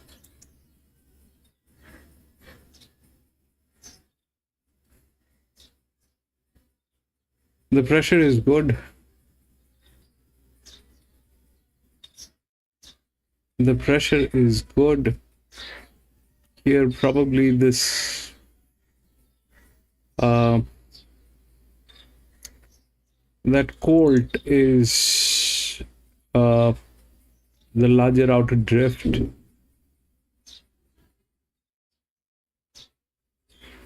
This one is the EW, which is here. These are all neutral horses. The 14 I kind of like because it's a neutral. It'll not win, but it will probably get tailed. And it has support from the rails, so it'll get in as a place. So 5-14, and then we need to look for a drift. And 6 is in good hands, but far from the rails. That will not help. You need a drift to cross this.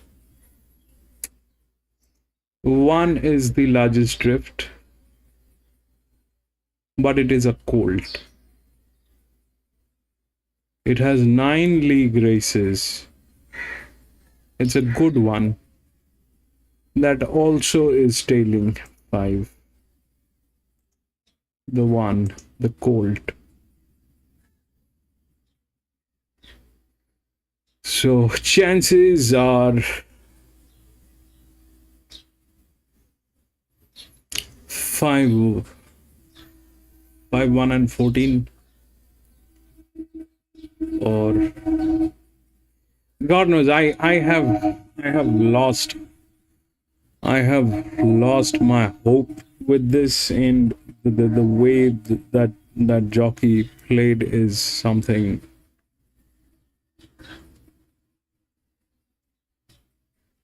The 5 is the linear. Ideally 5 should win 1300 meters. That 5 is the favorite. The 5 should win.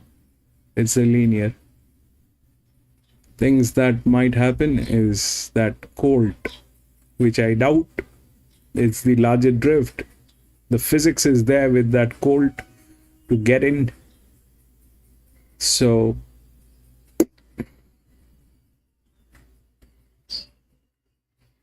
even that 10 for that matter.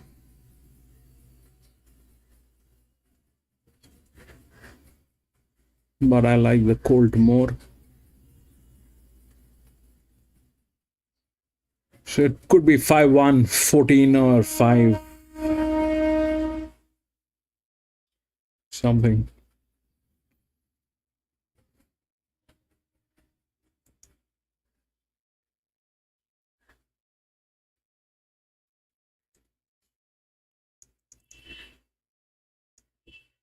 I'm not going to get into it.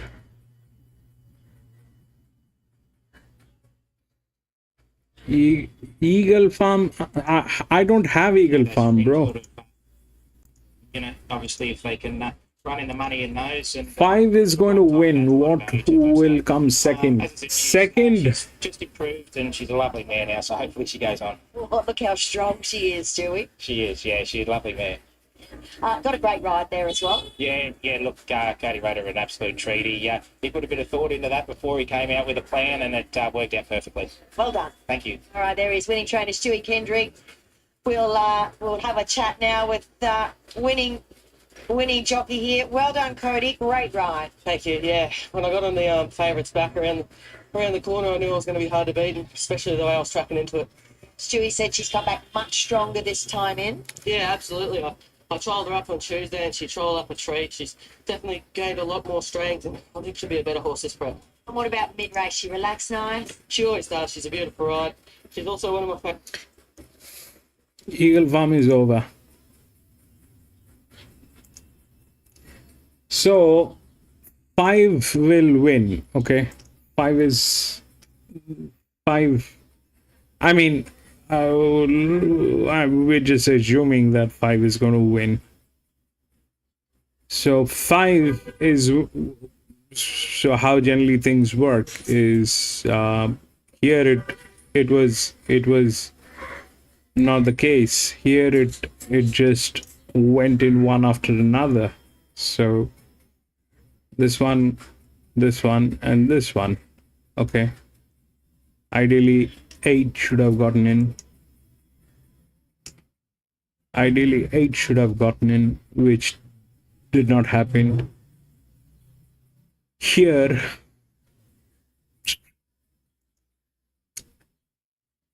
$1,300 and the one is with a lot of advantage. It has got 9 league races. It's a league horse. It's not in a winning position, but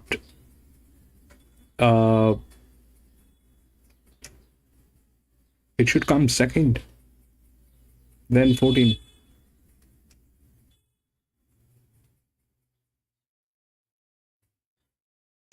So 5, 1 and 14 should be the case. But that's way too much of a exposure, and I don't know.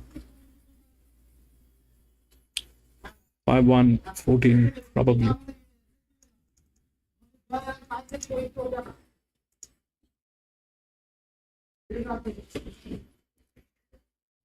Bro, if I had that confidence to say that will happen, I would have put in money on that. But what's happening is we've got some races coming up this weekend. The Australian Cup. I was wrong yesterday. I said it was the other race that is supposed to happen at Randwick next week. So at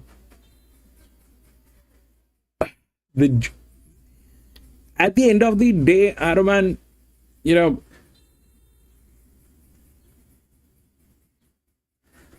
what I have seen is if the races go wrong, they go wrong with the favorite.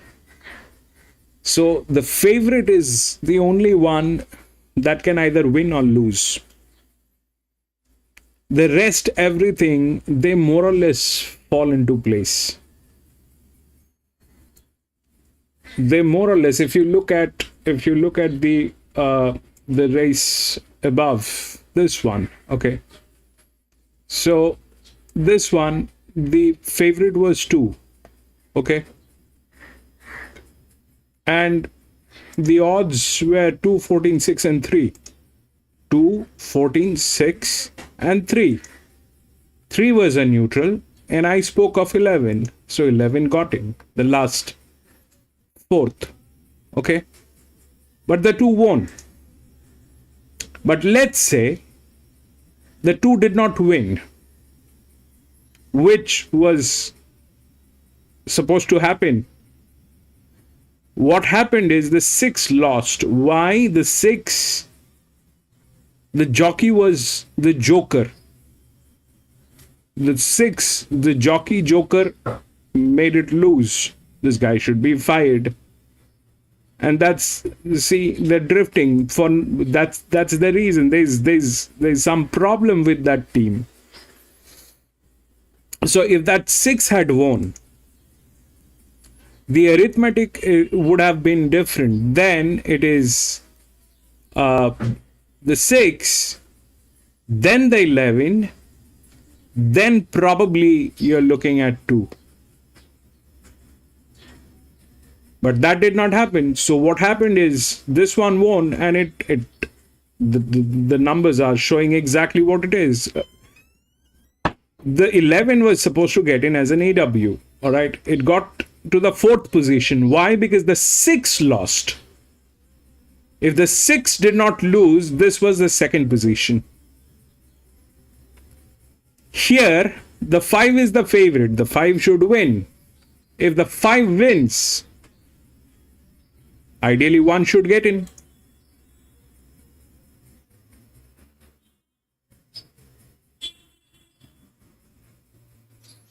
Five, 1 and 14 through the rails. It's a neutral.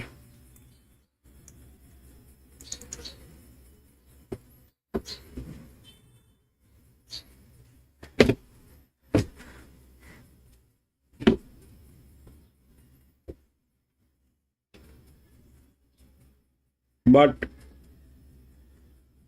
the thing on 1 is these people are absolutely new here. So you look at one, these people, they do not know the arithmetic of this track. They do not know.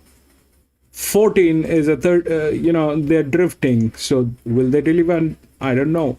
5 is in good hands. 5 is in good hands. And 6 is probably in the best hands. So things can go wrong because of the management on the horse. Because of the management. These people, they don't know the arithmetic of this track. They do not know the mathematics that works here. I'm assuming that they do not know. If they know, they will come second.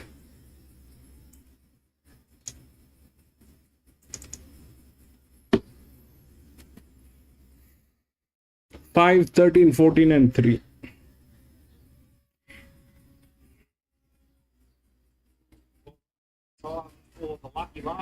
You see that one? That's the colt.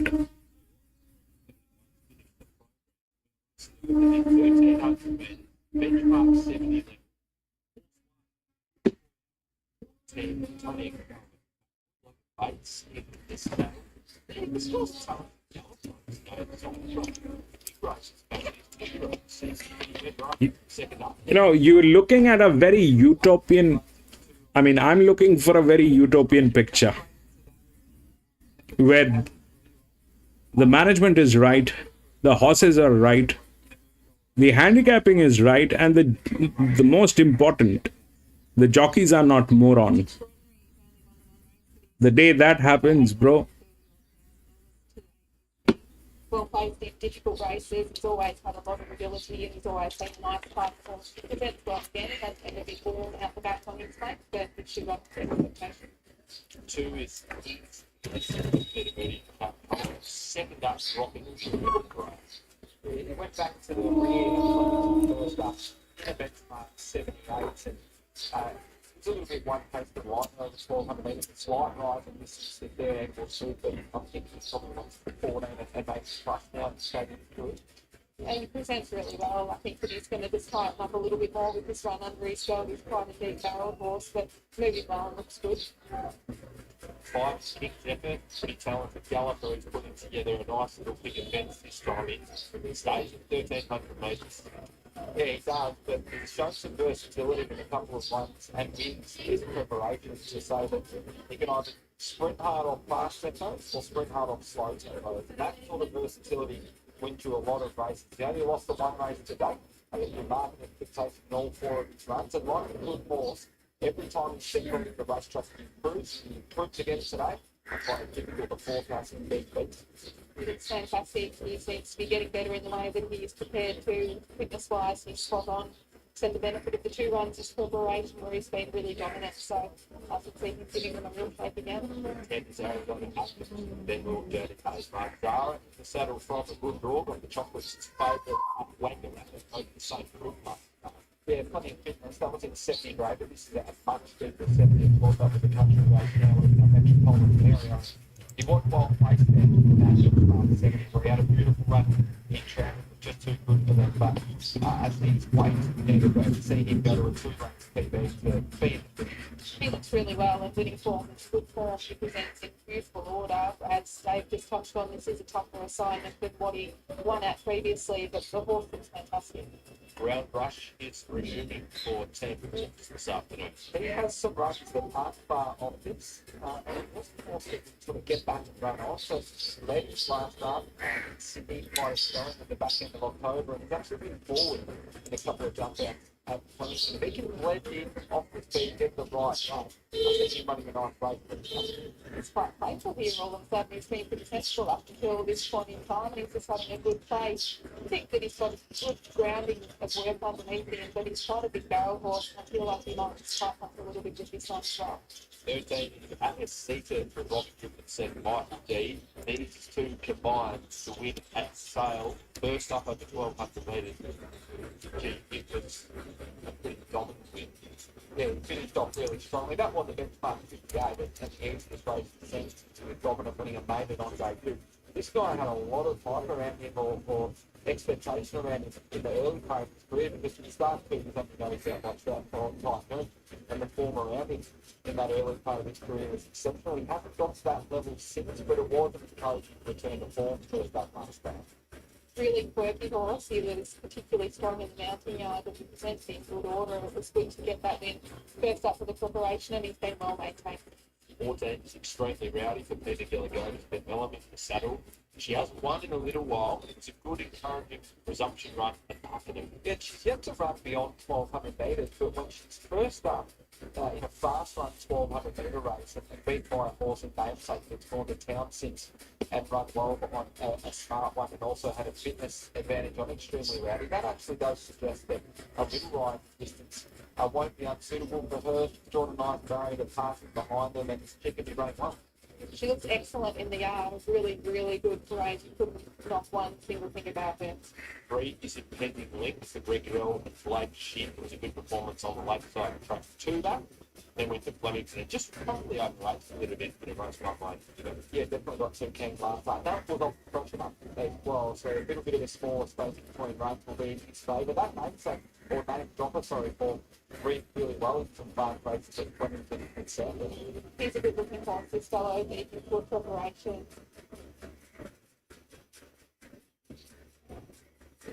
Yeah, there are a couple of nice performances in all grading this time. Yeah, he went up double figure odds. I thought he deserved to be the second favourite in the race. It kept me hard to beat King's Edward, he looks progressive. But what Dirty Green has done this year for the new stable has been very good. It's the high rating race last start. He beat one Scripson with one a good form made and climbed that with a huge gap back to third. This horse, he's just a little bit quirky as well. Paired up with the pony and relaxed quite nicely as he's going round to the start. But thought his coach is in good order, his fitness is where it needs to be. I can give him a good push. Okay, they've been out the yard, so the lucky last here is just under 4 minutes away. Salt's been tipping well. Who wins the last? It is hard to look past the favourite King Zephyr. It's very progressive. There's a little bit of upside factored into his price, but what he's done is improve every time he stepped out onto the racetrack. He's done it on varying tempo, so that's a bomb-proof setup for a horse to continue. PC 3 win.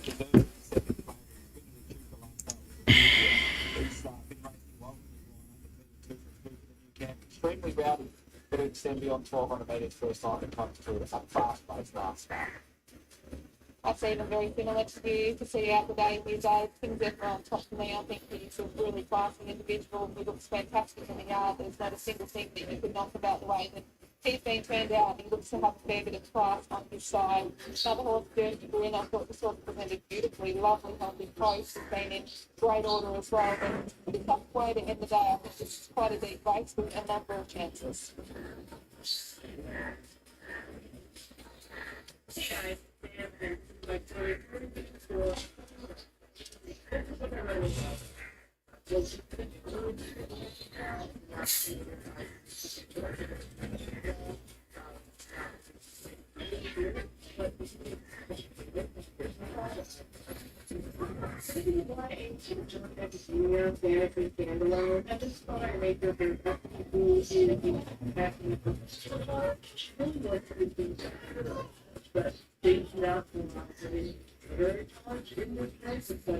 Writers are seen as like full of God, and so just studying the nurturers of adults who are not allowed into their so she learns. Thanks for your time as always, well. For active seeker, you just told me the meaning behind his name.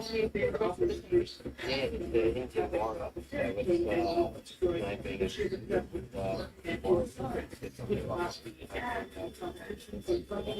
the first character this year. I saw him doing a really good job of thinking out the yard before the race. And he's like going to home to the tracker himself. Yeah, King Ben Dunn was a bit off the record himself, so yeah, close to the hour.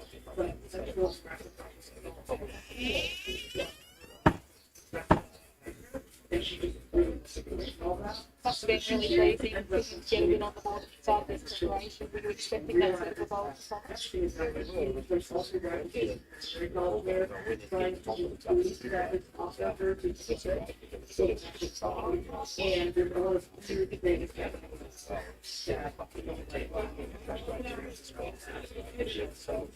Hopefully, with that, it's really heavy and I think it's usually you will Barry and I think beautiful. Could it potentially be a little bit of a difference with his racing factor, or are you going to utilise that gap to sit a little bit further onto that?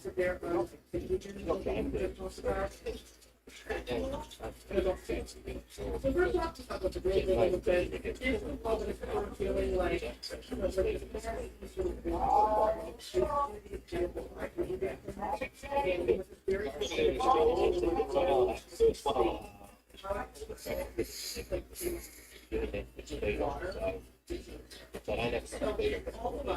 I can see they're coming along there and I have to listen to these hands and go forward. there's a lot of like Feel like they're looking at it, best of luck, you know. Get ready for the last race of the day. Terrific day, great job today. They get their bell right for the race. It's ever on time. On a complete drive round there. I've heard some nice fortunes this afternoon. Some good winners. Australia half hour Saturday. Intriguing contest it is. 3-year-old basket games, a beauty, and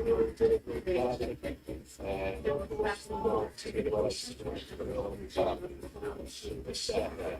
Coming to the tall riders, the Big Zebra and Brown Rush. We're going to be the last, sitting there with $12.59 Brown Rush. Tuesday, 3rd Street, for London, on the 5th, race 6. Brown Rush going in. I'm feeling off the way to the last 300. Sitting full of little yellow jacket. Just one dance right there, racing. Beautiful line, Arizona activists towards the inside, east to down, River Royale, Brown Rush together. Independent wind is also forging forward behind those horses, getting to fifth is Dirty Grid. Then came out to see the Big Zebra extremely round in the turn of the field, he's half so with 1,000 metres to go, River Royale also Brown Rush together on that corner. Independent wind is third outside of Arizona activists, and they're about 2.5 from Dirty Grid. Active Cedar. King Zebra in the 8th for the 3rd mark of extremely running and it's Hatter. So River Royale ran back of the jockey and Headingly was scored wide and was up to dispute the lead in between horses Brown Rush for 600 metres. 11.5 away, Arizona activist and Dirty Green. King Zebra looks to the middle of the course. Yellow Jack still looking 5-6 on, but it's starting to come on. I can see it behind it. River Royale for 350. Went for the lead 2 minutes independently. Brown Rush. Now King Zebra up the middle of the course is coming on in Dirty Green and it's River Royale for 150. But here comes the vote for King Zebra. King Zebra goes on by. Put the foot down, right the line. And King Zebra. 5-1. They knew the arithmetic. They knew the arithmetic.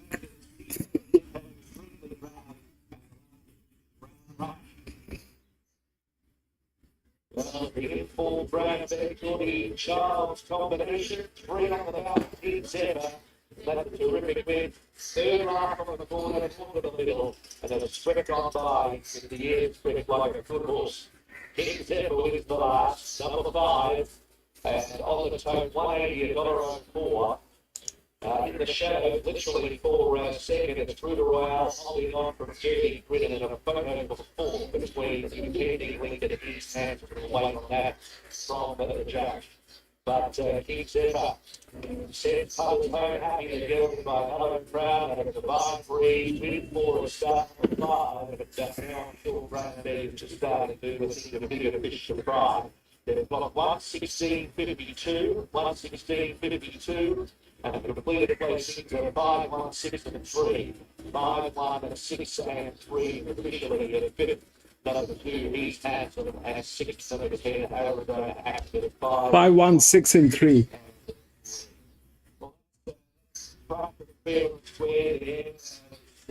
Five, 1, 6, and 3.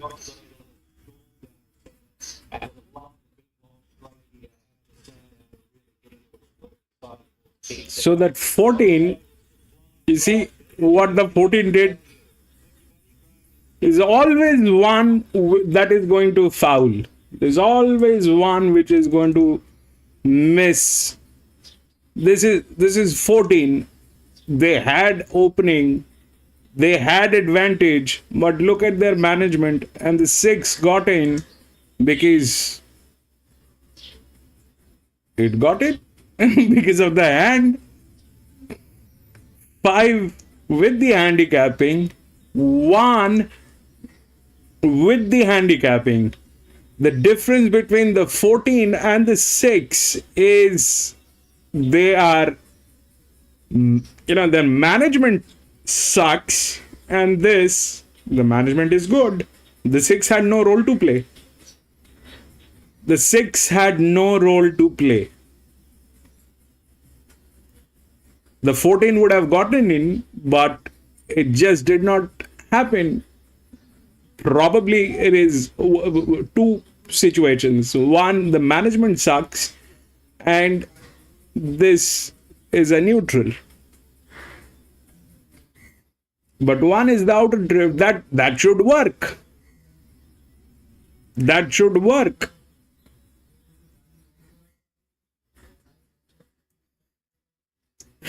But that is it, ladies and gentlemen. That is it. 5, 1, 6, and 3.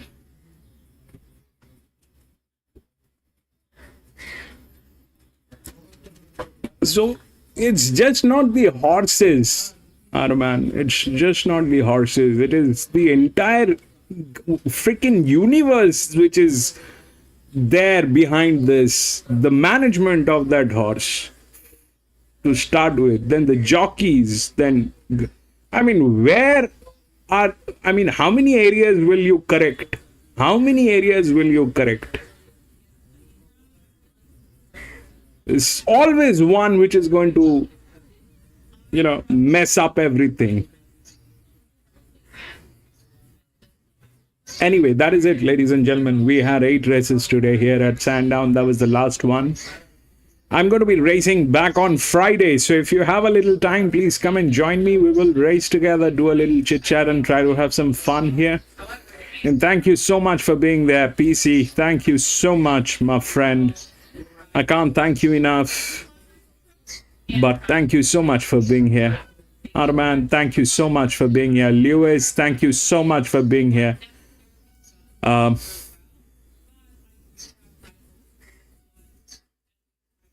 I don't think anybody else. Azhar, thank you so much for being there, my friend. Thank you so much, gentlemen. I'll see you on Friday.